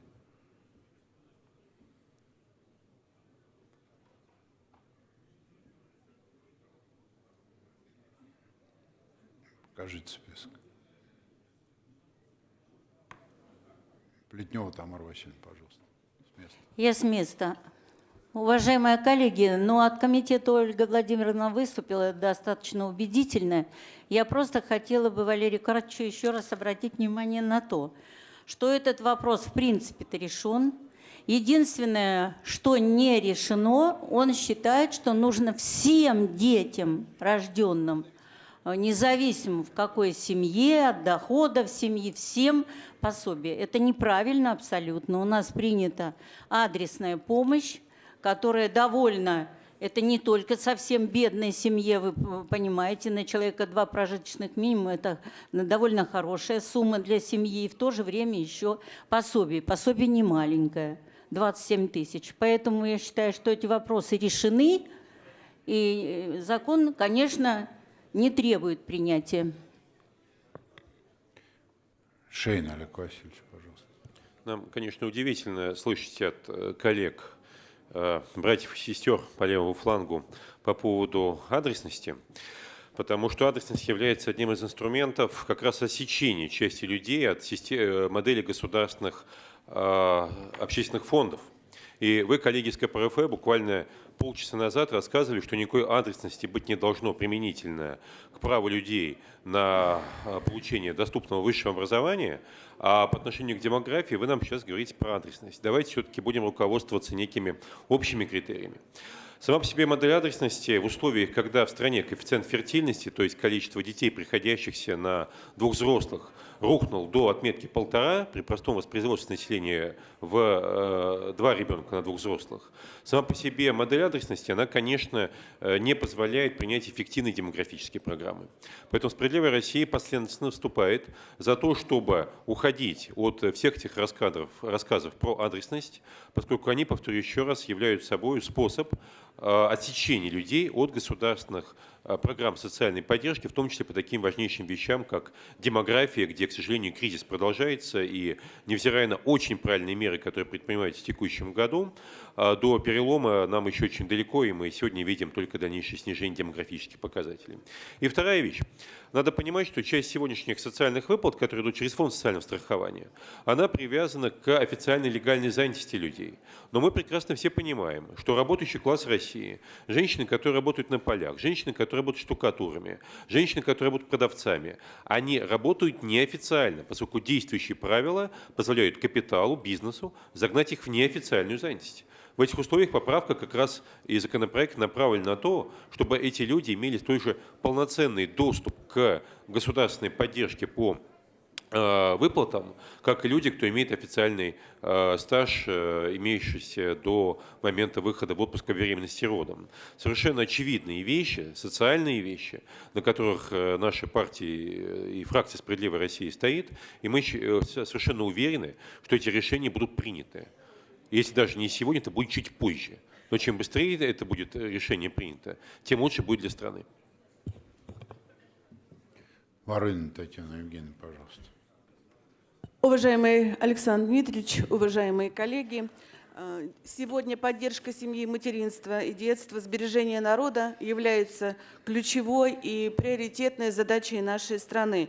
Об этом говорят те меры поддержки, которые сегодня действуют в нашей стране, и тот пакет подготовленных мер поддержки семей, который был озвучен в послании президента и уже нашел отражение в принятых сегодня законопроектах, и уже о чем сказала Ольга Владимировна, что сегодня мы во 2-м чтении внесли изменения в основной закон о бюджетном процессе, о бюджете, и где также были направлены средства на поддержку семей, в том числе это материнский капитал, на выплаты детям от 3 до 7 лет. Было уже сказано и на получение данной выплаты имеющих детей от 1,5 до 3 лет.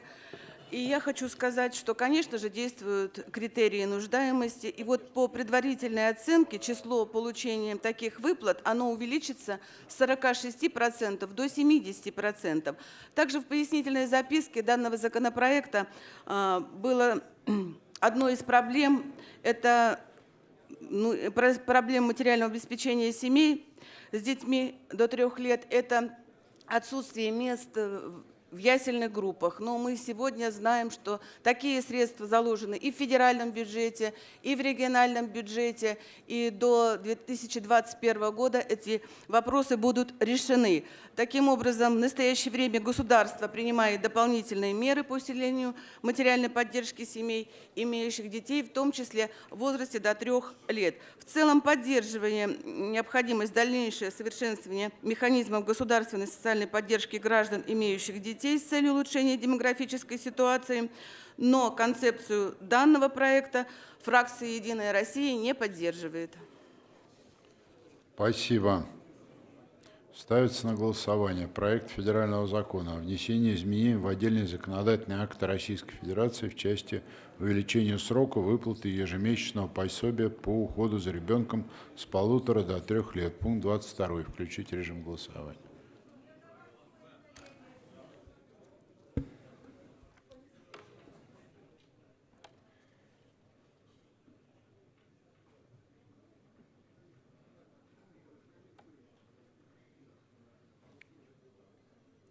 Покажите результат.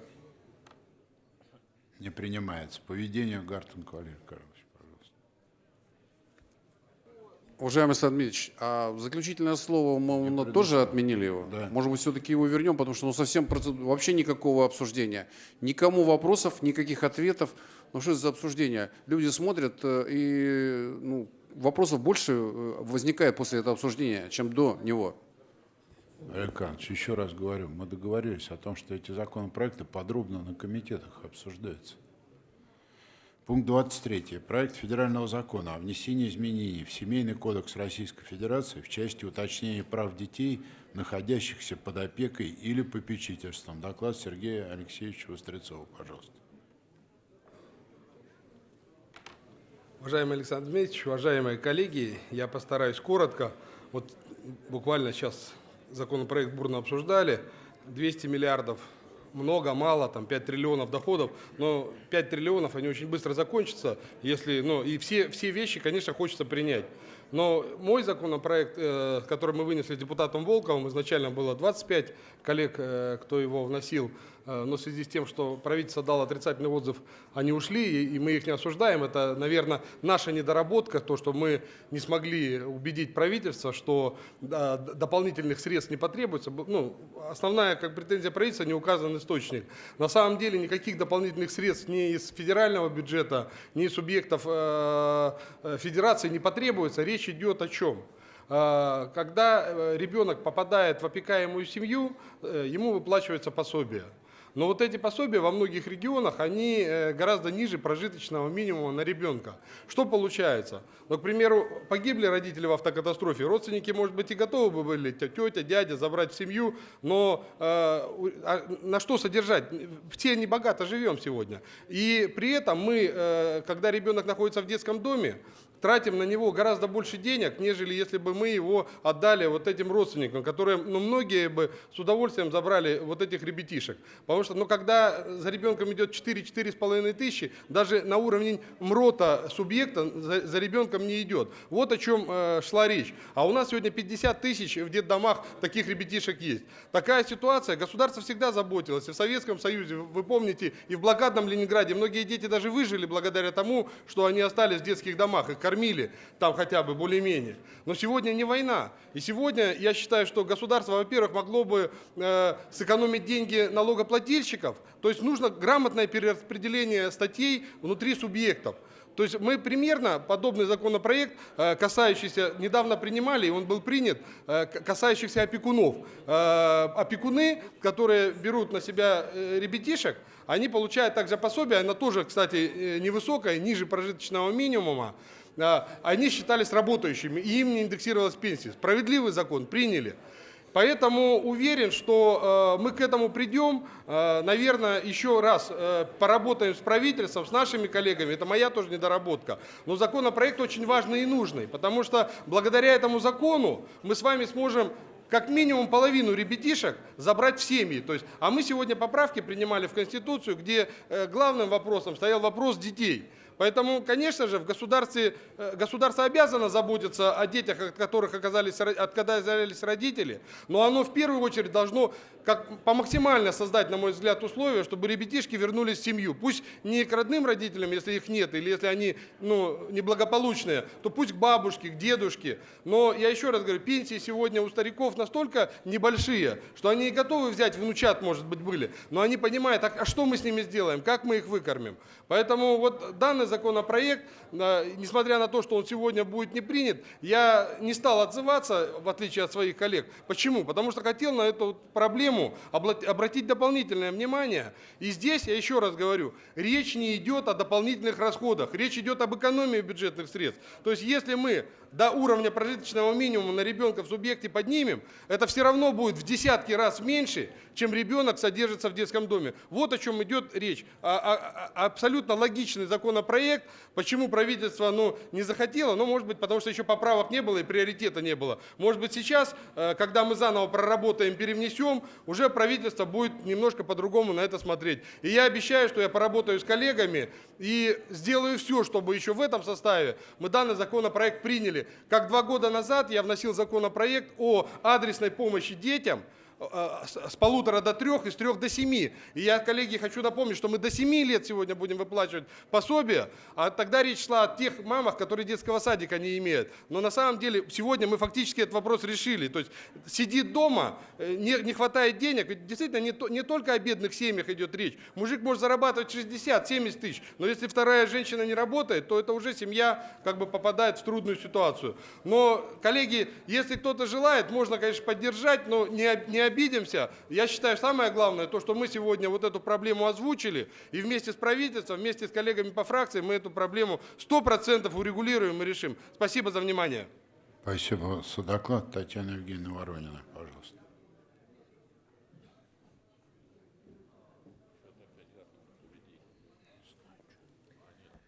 Уважаемый Александр Ильич, уважаемые коллеги, целью данного законопроекта, по мнению авторов, является уменьшение количества детей-сирот, оставшихся без попечения родителей, в организациях для детей-сирот и детей, оставшихся без попечения родительства.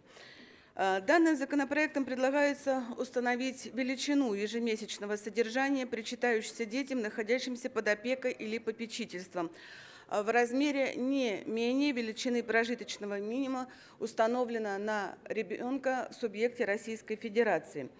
Комитет в целом поддерживает актуальность стимулирования семейства и устройства детей-сирот и детей, оставшихся без попечения родителей, но вместе с тем отмечает следующее, что в соответствии с федеральным законом об общих принципах организации законодательных, представительных и исполнительных органов государственной власти субъектов Российской Федерации решение вопросов социальной поддержки детей-сирот и детей, оставшихся без попечения родителей, за исключением тех, которые обучаются в федеральных образовательных учреждениях, это отнесено к полномочиям субъектов Российской Федерации.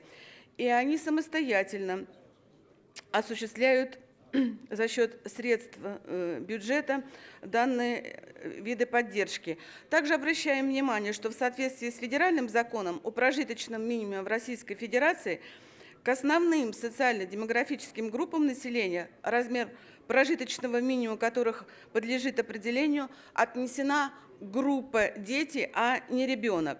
Величина прожиточного минимума на душу населения и по основным социально-демографическим группам населения устанавливается ежеквартально, и размер прожиточного минимума может также изменяться как и в большую, так и в меньшую сторону. Вот данным законопроектом не определен порядок осуществления данной выплаты. Вместе с тем хочу обратиться к вам, Сергей Александрович. Все-таки необходимо нужно было сделать финансово-экономическое обоснование, потому что вы утверждаете, что этот законопроект не приведет к увеличению средств Но, тем не менее, данному законопроекту никаких расчетов не сделано, и поэтому это не позволяет произвести объективную финансово-экономическую оценку последствий принятия предлагаемых законопроектом решений. Законопроект не поддержан правительством Российской Федерации, не поддерживает его и Комитет Совета Федерации по конституционному законодательству, поэтому комитет предлагает данный законопроект отклонить. Спасибо, коллеги. Есть ли желающие выступить по данному вопросу? Включите запись на выступление.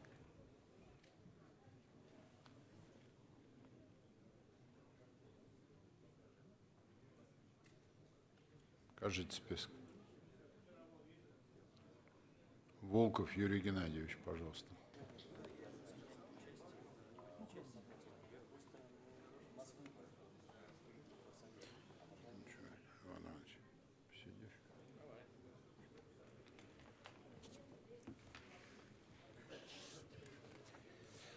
Уважаемые коллеги, беспризорщина, социальное сиротство – это, конечно, огромные проблемы в современной ситуации в нашей стране. Дети, которые по тем или иным причинам сегодня остались без попечения родителей, содержатся в детских домах. И многие из вас, я думаю, что все из вас в таких детских домах бывали, и не раз. Скажу больше, детскими домами эти учреждения в народе не называются. Они называются детдомами. Детдом. Вот от этого слова просто за версту несет холодом. Это слово, которым на самом деле в семьях сегодня детей пугают. Мы понимаем, что детдом – это сегодня слово, которое характеризует социальное неблагополучие. Детские дома выпускают из своих стен детей, подростков, да, уже достигших совершеннолетия, которые абсолютно не социализированы, абсолютно не готовы к нормальной взрослой жизни. В нашей стране есть и альтернативная форма содержания детей. Это, конечно, семейное устройство. Я вот по памяти постараюсь процитировать положение Конституции, которое сегодня в третьем чтении Государственная Дума приняла, где постулируется, что дети являются важнейшим достоянием Российской Федерации, и государство гарантирует социальную защиту детям, которые остались без попечения родителей. Наверное, этот законопроект предвосхитил в некоторой степени внесение таких поправок в Конституцию. Уважаемые коллеги, еще раз хотел бы обратить ваше внимание на тот факт, что несмотря на то, что в отрицательном заключении правительства Российской Федерации указано, что к законопроекту не представлено финансово-экономическое обоснование, на самом деле речь ведь не идет о выделении дополнительных средств из федерального бюджета. Речь не идет о выделении дополнительных средств из региональных бюджетов. Речь идет о том, чтобы имеющиеся средства в региональных бюджетах в рамках соответствующих статей перераспределить в пользу семейного устройства детей, создать экономические стимулы для того, чтобы эта форма сегодня развивалась. Потому что фактически настоящая ситуация выражается в том, что в разных регионах нашей страны невыгодно развивать семейное устройство. Вот Сергей Алексеевич уже говорил пример того законопроекта, который там несколько лет назад вносился нами в Государственную Думу и не был отклонен. Речь идет о дополнительных мерах защиты детей дошкольного возраста. Однако прошло время, и фактически аналогичные меры были внесены президентом Российской Федерации, и закон фактически был принят. Очень хотелось бы надеяться, что и обсуждаемый законопроект постигнет такая же судьба. Спасибо большое. Предлагаю проголосовать за поддержку законопроекта. Спасибо. Шейн Олег Васильевич, пожалуйста, с места включить микрофон. Да, я, конечно, поражен ходом дискуссии, потому что вещи совершенно очевидные. 50 тысяч детей находятся в детдомах. Содержание в детских домах стоит государству денег, потому что это не только расходы на питание, на одежду, но это в том числе и расходы на огромную коммунальную инфраструктуру, особенно в условиях, когда этих детей становится последние годы меньше, сами здания, сами комплексы, они ведь нисколько не уменьшаются. И очевидно, что государственные издержки здесь крупные. Предлагается законопроектом обеспечить, чтобы если детей берут в приемные семьи, то эта приемная семья получала бы на такого ребенка сумму, соответствующую прожиточному уровню ребенка в соответствующем субъекте федерации, в соответствующем регионе. Это тоже совершенно логично, потому что очень странно предлагать людям брать детей из детдомов на воспитание, попечение, при этом не компенсируя этим людям никак затраты, связанные с тем, чтобы была возможность обеспечить хотя бы прожиточный минимум. То есть абсолютно очевидно, что предложение не носит ни затратного характера, скорее наоборот, но уменьшает государственные затраты, ни какого-то антисоциального характера. Это совершенно социальный законопроект. Более того, он обеспечит социализацию этих детей, потому что одна история – это воспитание в детдоме, совершенно другая история – это воспитание в семье. Поэтому «Справедливая Россия» его категорически поддерживает, и причины, по которым он сейчас отметается, являются совершенно невразумительными. Спасибо. Вторыхина Елена Андреевна. Уважаемый Иван Иванович, уважаемые коллеги, данным законопроектом предлагается установить, что на детей, находящихся под опекой или попечительством, выплачиваются денежные средства в размере не менее величины прожиточного минимума ребенка в субъекте Российской Федерации. Мы отмечаем эту актуальность, важность вопроса стимулирования семейного устройства детей-сирот, но отмечаем следующее. Величина прожиточного минимума конкретного субъекта устанавливается законом субъекта, о чем говорили мои коллеги, и зависит от многих социальных, экономических показателей уровня жизни граждан, и она ежеквартально устанавливается. Его размер может и изменяться, в том числе и в меньшую сторону. Но данный законопроект это не показывает порядок осуществления данной выплаты, какие будут индексации, расчеты и так далее. При этом нужно отметить, что законопроектом предлагается выплачивать денежные средства только на детей, находящихся под опекой и попечительством, то есть выплачивать их, например, без учета многодетных семей, что тоже сегодня есть проблемы в территориях. Установление минимального размера денежного содержания детей, находящихся под опекой и попечительством, и не может привести к резкому снижению количества детей, находящихся в организациях для детей-сирот. Наверное, что имел тоже автор в своем законопроекте. То есть повышенные ежемесячные выплаты на детей, находящихся сегодня под опекой, уже будут осуществляться, в то время как финансирование организаций для детей-сирот сохранится, что определенно приведет к увеличению расходов и федерального, и регионального бюджетов на неопределенный срок. Но при этом данное обстоятельство в законопроекте во внимание не принято. И при подготовке законопроекта не отражено ничего, никакое финансово-экономическое обоснование и так далее. Но при этом мы говорим автору спасибо за внимание к этой проблеме. Она на самом деле есть, надо ее вместе рассматривать, но не в таком контексте. Фракция «Единая Россия» не может, к сожалению, поддержать данный законопроект. Благодарю. Спасибо, Елена Андреевна. Ставится на голосование проект федерального закона о внесении изменений в Семейный кодекс Российской Федерации в части уточнения прав детей, находящихся под опекой или попечительством. Включите режим голосования.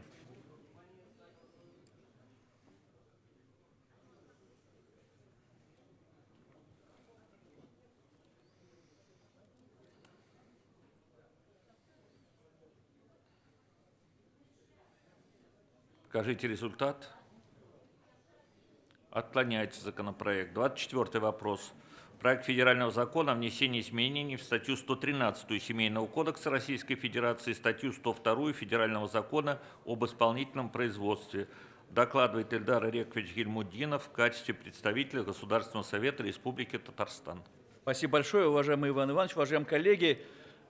Перед тем, как доложить законопроект, я хотел бы обратить внимание на одну тему, которая непосредственно связана с этим законопроектом. Как-то я уже здесь его озвучивал, но надо бы нам с вами серьезно отнестись к этой теме. Посмотрите, количество разводов в стране, вот я даже по регионам назову, вот Магаданская область, 752 развода на 1000 браков, Еврейская автономная область, 741, Мурманск, 698, возьмем Приволжский, Оренбург 603, Ульяновск 588, Саратов 623, даже мой родной Татарстан почти 50%. Каждая вторая семья распадается.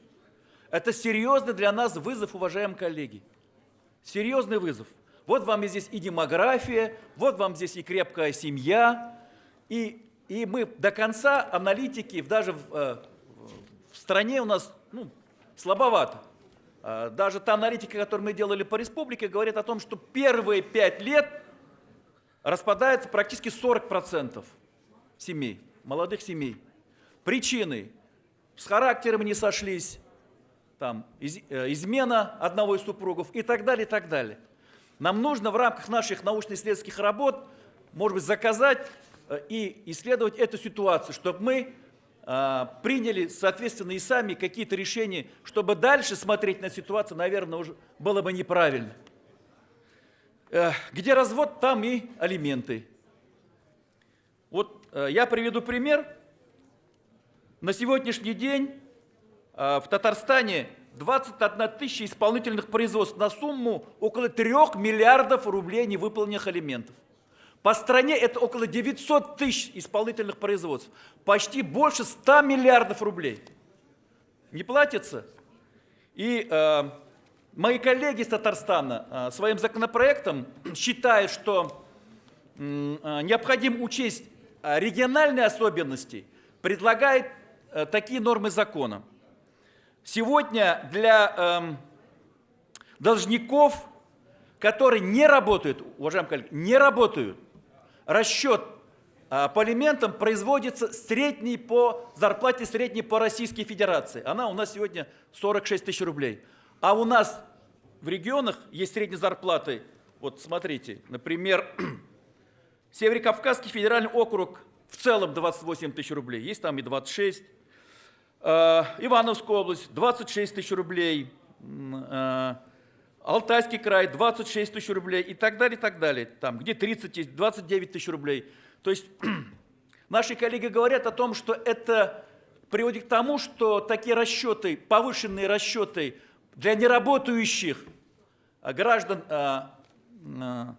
алименты, они 46 тысяч рублей, они не объективны и несправедливы. И нужно бы считать эти алименты, исходя из региональных особенностей по средней заработной плате в рамках субъекта. И предлагает такую норму, что для расчета для неработающих граждан должны быть учтены в разрезе средней заработной платы субъектов. 26 тысяч, значит, с этой суммы. 25, значит, с этой суммы. А ни в коем случае от 40. И это, соответственно, приводит к тому, что алименщики убегают, прячутся от уплаты или не могут и так далее, и так далее. Но если есть больше зарплаты средние от среднероссийских, есть у нас регионы, где и 80 тысяч, и 90 тысяч, то тогда расчеты производить, оставить средний по Российской Федерации с расчетом 46 тысяч рублей. Вот такую они предлагают. Законопроект считает, что это приведет к тому, что, возможно, должники будут платить эти алименты, уменьшится объем задолженностей, и это в какой-то мере будет объективно и справедливо, в том числе тех, кто платит, исходя из расчетов средней заработной платы по субъекту. Уважаемые коллеги, вот такое предложение прошу рассмотреть данная законодательная инициатива Республики Татарстан. Но еще раз хотел бы обратить внимание на ту ситуацию, которую я в начале своего доклада говорил, о демографии. Если мы должны сами посмотреть, значит, если такие количество разводов, значит, наши дети с вами, внуки не готовы строить семью, мы в том числе тоже с вами виноваты от того, что происходят такие процессы. Спасибо. Спасибо, Эльдар Рекович. С докладом от Комитета по вопросам семьи, женщин и детей выступит Анна Александровна Кувычка.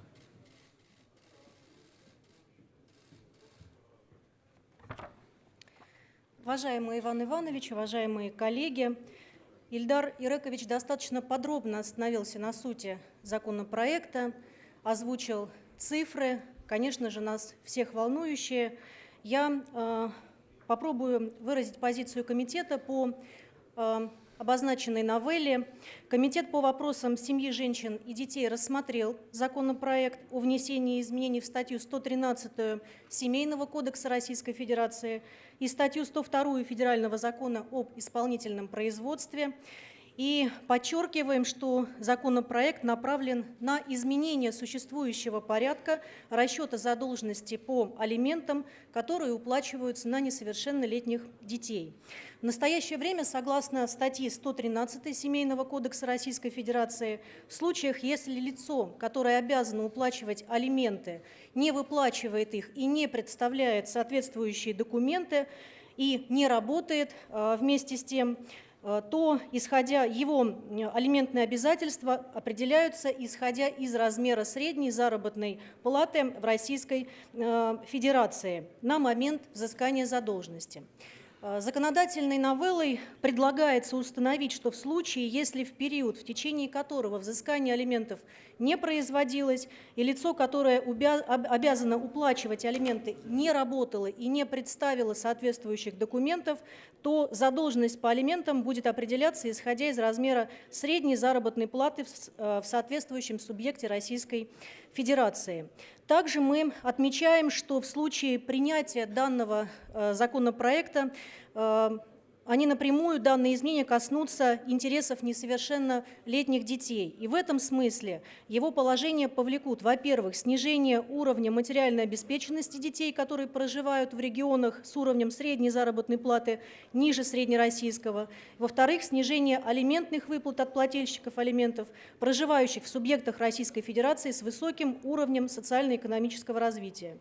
В этой связи мы отмечаем также, что в соответствии со статьей 80 Семейного кодекса Российской Федерации родители обязаны содержать своих несовершеннолетних детей, и в случае, если родители не представляют содержание своим несовершеннолетним детям, средства на содержание несовершеннолетних детей взыскиваются с родителей в судебном порядке. Я думаю, что будет правильным отметить, что именно в судебном порядке необходимо, учитывая индивидуальные особенности каждого из родителей, определять соответствующий размер алиментов. Так происходит и сейчас. В соответствии с этим Комитет по вопросам семьи, женщин и детей предлагает Государственной Думе не поддерживать представленную законодательную инициативу. Спасибо, Анна Александровна. Коллеги, будут ли желающие выступить? Есть. Включите режим записи на выступление.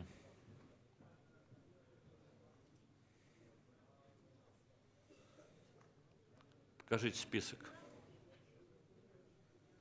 Плетнева Тамара Васильевна, пожалуйста. Вы хотите выступить, да, Елена Григорьевна? У нас нет процедуры вопрос-ответ. Пожалуйста, Тамара Васильевна. Уважаемый Иван Иванович, дорогие мои коллеги, Ильдар Ирекович был у нас на комитете. Вопрос этот, конечно, очень важный. Все, что он сегодня говорил о разводах, о цифрах, я все время про это говорю. Но в конце он правильно подметил об этом, мы все виноваты, все. Потому что я 100 раз говорила, давайте делать так, чтобы у нас, у каждого ребенка, как сказал президент, папа и мама были. И чтобы наши все средства массовой информации, мы все, семья, занимались воспитанием, чтобы развод – это был ЧП. А у нас сегодня вообще считают браком сожительство. Пожили, разбежались, еще где-нибудь родили, и потом начинается про элементы. А с них и элементы взять нельзя. А женщины у нас доверчивые, ой, лишь бы только, вот он никуда не делся. Да ладно, да зачем мне этот штамп в паспорте? Да давай поживем так. Хотя сама думает, что надо не так. Поэтому мы согласны с тем, что вы сказали, предисловие, но надо, чтобы у всех была работа, и эта работа оплачивалась нормально. Тогда мы не будем вот тут ругаться по пособиям, по алиментам и так далее.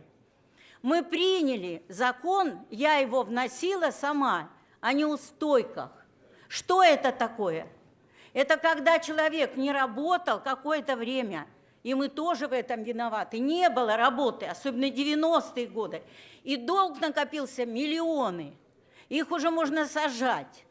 Если говорить про то, а как быть, у нас есть семейный кодекс, закон основной. Там записано, 25% на одного ребенка платишь, 33%, если ушел, двое детей оставил, 33% от зарплаты платишь. Если ты ушел 3 детей более, то от 50 до 70 даже сейчас процентов. Но это закон, а жизнь представляет другие условия. Вот, например, он задолжал, потому что не было работы, потому что у него, может, 2-я семья, где он там 3 родил детей, а там 1 и так далее. Это жизнь. И тогда что получается? Тогда получается у него вот эта вот огромная сумма. Он не уплатил. Есть, называется вот это штраф, неустойка. Вот тут мы приняли этот закон, вы все голосовали за него. И 1000 мужчин нам писали в комитет спасибо.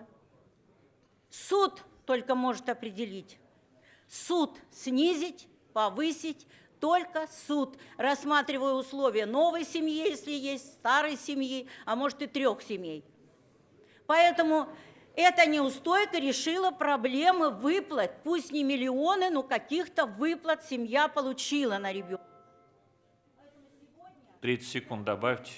Сегодня мы не можем, как вы говорите, давайте примем во всех регионах. Вот кто будет принимать? Мы что, в каждом регионе имеем это самое для федерации, для всей людей, которые сидят и будут вот это принимать. У нас только суд может. Вот почему мы не приняли этот законопроект. Спасибо. Окунева Ольга Владимировна, пожалуйста, с места включите микрофон.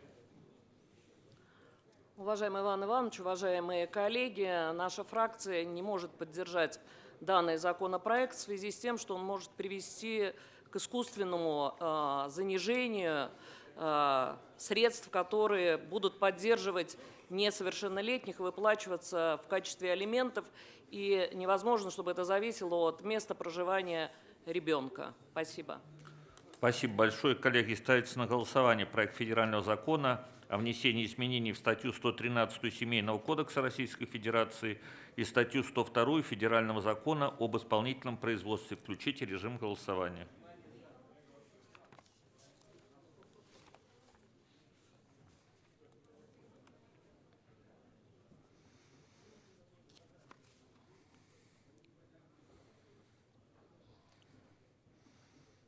Скажите результат. Отклоняется законопроект. Далее, коллеги, 25-й, 20... даже 3 подряд. Содокладчик тоже готов 3? Коллеги, дальше вот предложение не 2, а 3 одновременно рассматривать законопроекта. Я их вынужден озвучить. 25-й вопрос. Проект федерального закона о внесении изменений в статью 12.27 Кодекса Российской Федерации об административных правонарушениях в части уточнения ответственности за невыполнение обязанностей в связи с дорожно-транспортным происшествием.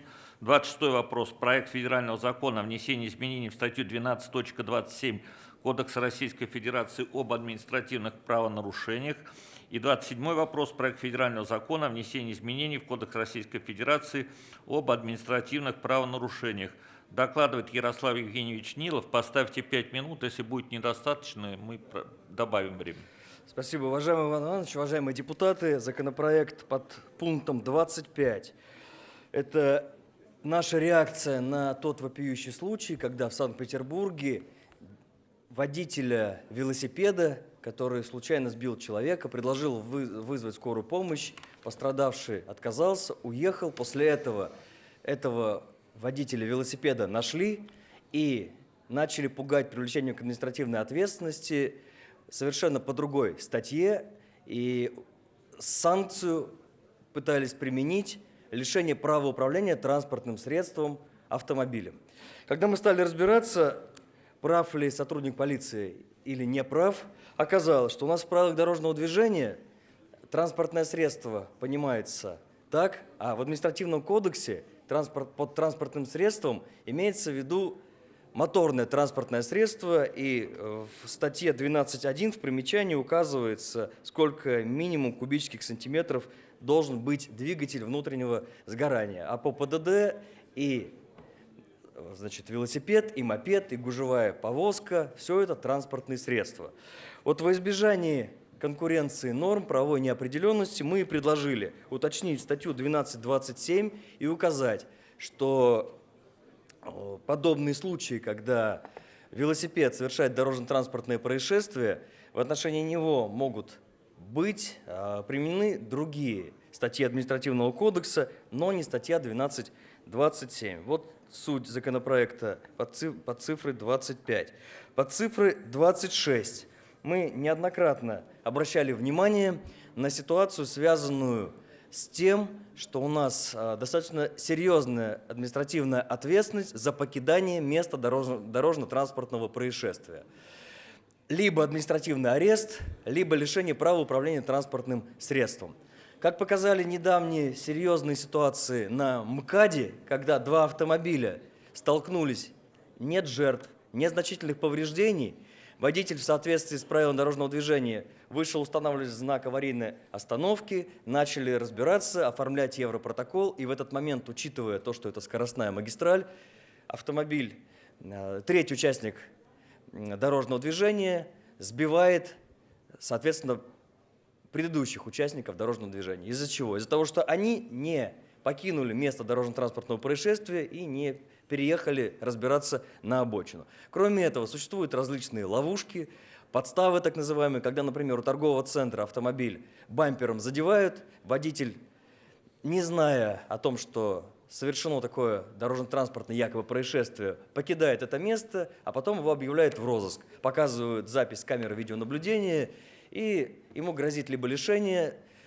права управления транспортным средством, либо административный арест до 15 суток. Кроме этого, бывают случаи, когда во дворе столкнулись без повреждений серьезных, без жертв, столкнулись два автомобиля, оставляет записку, предлагая в последующем оформить тот же европротокол или позже оформить это дорожно-транспортное происшествие. Потерпевшая сторона вызывает сотрудников ГАИ, соответственно, опять же, та же административная ответственность. Арест, либо лишение права управления транспортным средством. Поэтому мы предлагаем дать право суду использовать такую меру административного наказания, как административный штраф. Решение будет принимать только суд, принимая во внимание все обстоятельства произошедшего дорожно-транспортного происшествия. Это неоднократно нами поднималось, и Вячеслав Лысаков поддерживал раньше нас, говоря о том, что нужно отдельным законом попытаться это изменить и не вносить поправки во второе чтение тех законов, которые мы ранее здесь рассматривали. Мы предложили отдельным законопроектом, сейчас послушаем аргументацию, почему в очередной раз это сделать не получается. И под пунктом 27, что мы предлагаем? У нас существует административная ответственность за выезд на встречную полосу. Либо лишение права управления транспортным средством за первый выезд и за повторный выезд, соответственно, на 1 год можно лишиться прав. Ранее существовал административный штраф. В прошлом созыве Государственная Дума предложила, усилила ответственность, потом предложили, и в первом чтении это было поддержано, опять же, депутат Лысаков был инициатором этих изменений, было предложено за первый выезд штраф или лишение, за повторный выезд лишение. Но ко второму чтению все поменялось. И теперь у нас за встречную полосу однозначно лишение права управления транспортным средством вне зависимости от того, первый раз или не первый раз этот выезд. Бывают случаи, когда нет серьезной общественной опасности, одним колесом обеспечен выезд на встречную полосу, сотрудник полиции останавливает, привлекает к ответственности и по суду лишается права управления транспортным средством водитель. Либо существуют так называемые ловушки, в которые водители наши попадают. И вообще для водителей многих вот эта сплошная линия, разделительная линия, двойная сплошная, для них это не всегда есть ясное понимание того, какая ответственность наступает в том случае, если эта сплошная пересекается. Хотя у нас в административном кодексе, в правилах дорожного движения четко написано, например, выезд для разворота, для объезда препятствий или для поворота налево через сплошную – это только административный штраф. Но очень часто сотрудники дорожной полиции, пользуясь юридической неосведомленностью, начинают вводить в заблуждение, склоняя человека за рулем решить вопрос на месте. Так вот, для того, чтобы, соответственно, мы предлагаем дать возможность применять такую санкцию, как административный штраф, наряду с другими санкциями, которые сегодня есть в административном кодексе, имеется в виду лишение права управления транспортным средством за первый выезд на полосу встречного движения. Ну и, пользуясь случаем, хотел бы обратить внимание, что мы в ЛДПР занимаемся давно защитой прав автолюбителей, понимая, что многие за рулем они не всегда глубоко погружены в административное законодательство и не знают досконально правил дорожного движения, мы издали вот такую брошюру «ЛДПР водителю», где расположили специальные картинки, графические материалы с указанием конкретных санкций, которые могут быть применены за нарушение тех или иных правил дорожного движения, с указанием пунктов правил. Все это было направлено в ГАИ, и получено согласование на соответствие изображенных правонарушений и на указанные санкции. Всем тем, кто нас смотрит, и всем, кто слушает, мы готовы эти брошюры подарить. Пожалуйста, обращайтесь в нашу фракцию. И всем водителям рекомендую всегда с собой возите в бардачке правила дорожного движения и административный кодекс. В этой брошюре есть и то, и другое, а сделано это для того, чтобы быть более защищенным за рулем и не давать возможность вводить в заблуждение, пользуясь юридической неосведомленностью. Просим поддержать все три законопроекта. Нас поддерживает автомобильное сообщество и те некоммерческие организации, которые занимаются защитой прав автомобилистов. Спасибо. Спасибо, Ярослав Евгеньевич. С докладом выступает Вячеслав Иванович Лысаков. 5 минут поставьте, пожалуйста. Так, уважаемый Иван Иванович, уважаемые коллеги, ну, по пункту 25. Я хочу сказать, что предлагаемые меры комитет считает излишними, а именно изменения в статье 12.27 КоАПа, который устанавливает ответственность за невыполнение водителем обязанностей в связи с дорожно-транспортным происшествием. По мнению авторов этой инициативы, это может повлечь якобы неоднозначное толкование на практике, привести к привлечению ответственности иных участников дорожного движения. Здесь хотелось бы сослаться на мнение правительства, с которым мы совершенно согласны, что в данном случае разработчики законопроекта привели единичный случай, связанный с вопросом ошибочной квалификации должностным лицом. И это может быть скорректировано при рассмотрении дела в судебных инстанциях и абсолютно не свидетельствует о недостаточности либо неэффективности действующего правового регулирования. Также изложены в пояснительной записке к законопроекту аргументы о конкуренции норм частей 1-3 статьи 12.27 с нормами статей 12.29, 12.30 КоАПа не могут быть признаны убедительными и юридически корректными. В этой связи комитет предлагает данный законопроект отклонить. 26-й пункт.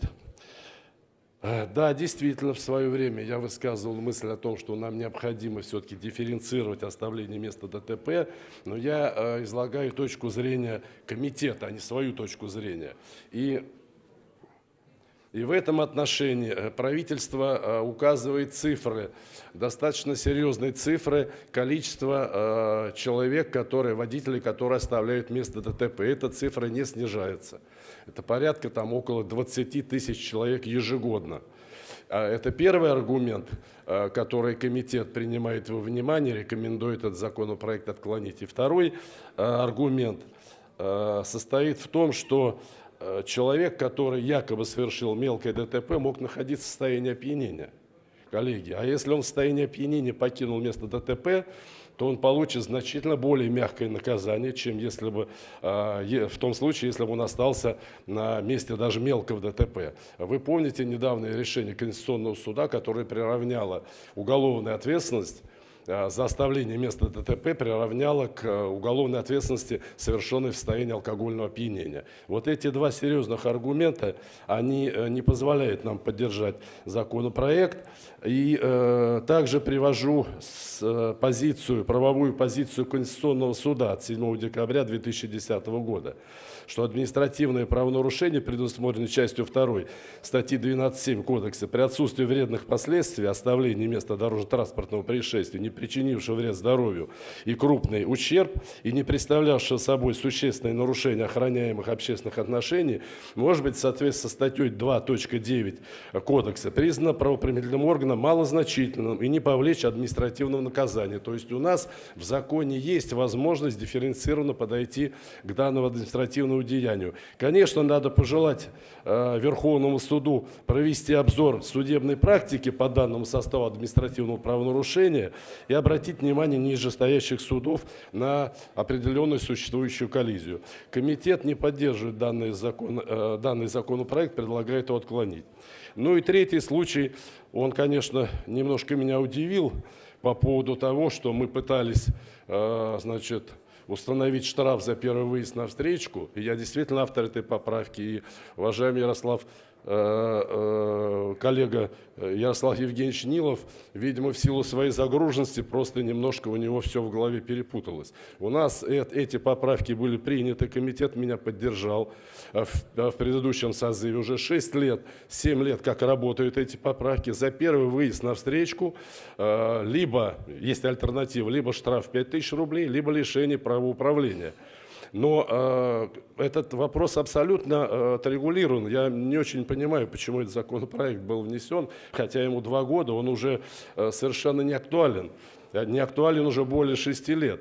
И более того, когда было безальтернативное наказание, только лишение права управления, конечно, это порождало непонимание, и многие судьи даже говорили: вижу, нормальный водитель, нету штрафов за спиной, разметка была там занесена или стерта, но законом определено только одно наказание – это лишение права управления на 4-6 месяцев.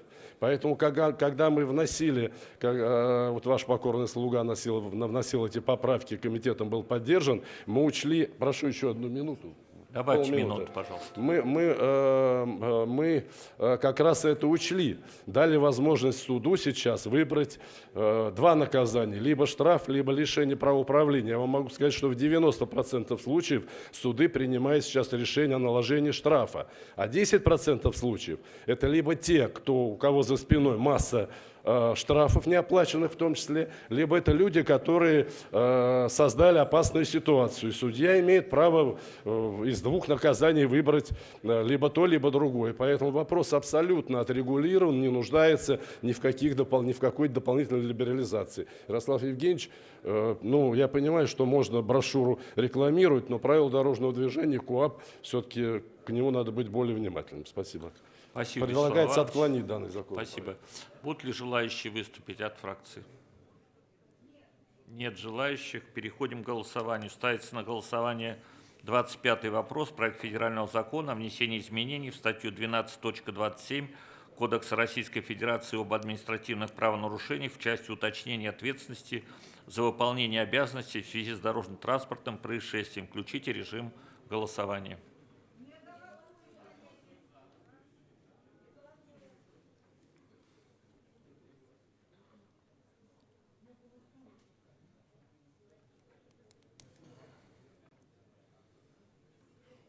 Покажите результат. Отклоняет законопроект. Ставится на голосование 26-й вопрос. Проект федерального закона о внесении изменений в статью 12.27 Кодекса Российской Федерации об административных правонарушениях. Включите режим голосования.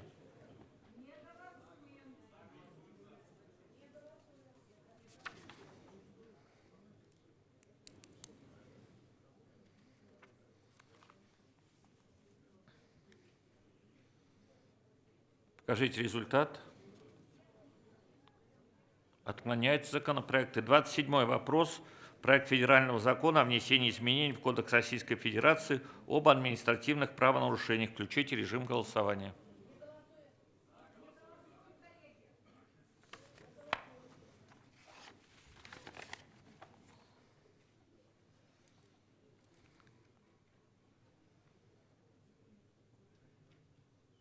Покажите результат. Отклоняет законопроект. 28-й вопрос. Проект федерального закона о внесении изменений в Кодекс Российской Федерации об административных правонарушениях в части установления дополнительной ответственности государственных муниципальных служащих и представителей органов законодательной власти. Докладывает Ольга Николаевна Алимова. Уважаемые коллеги, в середине декабря состоялось заседание Совета по правам человека, на котором президент Путин поддержал идею члена СПЧ Кабанову увольнять чиновников, которые хамят, оскорбляют, обратившись к ним граждан. Если человек пришел на работу в органы власти, да еще хамит и людей оскорбляет, то ему там не место, сказал президент об этом. И для этого необходимо перестроить уже действующий в КоАП статью об оскорблении чести и достоинства, статья 5.61. А ранее, до этого события, 10 апреля 2019 года группой депутатов КПРФ мы внесли законопроект, подготовили на рассмотрение Государственной Думы, но одновременно с пакетом законопроектов о государственной гражданской службе Российской Федерации и о муниципальной службе Российской Федерации. Конечно, было бы совершенно правильно, если бы мы их рассматривали совместно. Они были, оба проекта, сделаны по многочисленным просьбам наших избирателей, пострадавших от хамства и оскорбления граждан и чиновников, которые лица, замещающих государственные муниципальные должности. Принятие поправок статьи 5.61 и 20.61 Кодекса Российской Федерации об административных правонарушениях станет дополнительным правовым инструментом для гармонизации действий, вступивших в законную силу 29 марта 2019 года федеральных законов Клиш-Сыбокова, вводящего штрафы за оскорбление представителей власти. О чем же наш законопроект? За оскорбление, содержащее в публичном выступлении должностных лиц, штраф от 30 до 50 тысяч рублей, на лиц, замещающих должность государственной гражданской муниципальной службы, от 50 до 100 тысяч рублей, на юридических лиц от 100 тысяч до 500 тысяч рублей. И специальным субъектом административной ответственности в случае совершения им административного правонарушения в связи с неисполнением либо надлежащим исполнением своих служебных обязанностей является, вот я уже сказал, специальным субъектом административной ответственности. Статья 19 Конституции Российской Федерации провозглашает, что все равны перед законом и судом, а государство должно гарантировать равенство прав и свобод человека и гражданина. И любые формы ограничений прав граждан по признакам социальной, расовой, национальной, языковой или религиозной принадлежности запрещается. А равенство перед законом означает равенство прав, свобод и обязанностей, ответственности человека и гражданина в рамках общего правового статуса, установленного законодательством. И последнее не исключает особенности правового статуса отдельных категорий лиц, предоставление им более широких прав и возложение на них специфических обязанностей, обусловленных, например, занимаемой должности. Отсутствие реального механизма ответственности за те или иные нарушения в силу рекомендательной направленности предписаний статьи 18 Закона Федерального о государственной гражданской службе, а также аналогичной по содержанию статьи 14 Федерального закона о муниципальной службе в Российской Федерации, приводит к порождению безнаказанности чиновников, презирающих народ. Таким образом, представляется необходимым дополнить запретительными нормами указанные законы, что мы уже предложили в законопроекте, о котором я сейчас говорю. Но что делать, если череда громких оскорблений вот уже, так сказать, пополняется новыми и новыми презрительными, унизительными высказываниями? Надо принимать закон, чтобы это приостановить. Действительно, к сожалению, очень часто в последнее время чиновники разных уровней выражают свое презрительное отношение к гражданам Российской Федерации, особенно к социально незащищенным слоям. Я уже не говорю про пресловутые макарошки, мы вас не просили рожать, вы какого рожаете детей, ну и так далее, и так далее. Бухаете, и те, кто живут в хрущевках, оскорбил, обозначить скотобазой, который бухает, колется и бросает мусор в подъезде, орет по ночам. Депутат в Волгоградской областной думе сказал, что пенсии в 8 тысяч рублей получают исключительно тунеядцы и алкаши. Я уже не говорю про главу Чувашии, который прославился своим не только презрительным отношением, но не только высказываниями, но и действиями.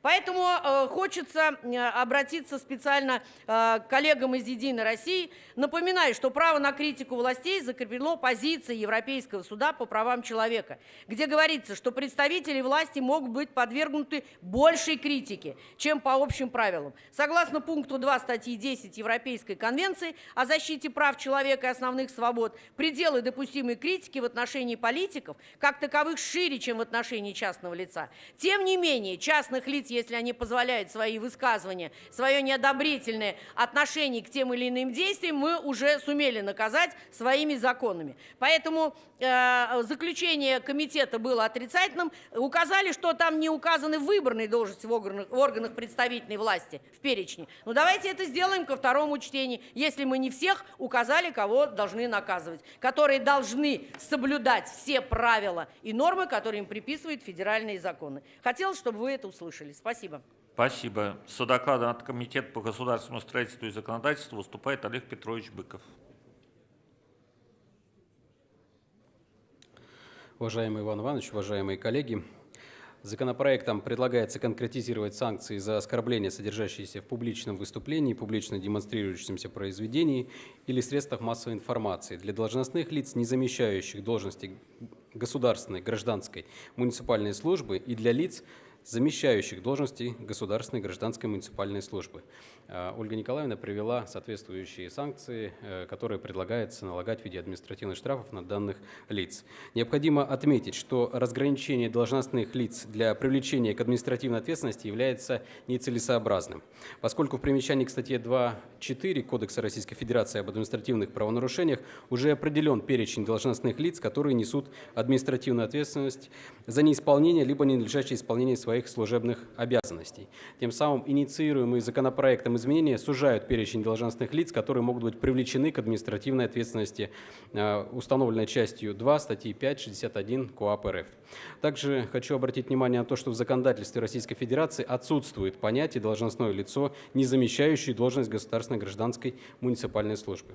Одновременно законопроектом также предлагается за распространение от имени лиц, замещающих должности государственной, гражданской, муниципальной службы, а также выборные должности в федеральном, региональном или муниципальном органе представительной власти, в информационно-телекоммуникационных сетях, в том числе в сети интернет, информации, выражающейся в неприличной форме, которая оскорбляет человеческое достоинство отдельных граждан, а также социальных, профессиональных и иных групп граждан, если эти действия не содержат уголовно наказуемого деяния, ввести, соответственно, ответственность в виде наложения административного штрафа в размере от 100 тысяч до 500 тысяч рублей.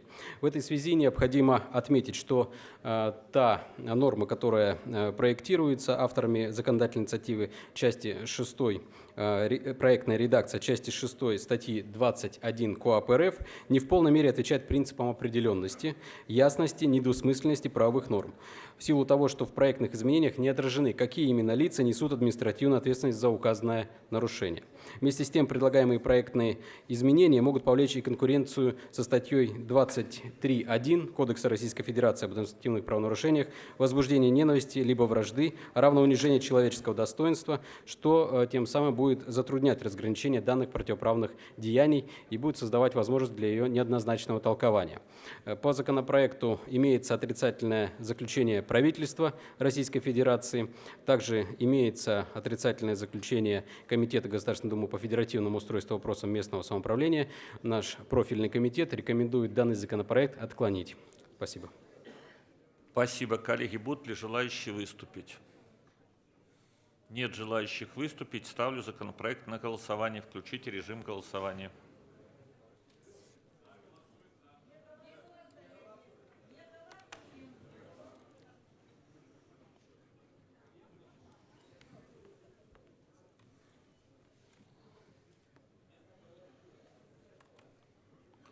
Покажите результат. Отклоняет законопроект. 29 вопрос. Проект федерального закона о внесении изменений в статью 114 Воздушного кодекса Российской Федерации. Докладывает Федот Семенович Тумусов в качестве представителя Государственного собрания Ильтумен Республики Саха-Якутия.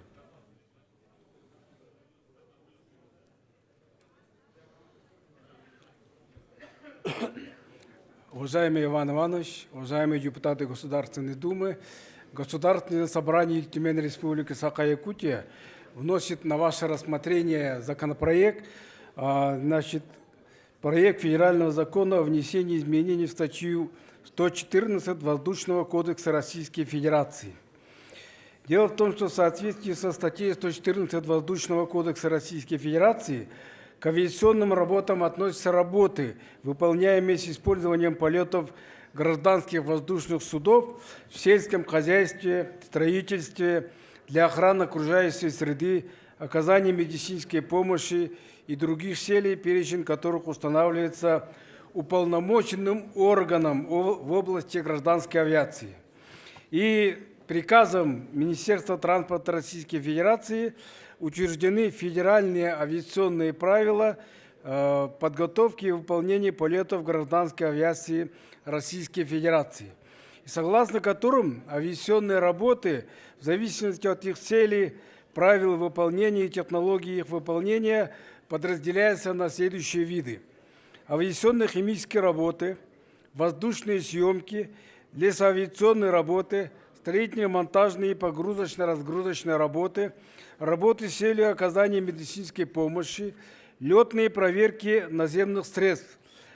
Территориальные органы Федерального агентства воздушного транспорта в связи с утвержденными правилами выдают разрешение на выполнение видов авиационных работ, которые предусмотрены вышеназванными правилами. Очень важными являются такие виды авиационных работ, которые не учтены в этих правилах, как транспортировка персонала заказчика авиационной работы, транспортировка груза заказчика авиационной работы, обследование пастбищ, птиц и животных, обездвижение, отстрел животных, ледовые наблюдения на водном объекте и контроль за ледовой обстановкой, а также другие виды авиационных работ.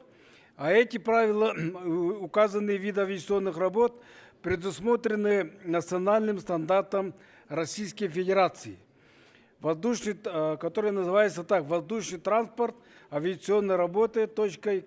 Классификация», утвержденная приказом федерального, уже другого органа государственной исполнительной власти, Федерального агентства по техническому регулированию и метрологии, Росстандартом. И в связи с этим, значит, на разрешение на них не выдаются, поскольку они утверждены, руководствуются только правилами. А законопроектом предлагается расширить перечень видов авиационных работ в соответствии с национальным стандартом Российской Федерации. Применение к отношению положений пункта 1 статьи 114 Воздушного кодекса Российской Федерации позволит привлечь к выполнению авиационных работ организации, независимо от организационно-правовых форм, в том числе, значит, индивидуальных предпринимателей и физических лиц. То есть это позволит и снизить себестоимость выполняемых авиационных работ. И поэтому Государственное собрание Ильтюмен предлагает принять данный законопроект. Спасибо. Прошу поддержать. Спасибо, Федот Семенович. Со докладом от Комитета по транспорту и строительству выступает Максим Викторович Сураев. Уважаемый Иван Иванович, уважаемые коллеги, как заметил Федот Семенович, в соответствии с воздушным законодательством в Российской Федерации физические и юридические лица, выполняющие авиационные работы, должны подлежать сертификации в целях подтверждения их соответствия требованиям, определенным в зависимости от объема и сложности выполняемых работ, в том числе для обеспечения безопасного выполнения этих работ. Это у нас соответствует и исполняется по Воздушному кодексу Российской Федерации, и, соответственно, правила устанавливаются Минтрансом, то есть эти федеральные авиационные правила, которые были здесь озвучены. Данным законопроектом предлагается установить перечень авиационных работ по национальным стандартам Российской Федерации. Но в соответствии с этим законом у нас о стандартизации в Российской Федерации у нас это применяется только на добровольной основе. И, соответственно, для добровольного применения утвержден национальный стандарт Российской Федерации и ГОСТы. Вот тот пункт, который говорил Федот Семенович, это воздушный транспорт, авиационная работа и классификация. В связи с изложенным комитет полагает недопустимым замену нормы об утверждении перечня авиационных работ обязательного для применения нормой, позволяющей руководствоваться перечнем указанных работ, носящим необязательный характер. На данный законопроект у нас получен отрицательный отзыв правительства Российской Федерации, и, учитывая изложенное, комитет рекомендует отклонить в первом чтении данный законопроект. Спасибо за внимание. Спасибо, Максим Викторович. Коллеги, будут ли желающие выступить? Нет. Ставлю законопроект на голосование. Включите режим голосования.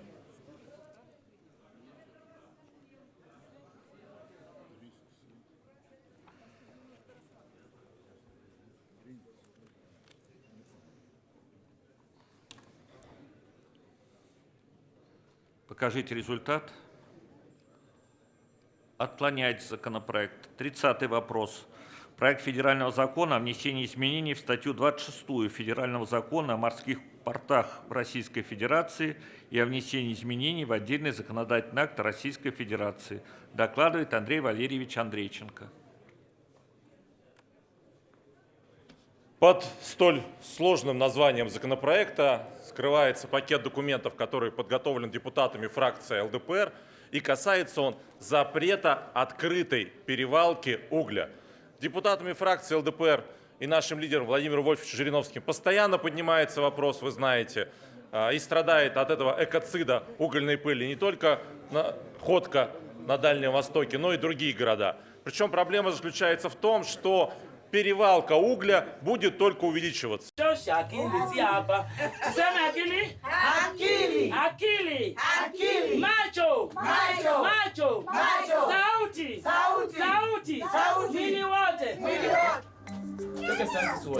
Haya, na kama tumesimama hivi, ukitaka kumdunga macho, tuweke stances wote.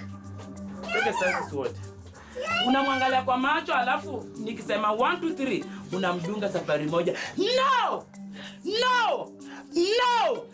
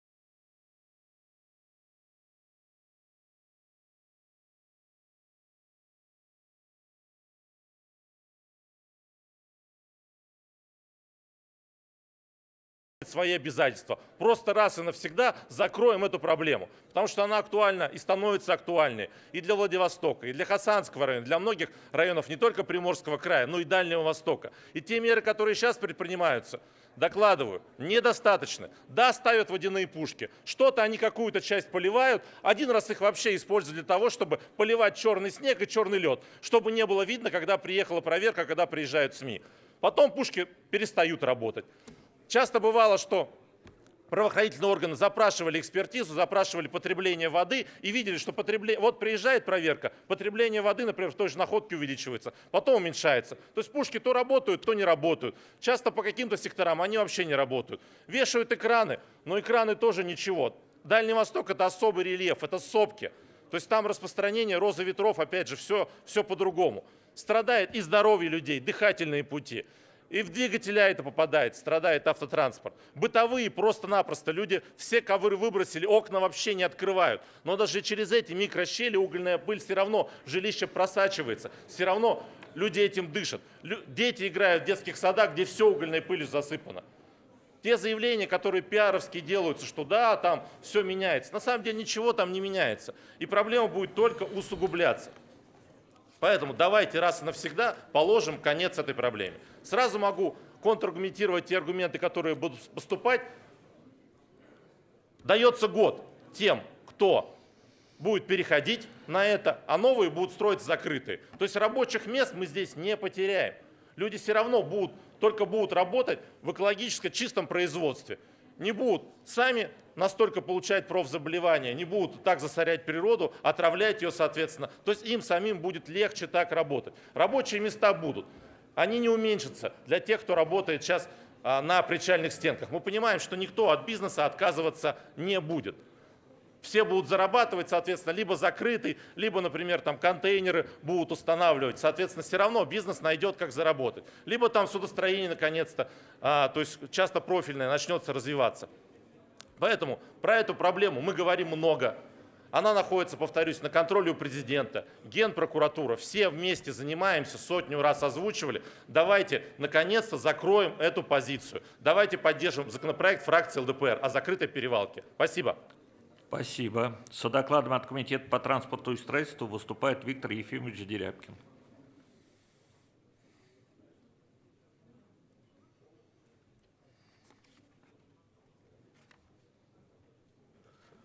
Уважаемый Иван Иванович, уважаемые коллеги, данный законопроект, внесенный нашими коллегами, направлен на решение действительно острой проблемы, которая имеет место быть в морских портах, занимающихся перевалкой сыпучих грузов и в первую очередь угля открытым способом. Особенно эта проблема остро стоит в Приморском крае. Ни у кого из депутатов не вызывает возражений эффективный поиск путей решения данной проблемы. Тем не менее, данный законопроект задачу обеспечения экологической безопасности в морских портах, к сожалению, не может решить. Ну, во-первых, проблема пылящих грузов не предмет правового регулирования закона о морских портах, а предмет правового регулирования закона о техническом регулировании.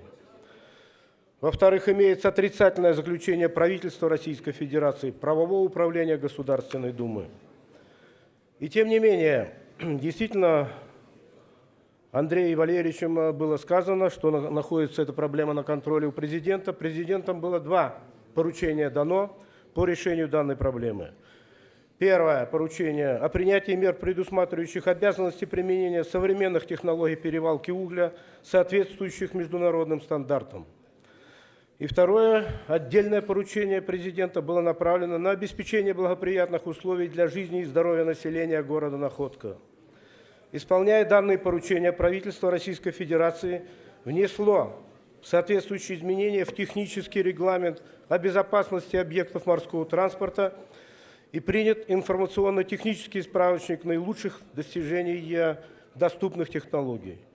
После этого необходимость применения наилучших технологий стала обязательным для всех операторов морских портов, осуществляющих перевалку угля. Заключены были соглашения между Минтрансом Российской Федерации, Росприроднадзором России, ГУП Росморпортом, администрацией Приморского края и операторами морских портов. Таким образом, в отличие от рассматриваемого законопроекта, эта задача начала комплексно решаться. За 2 последних года на реконструкцию портов было потрачено более 10 миллиардов. Авторы законопроекта предлагали эту проблему решить за счет федеральных средств. К сожалению, ни в 2019, ни в 2020 году мы этих средств не видим. Которые занимаются перевалкой угля, частные лица. Правительством Российской Федерации подготовлен законопроект, закрепляющий расторжение договоров аренды федерального имущества при неисполнении предписаний контрольно-надзорных органов и решения судебных инстанций в случаях нарушения санитарного и экологического законодательства. Это очередное было поручение президента. В ближайшее время этот законопроект будет внесен в Государственную Думу.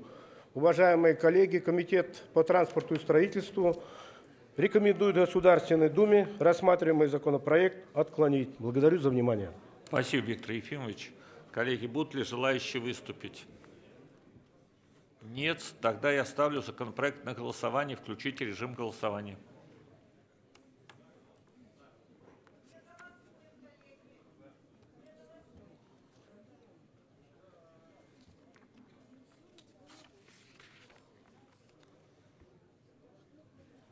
Покажите результат.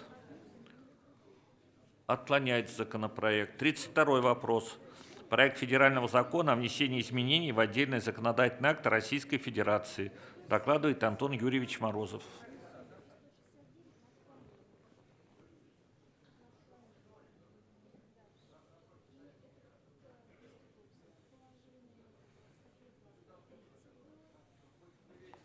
Уважаемый Иван Иванович, уважаемые коллеги, мы озаботились той проблемой, что зачастую участники судебного процесса не получают своевременного извещения о том, что они участвуют в этом судебном процессе.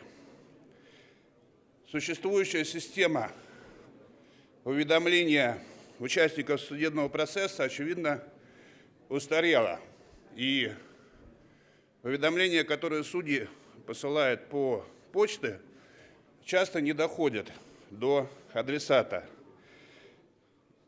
А как известно, основным принципом честного и справедливого судопроизводства является обеспечение состязательности сторон. Исходим из того, что информационные системы не стоят на месте. У нас активно используется и совершенствуется система государственных услуг. И мы предлагаем в нашем законопроекте предусмотреть возможность для граждан дать согласие на извещение о судебных производствах, в которых они являются стороной путем СМС или уведомления по электронной почте на портале государственных услуг.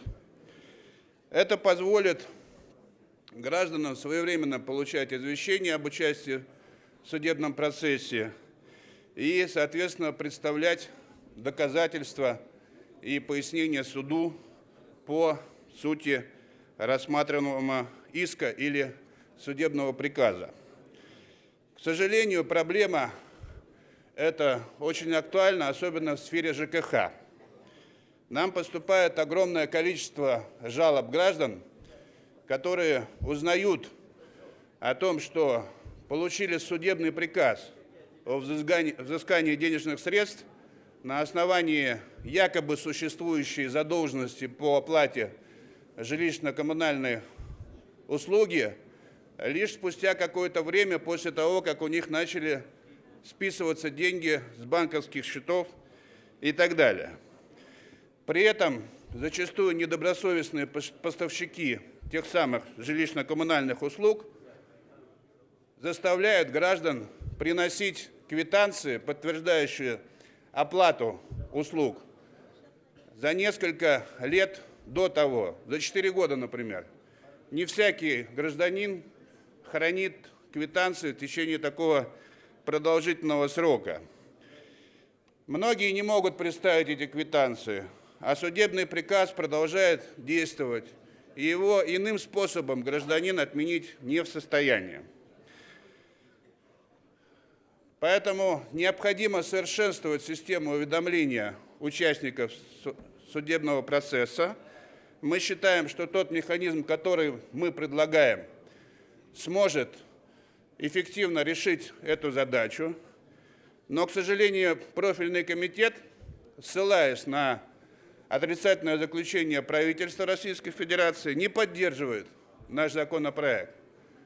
При этом я хочу напомнить, что у нас в стране действует принцип разделения властей.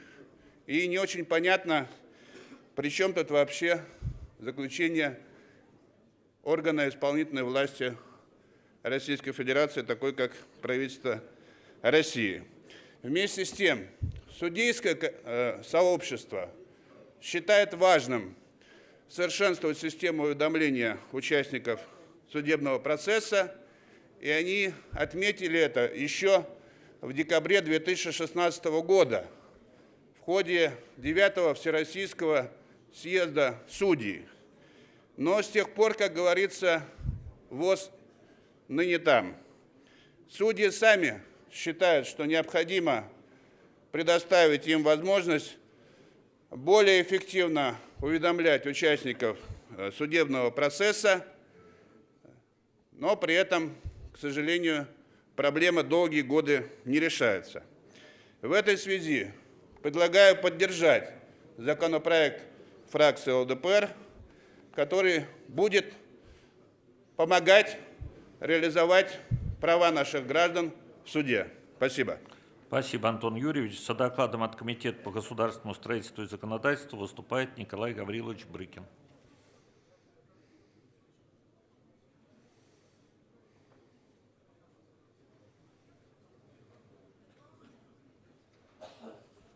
Уважаемый Иван Иванович, уважаемые коллеги, уважаемый Антон Юрьевич, я внимательно выслушал новацию и с уважением к Антону Юрьевичу к вам отношусь и к вашему соавтору. Ну, давайте все-таки по порядку мы начнем. Я бы хотел по фактам. Я бы хотел обратить внимание, что в настоящее время, помимо давних способов давления, где мы имеем заказные письма, повестки с уведомлением, вручение телефонограмм и телеграмм, предусмотрено уведомление первое с помощью СМС один раз. Значит, личного кабинета в системе автоматизации судопроизводства, это второй же случай, факт. А в административном судопроизводстве дополнительно с помощью электронной почты. Все эти способы, они действуют при наличии согласия участвующего в деле. Вы об этом сказали, что необходимо получить. И учитывая достаточно обширный объем и перечень для уведомления участников судопроизводства, расширение способа дополнительного извещения, ну, наверное, оно само по себе имеет быть местным, но потребует более детального обоснования. Значит, о чем я хочу сказать? Вот на сегодняшний день основная цель авторов законопроекта задействовать портал госуслуг. Ну, коллеги, давайте посмотрим. В настоящее время техническая возможность выразить согласие на извещение, как само извещение через портал госуслуг, она не реализована. И почему здесь заключение правительства? Давайте вещи реально называть своими именами. Вот, соответственно, потребуется разработка и приобретение специализированного программного обеспечения. Эти моменты в предлагаемом проекте федерального закона, они не учтены. И как мы можем ее принимать? Также не представлены расчеты дополнительных расходов бюджета. Это тоже аргумент достаточно важный. Законопроектом предусмотрено время на разработку и внедрение соответствующей технической возможности на портале госуслуг. И, наверное, при учете доработанных этих элементов, возможно, дополнительное внесение для рассмотрения будет, иметь место. Но в таком варианте, который есть, Комитет по государственному строительству и законодательству не поддерживает данную законодательную инициативу и предлагает отклонить. Спасибо. Спасибо, Николай Гаврилович. Коллеги, будут ли желающие выступить? Нет. Ставлю законопроект на голосование. Включите режим голосования.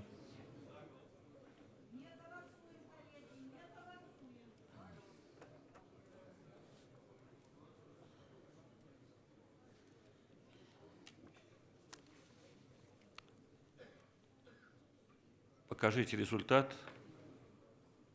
Отклоняет законопроект Ярослав Евгеньевич Нилов по ведению, пожалуйста. Иван Иванович, спасибо. В рамках 46-й статьи регламента хотел бы для информации сообщить, депутат Лысаков, выступая в свойственной себе манере, позволил себе некорректное высказывание. Я распечатал с базы первое чтение внесенного им законопроекта, который совпадает с нашим законопроектом по сути, и текст третьего чтения, который заметно претерпел изменения по сравнению с первым чтением. Поэтому, несмотря на загруженность, в голове все в порядке. И за языком надо следить, уважаемый Вячеслав Иванович. Спасибо. 33-й вопрос. Проект федерального закона о внесении изменений в Гражданский процессуальный кодекс Российской Федерации. Докладывает Валерий Карлович Гартунг. Пожалуйста.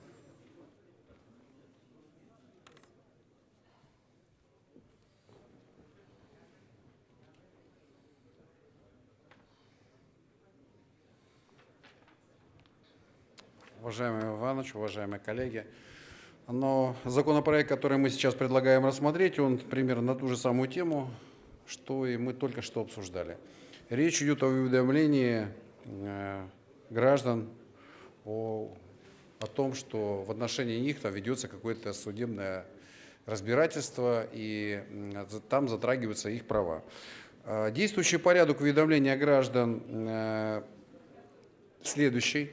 Если по почте уведомлен человек, но почтовое отправление им не было получено, то для того, чтобы избегать злоупотребления гражданами, скажем так, своим правом защиты, когда граждане умышленно не получат... Коллеги, потише, пожалуйста, потом разберетесь. Коллеги, делайте потише. замечания коллегам. Не, вот в коллеги, фойе можете выйти, потише. поговорить. Вот. Пожалуйста. И действительно часто бывает, что граждане умышленно не получают почтовое отправление, чтобы потом в суде сказать, что мы не получали уведомления, поэтому просим перенести заседание или отменить судебное решение.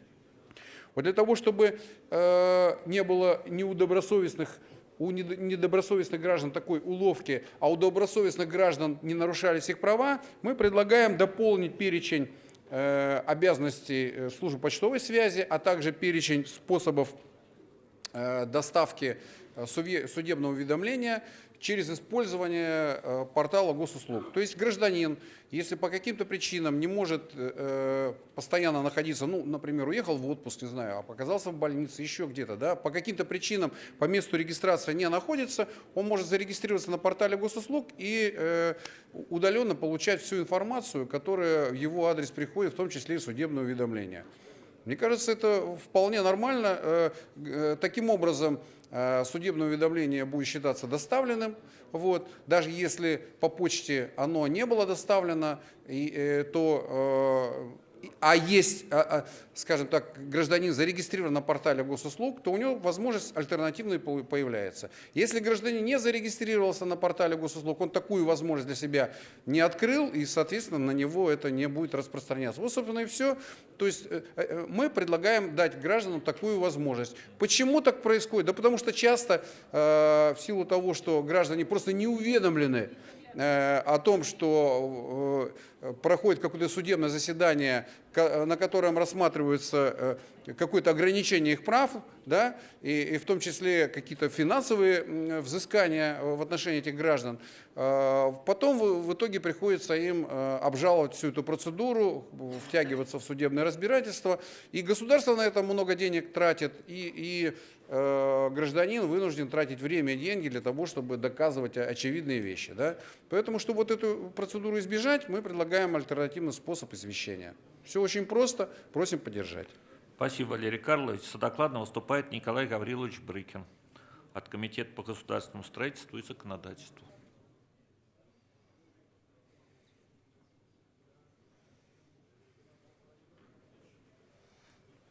Уважаемый Иван Иванович, уважаемые коллеги, Валерий Карлович, правильно вы сказали, что данный законопроект, он взаимосвязан с предыдущим.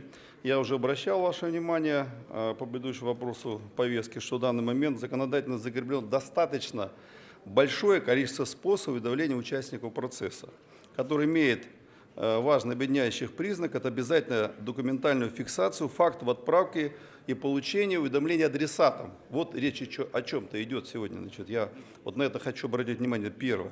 Предлагаемый проект федерального закона и способ направления судебного уведомления не предполагает возможность фиксации фактов получения адресатам судебных извещений. При этом процессуальное законодательство связывает с фактом наличия уведомления участника достаточно большое количество последствий для него, вплоть до рассмотрения дела в его отсутствии. О каком мы можем говорить доступе к правосудию?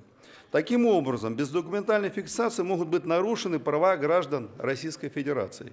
Также считаю необходимо ответить следующее, что на граждан не может быть возложена обязанность постоянно проверять личные кабинеты, электронную почту на наличие уведомлений, да и техническая возможность доступа в интернет, скажем честно, бывает у людей не всегда. В свою очередь, для цели отслеживания судебных дел по интернету уже предусмотрена возможность создания в системе автоматизации судопроизводства личного кабинета, который предполагает возможность получения извещений и иных документов в электронном виде.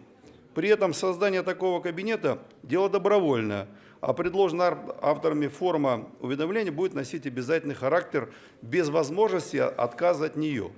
Ну и я думаю, что вы согласитесь, что в таком варианте, который предлагается, Комитет по государственному строительству и законодательству поддержать данный проект федерального закона не может. Спасибо за внимание. Спасибо, Николай Гаврилович. Коллеги, будут ли желающие выступить? Есть. Включите режим записи на выступление. Коллеги, я напоминаю, я вижу 2 руки от «Справедливой России». Вам придется определиться, кто. Покажите список. Маляков Игорь Юрьевич и Дропека Елена Григорьевна. Кто будет выступать? Дропека Елена Григорьевна, пожалуйста. Приготовиться Даниилу Владимировичу Бессарабову. Пожалуйста, Елена Григорьевна. Спасибо большое, уважаемый Иван Иванович, уважаемые коллеги. Я хотела сказать, что критика в адрес законопроекта не очень справедлива, потому что сегодня почта, доставляя почтовое отправление, если в течение 7 дней оно не было получено, оно считается полученным, вот это уведомление. Такая история произошла лично со мной. До меня не дошло налоговое уведомление стоимостью в 400 рублей. Через 2 года на меня налоговая подала в суд. Суд, этот самый, значит, как это, местный суд-то у нас, он меня осудил. Мировой суд, да. Он меня осудил. Судебные приставы взыскали с меня 400 рублей, сняв их с моей банковской карты. А я этого все ничего не знаю, поскольку я нахожусь в Москве здесь, а зарегистрирована я в Петербурге. И получается, что я ничего не знаю. Потом мне, значит, приходит уведомление во время выборной кампании. Я узнаю, что я оштрафована. Я бегу, плачу 400 рублей, прибегаю к судебным приставам. Они падают в обморок, говорят, что вы наделали? Мы же не сможем вам теперь эти 400 рублей вернуть. Мы с вас уже их взыскали. О том, что они с меня взыскали, как вы понимаете, я тоже не догадалась, потому что сумма абсолютно несущественная.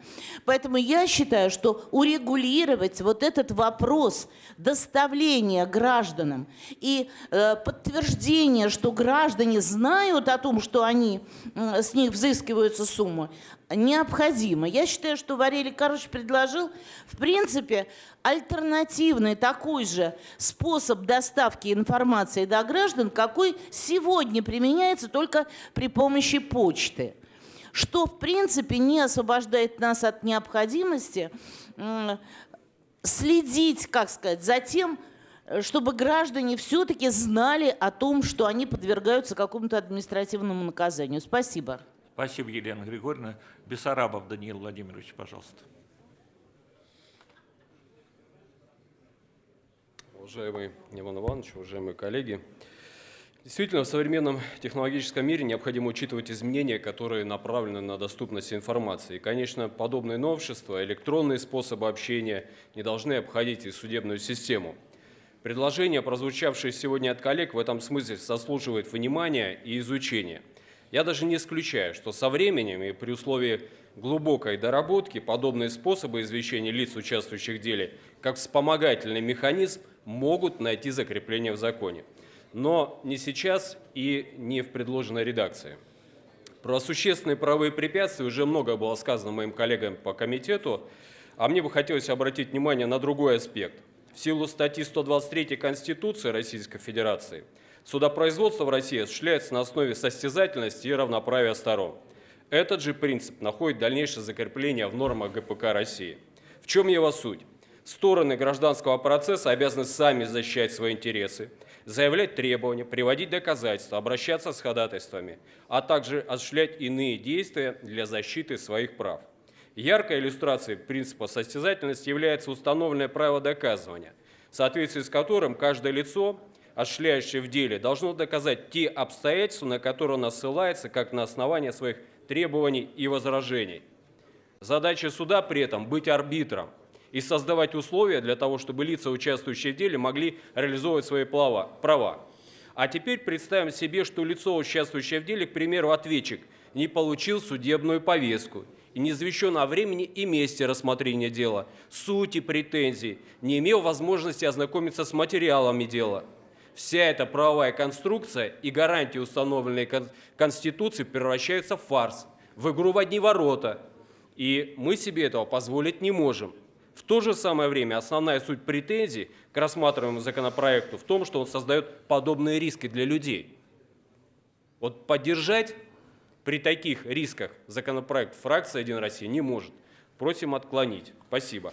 Спасибо, Даниил Владимирович. Коллеги, обсуждение завершено. Ставится на голосование проект федерального закона о внесении изменений в Гражданский процессуальный кодекс Российской Федерации. Включите режим голосования.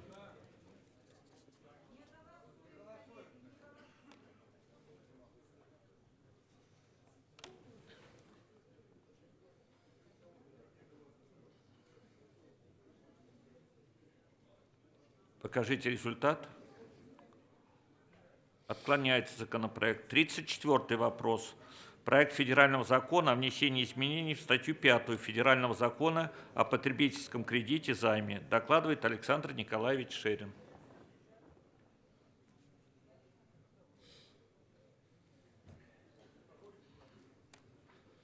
Уважаемые коллеги, фракция ЛДПР неоднократно пыталась внести законопроекты, которые бы облегчили положение наших граждан, попадающих в кабалу к микрофинансовым организациям, либо попадая в кредитную зависимость иным банковским структурам.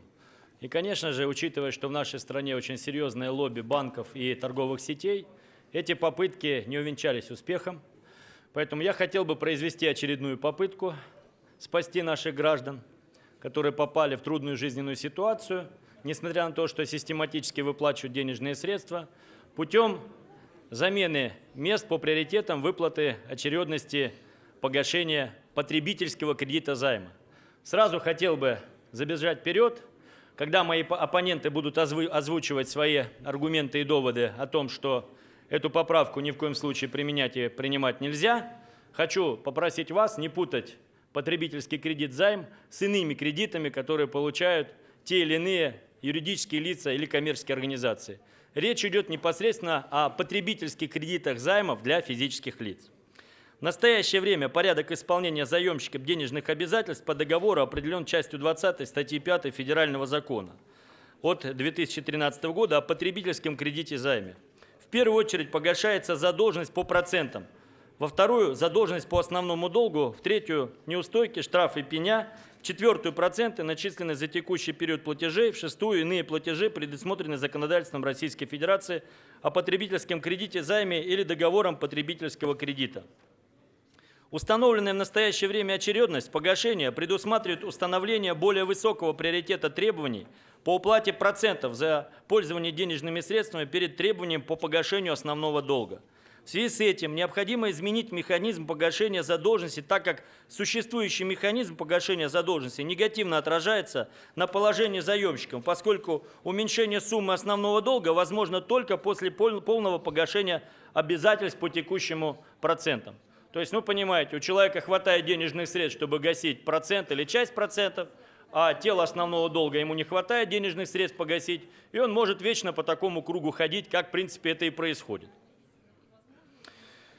При таких обстоятельствах ситуации, когда ввиду снижения дохода заемщика-потребителя уплачиваемых им сумм хватает лишь на оплату процентов за пользование денежных средств, а размер его основного долга не сокращается.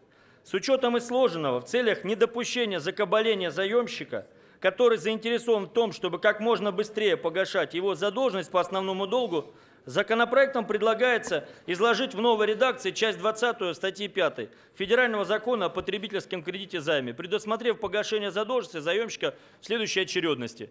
Просто-напросто, коллеги, меняются местами два пункта. То есть сначала сумма основного долга, потом проценты за пользование денежными средствами, ну и дальше неустойки, штрафы, пени, иные платежи. Такой подход соответствует требованию предоставления потребителю дополнительных преимуществ и защиты со стороны законодателя, как экономической, более слабой и зависимой стороне в отношениях с коммерческими организациями. Уважаемые коллеги, речь идет в первую очередь о наших социально незащищенных слоях граждан, ну, так называемых пенсионеров, которые ввиду малой доходности вынуждены обращаться в микрофинансовые организации, иные кредитные организации, ввиду своей юридической, может быть, слабой осведомленности, неграмотности, люди подписывают соответствующие договора, соглашения. И когда попадают в какую-то трудную жизненную ситуацию, то даже ежемесячно, когда у них с их карты снимается половина пенсии, этих денежных средств хватает только на погашение процентов, а не тело кредита, эти люди практически всегда должны. Поэтому я очень прошу вас поддержать нашу инициативу. Это ни в коем случае не ударит по коммерческим интересам микрофинансовых организаций, либо кредитным организациям. Это никаким образом не освобождает человека от его обязательств, что он должен не платить какие-то деньги. Но это поставит определенные заслоны, защиту вот этих людей, по сути дела, в полном погашении задолженности которых, наверное, микрофинансовые организации особо и не заинтересованы. Поэтому прошу вас поддержать инициативу ЛДПР и поддержать наших граждан, которые ждут справедливости со стороны государства и защиты своих интересов. Спасибо. Спасибо, Александр Николаевич. Присаживайтесь. С докладом выступает первый заместитель председателя комитета по финансовому рынку Игорь Борисович Дивинский. Уважаемый Иван Иванович, уважаемые коллеги, законопроектом предлагается изменение очередности погашения задолженности по договору потребительского кредита займа в случае недостаточной суммы произведенного заемщиком платежа, превышающей основную сумму долга, для полного исполнения обязательств по договору потребительского кредита займа. И в этом случае законопроект предлагается в первоочередном порядке погашение основной суммы долга, затем процентов за пользование денежными средствами, неустойки, штрафы, пени и иных платежей, предусмотренных законодательством Российской Федерации о потребительском кредите, займе или договором потребительского кредитования. Однако, исходя из предлагаемой законопроектом формулировки, не предоставляется возможным определить, в каком порядке будет осуществляться погашение задолженности по потребительскому кредиту, если сумма, произведенная заемщиком платежа, недостаточна не только для полного исполнения обязательств, но даже не превышает основную сумму долга.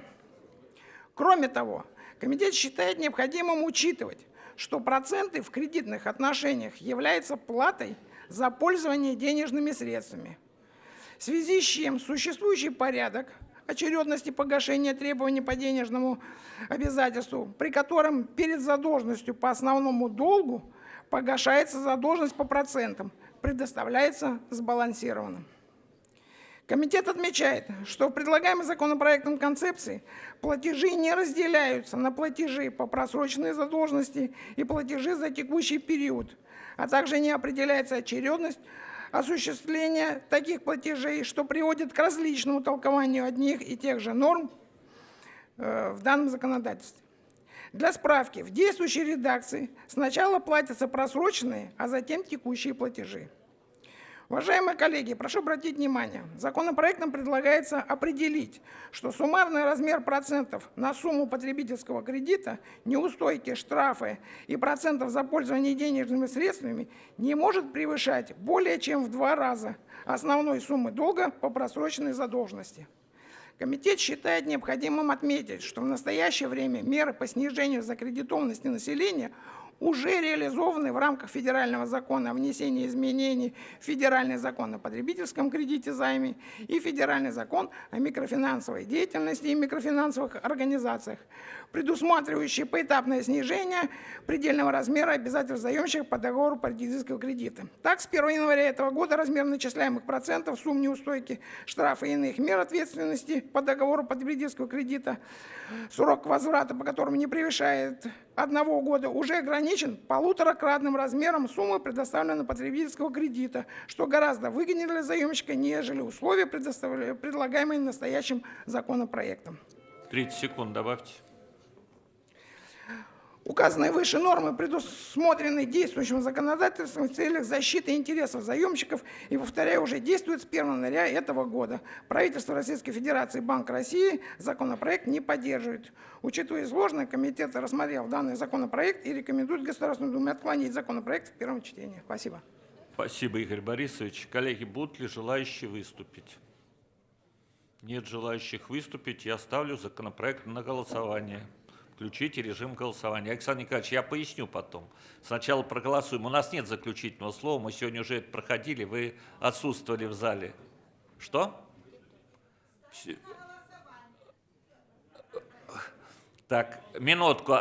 Не включайте режим голосования. Александр Николаевич Шерин, как депутат, имеет возможности выступить. Не с заключительным словом, а выступить от фракции. Пожалуйста, включите микрофон Александру Николаевичу Шерину.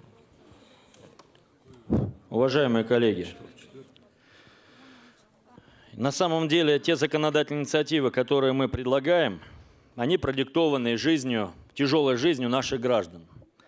И никто не будет отрицать того факта, что на сегодняшний день у нас настолько в этом вопросе не отрегулировано законодательство, что даже добросовестный заемщик, если банк пожелает досрочно отозвать сумму займа, он это сделает. Практически сегодня у нас отсутствует система, при которой может развиваться в стране средний класс. Видимо, такой задачи нет. Поэтому неприятие подобного закона, я считаю, ведет к тому, что у нас интересы граждан будут всегда на порядок ниже интересов банковских структур и микрофинансовых организаций. Фракция ЛДПР неоднократно предлагала запретить микрофинансовые организации, запретить коллекторские организации. Однако у нас и коллекторские организации продолжают действовать, только штат службы судебных приставов увеличился для того, чтобы их деятельность контролировать. И микрофинансовые организации продолжают работать. Видимо, это очень доходный, высокодоходный бизнес на горе наших граждан. Поэтому та инициатива, которую предлагает ЛДПР, она абсолютно не освобождает никого ни от каких обязательств. Просто мы четко и ясно закрепляем, что если человеку присудили выплачивать сумму кредита и процентов, штрафов и пений, и у него нет сразу всей суммы, у него есть возможность гасить тело основного долга, а потом все остальные проценты, штрафы и пени. На сегодняшний момент, еще раз повторюсь, если мы не примем эту поправку, а я понимаю, почему так болезненно, возможно, на нее реагируют финансовые структуры, то наши люди будут пожизненно выплачивать вот в тех рамках, которые обозначил докладчик, не превышая в 2 раза процент, но он всегда будет на тело кредита получать начисление очередных процентов. Поэтому фракция ЛДПР убедительно просит вас поддержать нашу инициативу. Если мы хотим достичь уровня экономического развития нашей страны, то это невозможно сделать без роста благосостояния граждан. А если люди эти деньги будут относить в микрофинансовые организации, а не в нормальные структуры, которые занимаются производственной деятельностью, то экономика в Российской Федерации расти не будет. Банки будут пухнуть и жиреть, да, у них все будет хорошо. Коллекторы будут с такими бычьими рожами ходить по квартирам, зарабатывать деньги, да. Но людям от этого ничего хорошего не будет. Прошу поддержать нашу законодательную инициативу. Спасибо. Спасибо, коллеги. Обсуждение завершено. Ставится на голосование проект федерального закона о внесении изменений в статью 5 федерального закона о потребительском кредите займе. Включите режим голосования.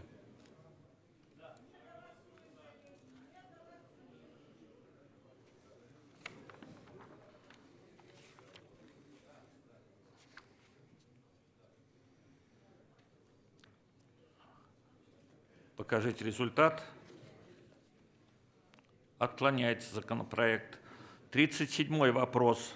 Проект федерального закона о внесении изменений в статью 32 федерального закона о политических партиях. Докладывает член Совета Федерации, представитель Липецкого областного совета депутатов Максим Геннадьевич Ковджарадзе. Докладчик присутствует? Нет, коллеги, мы фиксируем отсутствие докладчика. Значит, я просто хочу депутатов сказать, что когда мы фиксируем отсутствие докладчика, это значит, предварительная работа проведена комитетом, мы не просто так это делаем. И по нашему регламенту это означает, что если повторно докладчик не будет присутствовать на рассмотрении своего законопроекта, то законопроект будет рассматриваться без участия докладчика. 38-й вопрос. Проект федерального закона о внесении изменений в статьи 10 и 12 федерального закона о порядке рассмотрения обращений граждан Российской Федерации. Доклад представителя Законодательного собрания Республики Карелия Евгения Петровича Беседного. Евгений Петрович присутствует? Нет, фиксируем отсутствие докладчика. Коллеги, еще раз повторяю, это проработанные вопросы, это не то, что мы вот сейчас, так сказать. 39-й вопрос. Проект федерального закона о внесении изменений в федеральный закон об общих принципах организации и деятельности общественных палат субъектов Российской Федерации. Докладывает представитель Самарской губернской думы Юрий Михайлович Шевцов. Юрий Михайлович присутствует? Нет, фиксируем отсутствие докладчика. 40-й вопрос, коллеги. Дмитрий Анатольевич Белик здесь. Он попросил его перенести на следующую неделю законопроект в связи с тем, что возможно, что этот законопроект в ближайшие дни будет отозван. Нет возражений? Нет, переносим на следующую неделю. 41-й вопрос. Проект федерального закона о внесении изменений в статью 14 федерального закона об общественных объединениях. Докладывает представитель Законодательного собрания Санкт-Петербурга Елена Алексеевна Рахова. Присутствует Елена Алексеевна? Нет, фиксируем отсутствие докладчика.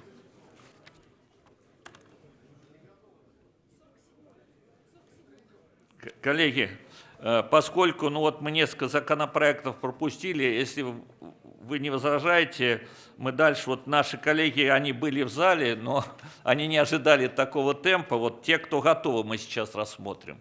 47-й вопрос. Проект федерального закона о внесении изменений в статью 2 Федерального закона о внесении изменений в статью 4.7 Федерального закона о применении контрольно-кассовой техники при осуществлении наличных денежных расчетов или расчетов с использованием электронных средств платежа и статьи 5 и 8 Федерального закона об основах государственного регулирования торговой деятельности в Российской Федерации. Докладывает Михаил Васильевич Емельянов. С места включить микрофон. Уважаемый Иван Иванович, уважаемые коллеги, закон касается довольно болезненной темы для нашей экономики, как маркировка продукции. Сейчас идет кампания по принудительной маркировке продукции практически всей. Начиная от шуб и заканчивая конфетами, парфюмерными изделиями. Для нашей экономики это повышает издержки производителей и часто совершенно неоправданно. Если эксперимент с шубами по маркировке себя оправдал, то, скажем, каждую конфету маркировать, причем это стоит 50 копеек на каждое изделие, конечно же, повышает себестоимость товара и снижает конкурентоспособность наших товаров. Мы считаем, что этот процесс не продуман, поэтому мы предлагаем отложить введение данного законопроекта маркировки на 3 года. Мы предлагали отложить этот законопроект с 1 марта 2019 года, он вступил в действие, мы предложили его отложить с этого момента. Сейчас уже март месяц, но мы считаем все равно это актуально, и во втором чтении можно поправить дату. Поэтому мы предлагаем принять этот законопроект. Спасибо. Спасибо, Михаил Васильевич. С докладом выступает Алексей Владимирович Белобердин от Комитета по экономической политике, промышленности, инновационному развитию и предпринимательству. С места включить микрофон. Спасибо. Уважаемые коллеги, как уже сказал докладчик, законопроект о маркировке продукции уже вступил в действие, поэтому комитет считает не поддерживать данный законопроект. Спасибо. Спасибо. Коллеги, будут ли желающие выступить? Нет. Ставлю законопроект на голосование. Включите режим голосования.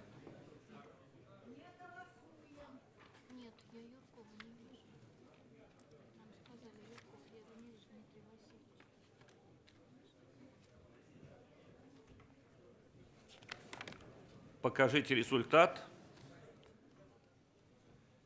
Отклоняется законопроект. Коллеги, 42-й вопрос у нас готов. Проект федерального закона о внесении изменений в закон Российской Федерации о таможенном тарифе в части увеличения ставок вывозных таможенных пошлин на нефть сырую и отдельной категории товаров, выработанных из нефти. Докладывает Валерий Карлович Гартунг.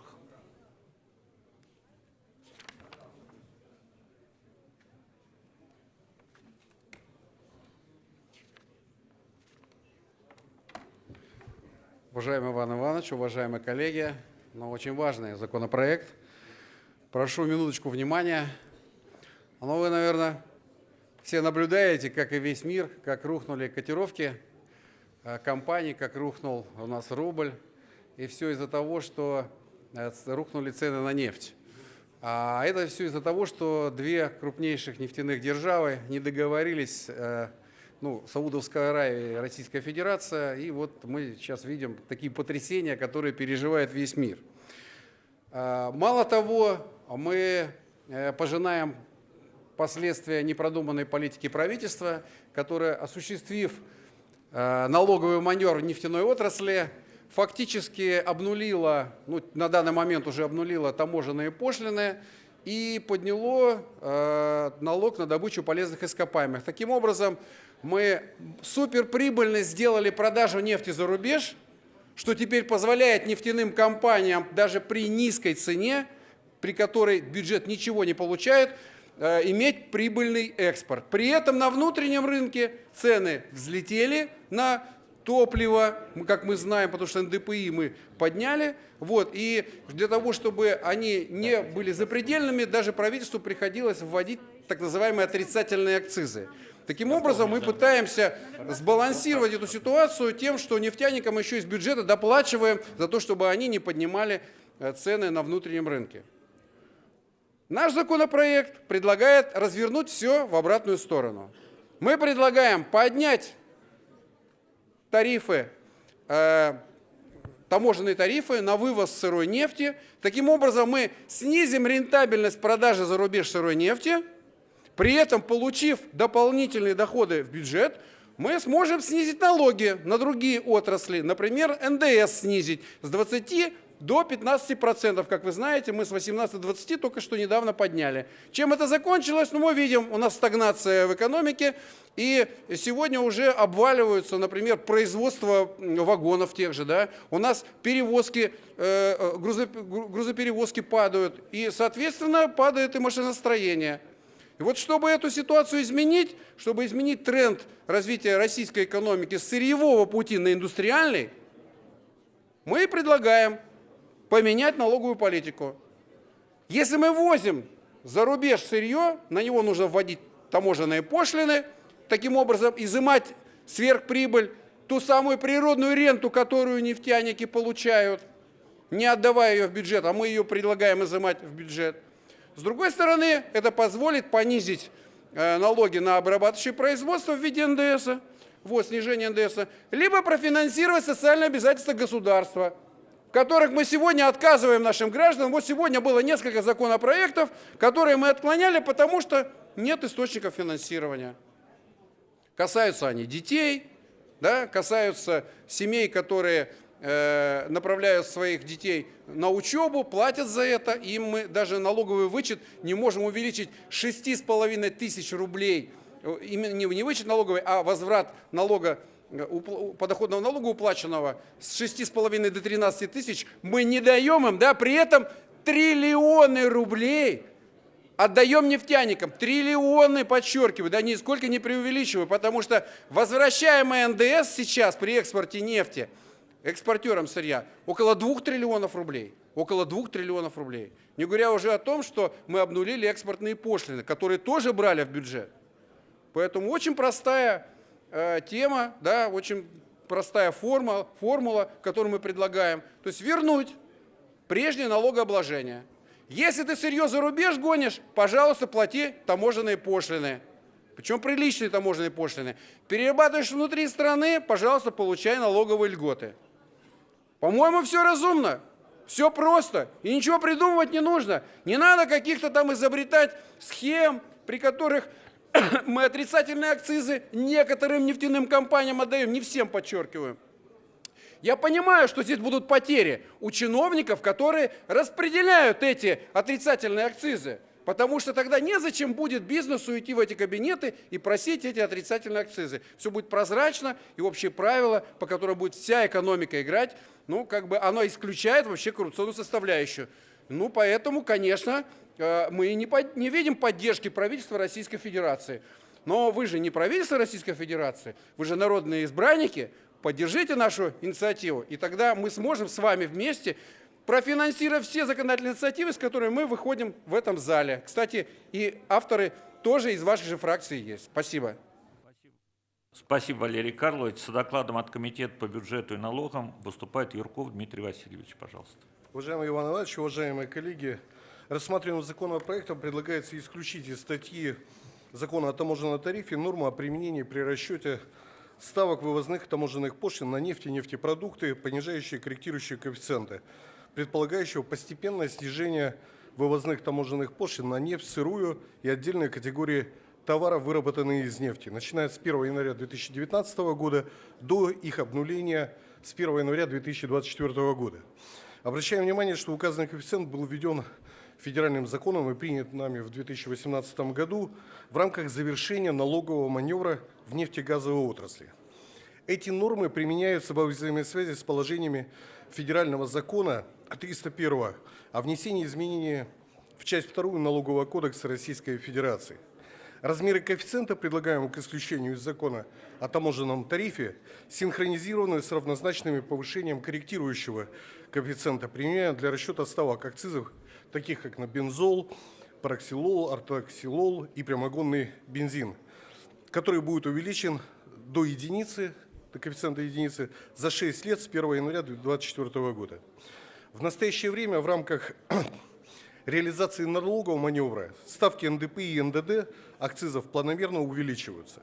Исключение коэффициента из формул расчета ставок ввозных таможенных пошлин на нефть и нефтепродукты также приведет к их увеличению. Таким образом, полагаем, что принятие предлагаемых изменений в закон без одновременного внесения изменений в налоговый кодекс увеличит налоговое бремя налогоплательщиков и, как следствие, приведет к падению рентабельности добычи нефти в период до 2024 года и к росту, соответственно, цен на нефтепродукты, что в свою очередь неблагоприятно отразится на внутреннем рынке моторного топлива. Кроме того, законопроектом предусматривается отменить действующий механизм, который предусматривает возможность правительству Российской Федерации регулировать ставки вывозных пошлин для воздействия на нефтяные компании, чтобы регулировать, поддерживать цены на внутреннем рынке и не давать возможности их искусственно завышать. Полагаем, что отсутствие у правительства необходимых полномочий снизит возможность оперативно реагировать на изменения цен на рынке моторного топлива при форс-мажорных обстоятельствах. Правительство Российской Федерации, Счетная палата, а также Комитет Совета Федерации по бюджету и финансовым рынкам и Комитет Государственной Думы по энергетике не поддерживают концепцию данного законопроекта. Учитывая изложенное, Комитет по бюджету и налогу также не поддерживает концепцию. Спасибо, Дмитрий Васильевич. Коллеги, будут ли желающие выступить? Есть. Включите режим записи на выступление.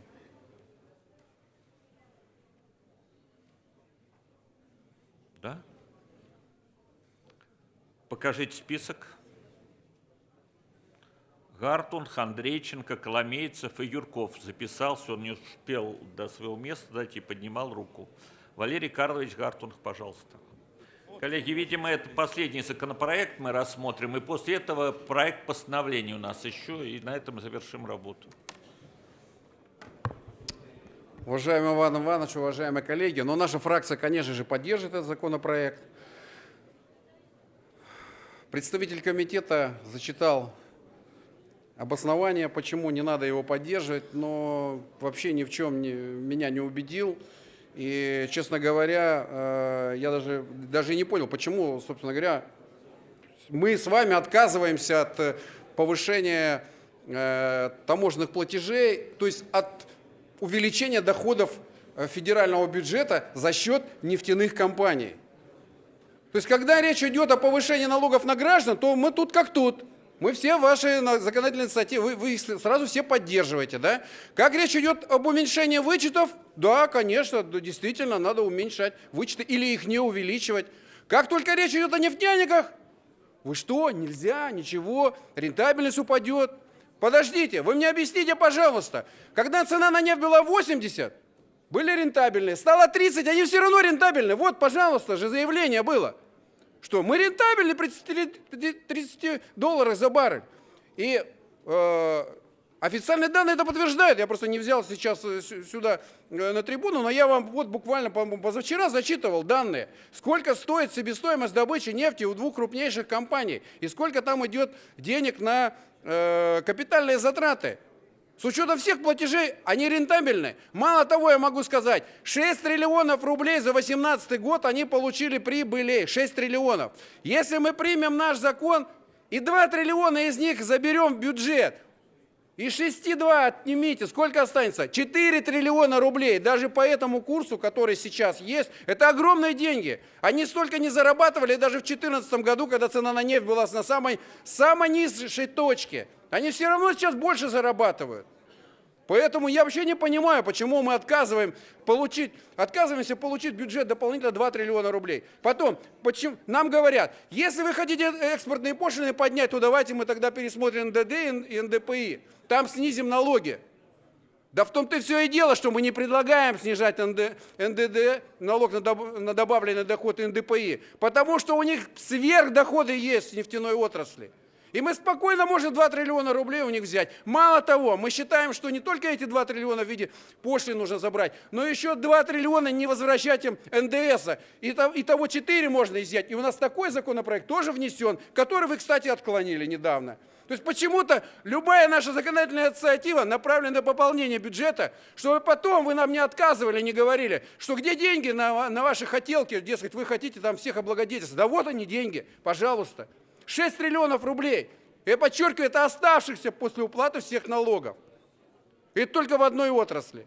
Поэтому, коллеги, я не понимаю, почему вы это не поддерживаете. И потом, почему мы предлагаем у правительства отобрать право это регулировать? Да потому что коррупция будет в этом случае. Вот. Спасибо, Валерий Карлович. Андрейченко Андрей Валерьевич, пожалуйста. Фракция ЛДПР. У фракции ЛДПР есть тоже подобный ряд предложений.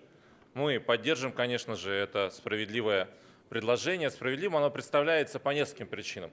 Во-первых, нужно осветить тот факт, что мы понимаем, что нефтегазовые компании сейчас положенные дивиденды в бюджет не платят. Мы с этим сталкиваемся год за годом. То они у нас рассказывают про некую свою убыточность, то, соответственно, они, когда что-то приватизировать, частная структура, а как платить дивиденды, так, например, вспоминают, что они имеют какое-то отношение к Роснефтегазу. Поэтому это важно, потому что бюджет сейчас недополучает Российской Федерации те деньги, которые должен. Это первое. Второе. Представитель комитета рассказывал о неких механизмах, которые существуют. Но могу сказать, что они существуют, но не работают. Тут каждый человек в Российской Федерации постоянно диву дается с того момента, когда нефть растет в цене, бензин дорожает. Потом нефть дешевеет, бензин, не дешевеет.